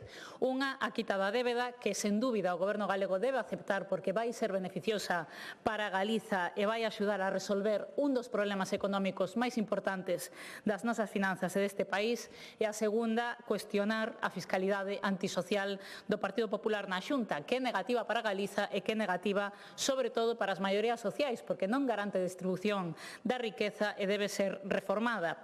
Presentamos unha emenda para algunha cuestión de matiz e agradecemos precisamente a oportunidade de poder facer precisamente isto que facemos hoxe, que poder debater do máis xeral os matices sobre propostas que son necesarias para que Galiza avance. E digo isto porque lamentablemente pois é algo escaso neste momento político por responsabilidade dun Partido Popular que vemos cada vez máis botado a monte e cada vez máis asentado na brocha gorda e na falta de diálogo, absolutamente subsumido na estrategia do Partido Popular de Génova, a do non polo non sen negociación, como vemos coa quita, e a do baleirado absoluto do sistema público, que vemos en dúas grandes cuestións. Unha é que cada vez están máis botados a monte co cuestionamento absoluto de organismos estatutarios de control e de asesoramento, vémolo recentemente nesta propia tramitación orzamentaria con ese atraco a man armada que lle impoñen a valedora do pobo para quitarlle funcións ou con ese intento de pervertir absolutamente e menos dun ano despois da aprobación nesta Cámara por unanimidade o Consello Galego de Estatística para poder controlar políticamente tamén iso, a información estatística deste país. Isto despois de ter cuestionado o Consello de Contas, o Consello da Cultura Galega, o TSX, cada día algo distinto para que todo sexa como a TVG, un baño de masas, un baño de darlle a razón ao Partido Popular. E outra gran cuestión na que o Partido Popular de Galiza está seguindo a estrategia de Génova é tamén pois esa competición por rebaixar impostos que ocupa unha axenda central na dereita, neoliberalismo puro, como se os servizos públicos caeran do aire. Polo tanto, insisto en que valoramos positivamente estas dúas cuestións que se presentan hoxe. Vemos na cuestión da quita insistía agora a do non polo non do Partido Popular, e vímolo desde o minuto 1. No lugar de negociar por Galiza, estivo asentado nunha absoluta performance día e noite sen facer os seus deberes. Agora, recentemente, presentaban unhas alegacións, por fin, algo por escrito da posición da Xunta co que se podería negociar, pero a este paso van vostedes tarde. Nos o que pedimos na nosa emenda é que faciliten a tramitación e faciliten a negociación política para que Galiza poida e deba acollerse a esa quita. Afortunadamente, mentres a Xunta do Partido Popular estivo de brazos cruzados, pois outros sí que fixemos o noso traballo de defensa de Galiza e sí que chegamos, por exemplo, a conseguir iso que o Partido Popular dicía que era imposible, iso que o Partido Popular votaba afirmativamente nun debate do Estado da Nación en 2023, que é que a quita non se circunscribira única e exclusivamente ás comunidades que acudiron ao FLA e permitira tamén a entrada daquelas que, como a Xunta do Partido Popular, foron a banca privada. Xusto que pedía o Partido Popular, pero que unha vez lle dan a razón e lle din que vai ser posible, de repente din que non, é un gran conflito porque se rompe España. E agora a gran desculpa é tamén que o problema de fondo deste país é o sistema de financiamento.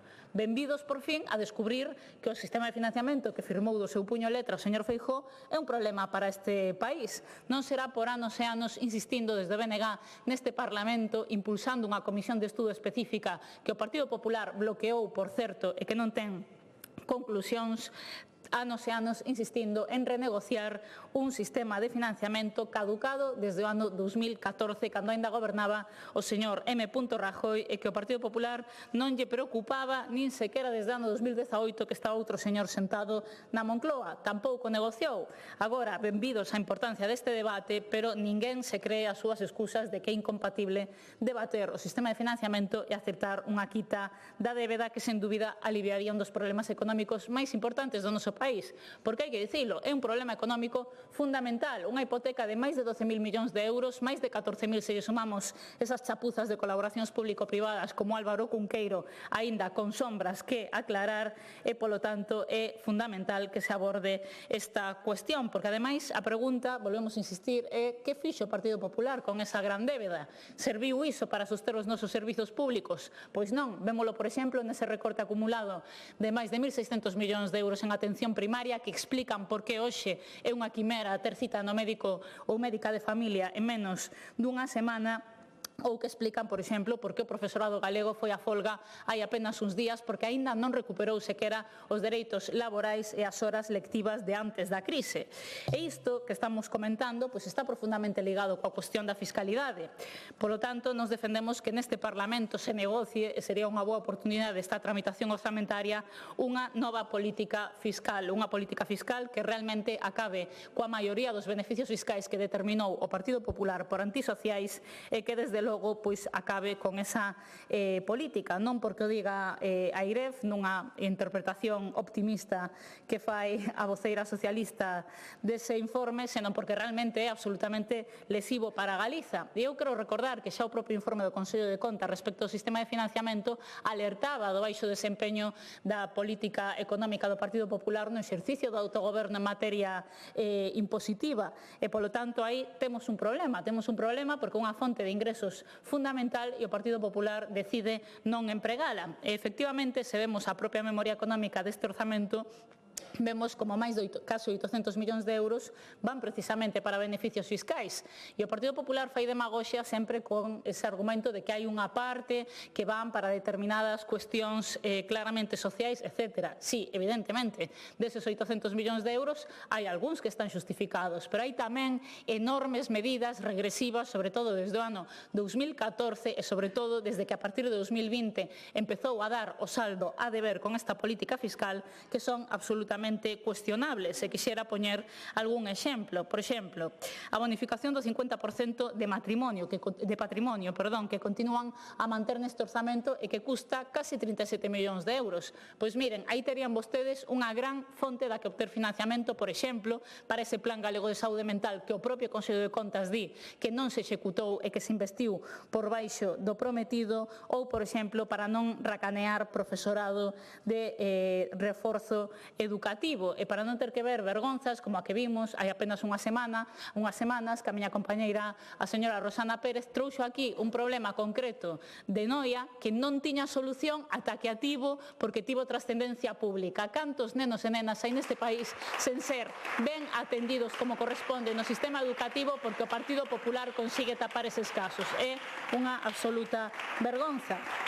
Ou, por exemplo, o actual marco do IRPF, que multiplica por 25 o aforro os tramos máis altos en detrimento dos tramos máis baixos, e cunha demagoxia absoluta de que os tramos máis baixos tamén ten unha rebaixa cando é, obviamente, moitísimo menor. Polo tanto, sobran os argumentos, sobran as posibilidades e defendemos que, efectivamente, si a quita e si a que, por fin, o Partido Popular rectifique e negocie por este país e si tamén a revisar unha política fiscal que non só é injusta, non só non redistribúe a riqueza, senón que nun contexto no que faltan recursos económicos, no que hai unha imposición ademais centralista do marco de déficit e no que ademais temos moitos problemas de recursos tamén que o propio goberno recolle na súa memoria de orzamentos, pois que non deixe de recibir recursos económicos por dar prebendas ás rendas máis altas. Nada máis e moitas gracias. Gracias.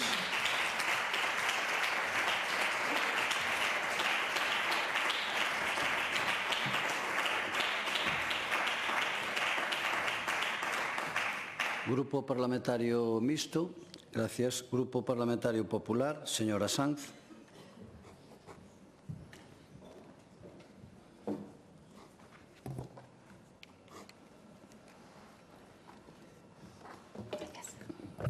Grazas, presidente. Bo día, señorías. Señora Iglesias, celebro que traia de novo o debate da quita da débeda a este Parlamento porque nos permitirá deixar clara unha vez máis a verdade. O gran engano que socialistas e independentistas pretenden facer a costa do peto dos galegos. Levan presentado esta iniciativa 1000 veces e 1000 veces diremos o mismo. Non imos apoiar unha condonación da débeda que perxudica aos galegos. Pero hoxe introducen outro tema. Hoxe introducen os beneficios fiscais que, segundo o argumentario da esquerda, favorecen as grandes fortunas en Galicia, asunto sobre o que vostedes levan mentindo moito tempo e repiten insistentemente, especialmente nestes días de tramitación orzamentaria.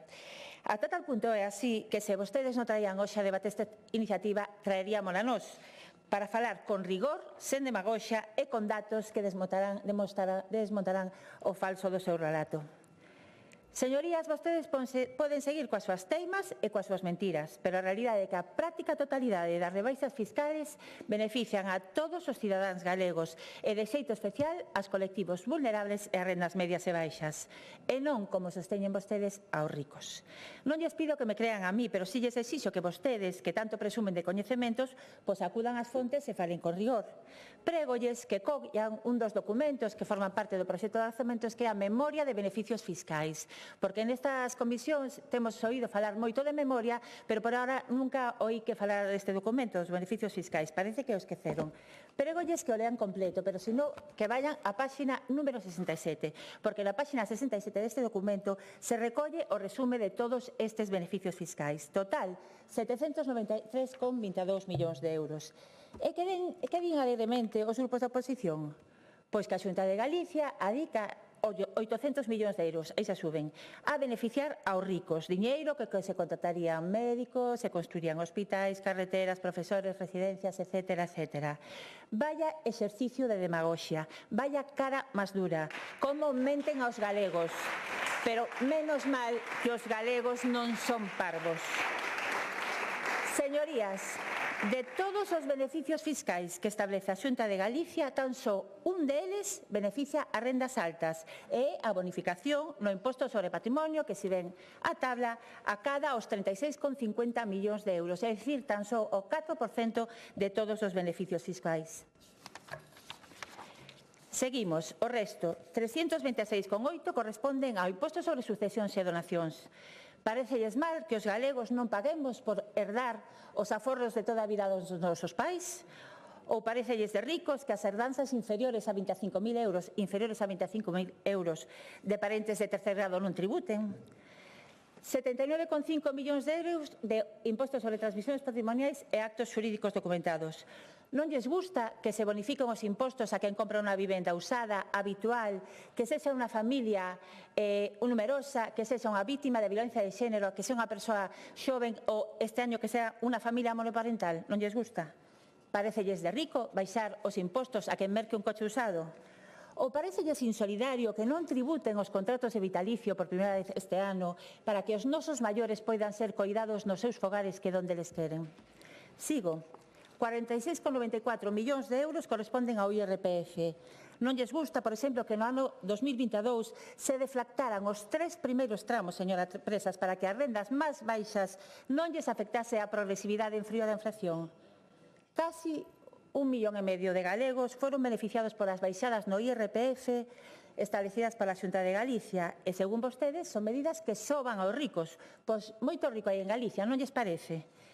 Tamén pensa que de ricos apoiar as familias para que teñen menos de 30.000 euros de renda, para que compren os libros e o material escolar dos seus fillos?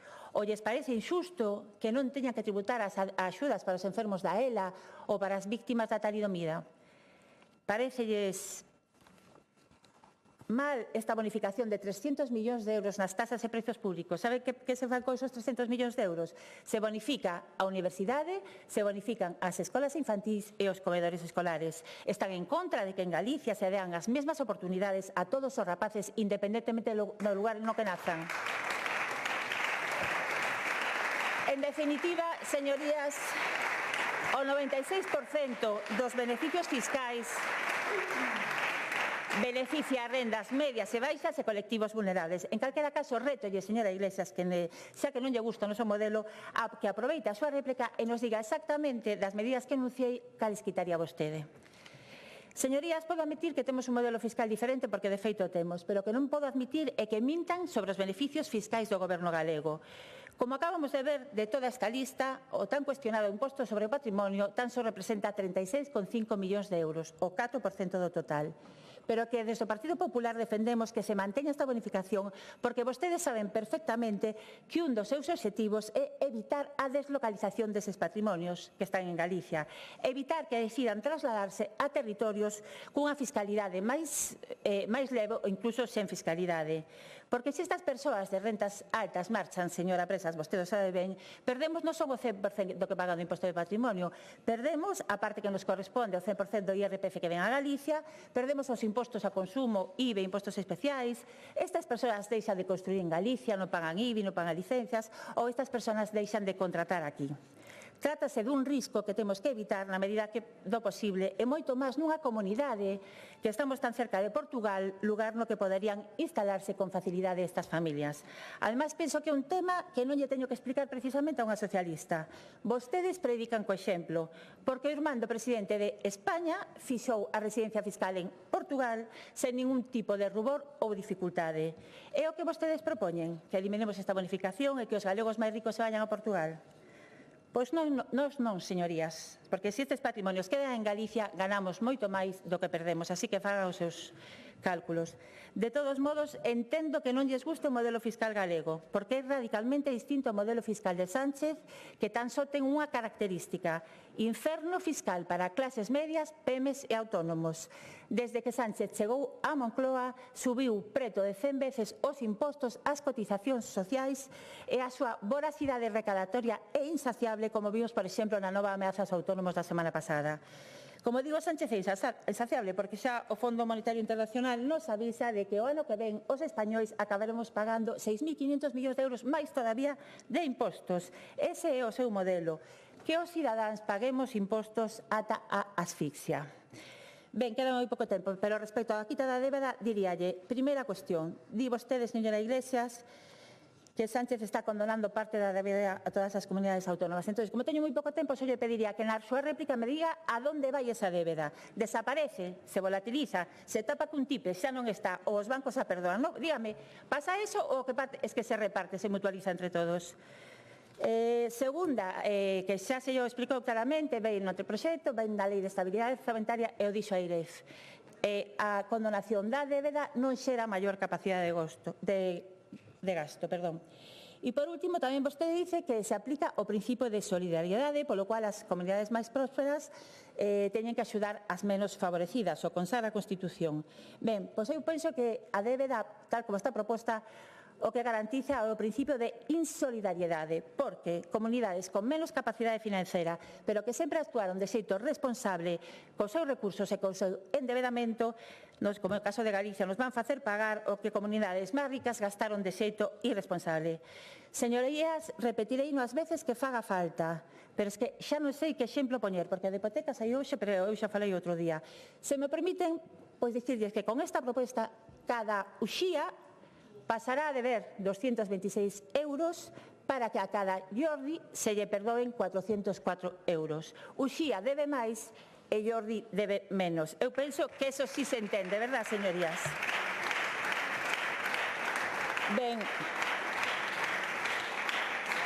remato xa, presidente. A diferencia que vostedes, os socialistas, está aquí para blanquear as medidas que ten que adoptar Sánchez por os chantaxes independentistas, aínda que nos perxudiquen. E vostedes, os nacionalistas, que están aquí para decir que non a todo, excepto neste caso, dun tema que nos perxudica, din que non a todo, pero non lle din non a Sánchez. Menos mal que en Galicia goberna o Partido Popular, que está aquí para defender por enriba de todo os intereses das galegas e dos galegos. Moitas grazas. Gracias.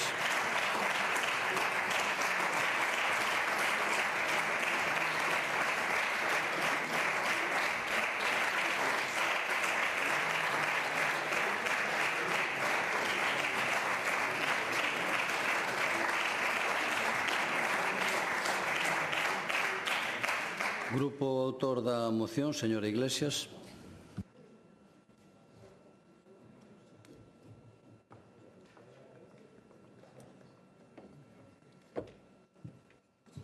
Grazas, presidente. Mira, señora Sanz, mira que lle dixen que non quería que se fixera teatro, que mantivéramos un discurso riguroso e solvente sobre a quita da débeda. A cara dura está nesa bancada do PP. A cara dura está nesa bancada. E voulle dicir as preguntas que son moi sinxelas de responder para que o entendan todos os galegos e as galegas que nos están vendo. Aceptar a quite da débeda de 4.000 millóns de euros ofrecido polo Goberno de España beneficia a Galicia? Sí, sen matices de ningún tipo. E non é incompatible con negociar un sistema de financiación autonómico. A quen beneficia a política de dumping fiscal e de rebaixas fiscais de preto de 800 millóns de euros?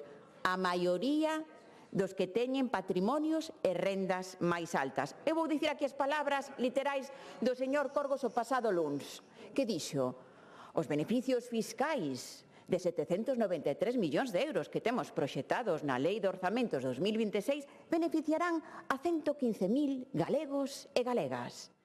Regla de 3, señora Sanz, pois evidentemente só beneficia o 4,2% e deixa fora o 2,6 millóns de galegos e galegas. E a costa de que, señora Sanz? Pois a maioría restante, como digo, que seguen a sufrir ano tras ano o deterioro dos servicios públicos. Esa nena que falaba, non? Uxía, falaba de Uxía. Pois esa nena ten que sufrir os recortes educativos no seu centro e non ser atendida con personal docente con necesidades educativas especial.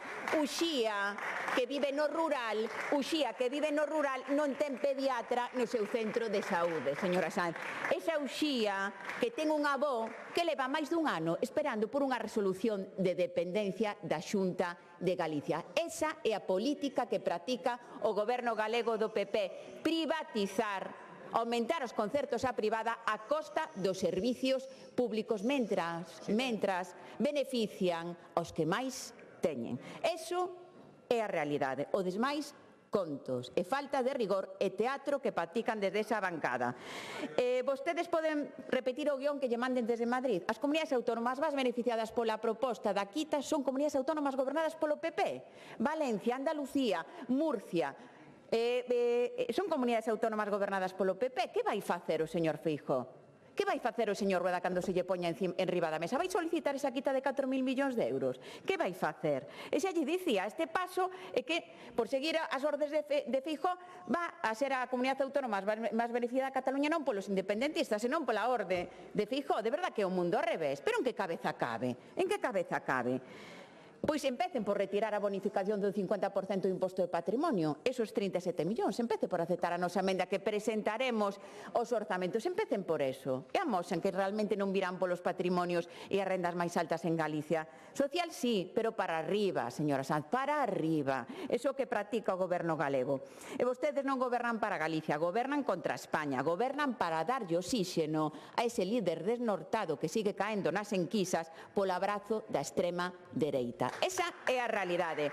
Cando rexeitan 4.000 millóns de euros de condonación de débeda sen motivo, que ninguén entende, no VAR non entenden porque non acepten os 4.000 millóns de euros de condonación da débeda, non o entenden as xentes, os galegos e as galegas, non o entenden.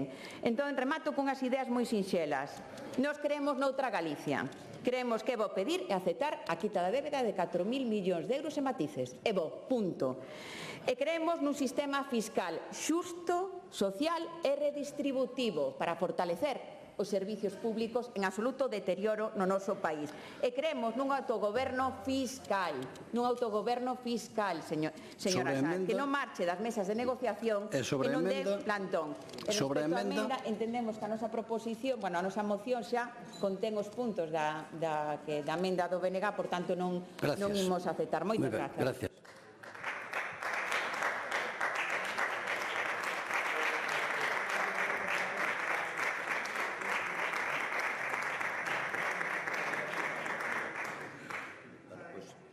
Matao o debate das mocións, procedemos á votación das mesmas.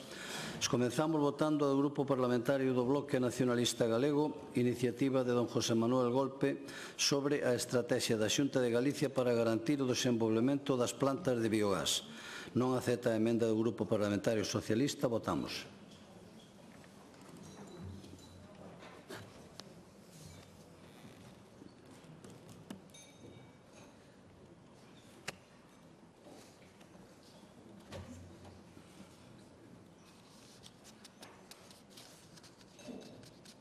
Presente 72 máis 1, afirmativamente 26, en contra 38, 9 abstencións, queda rexeitada.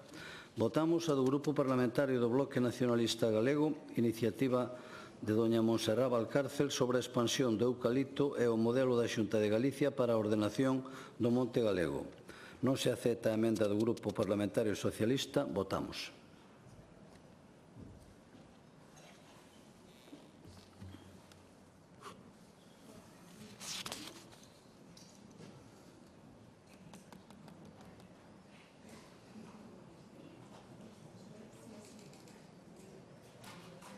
Presente 72 máis 1, afirmativamente 26, en contra 38, 9 abstencións, queda rexeitada. E por último votamos a do Grupo Parlamentario Socialista, iniciativa de doña Patricia Iglesias, sobre a política de beneficios fiscais que aplica a Xunta de Galicia singularmente no ámbito dos impostos de sucesións e doazós e sobre grandes fortunas. Non se acepta a emenda do Grupo Parlamentario do Bloque Nacionalista Galego, votamos.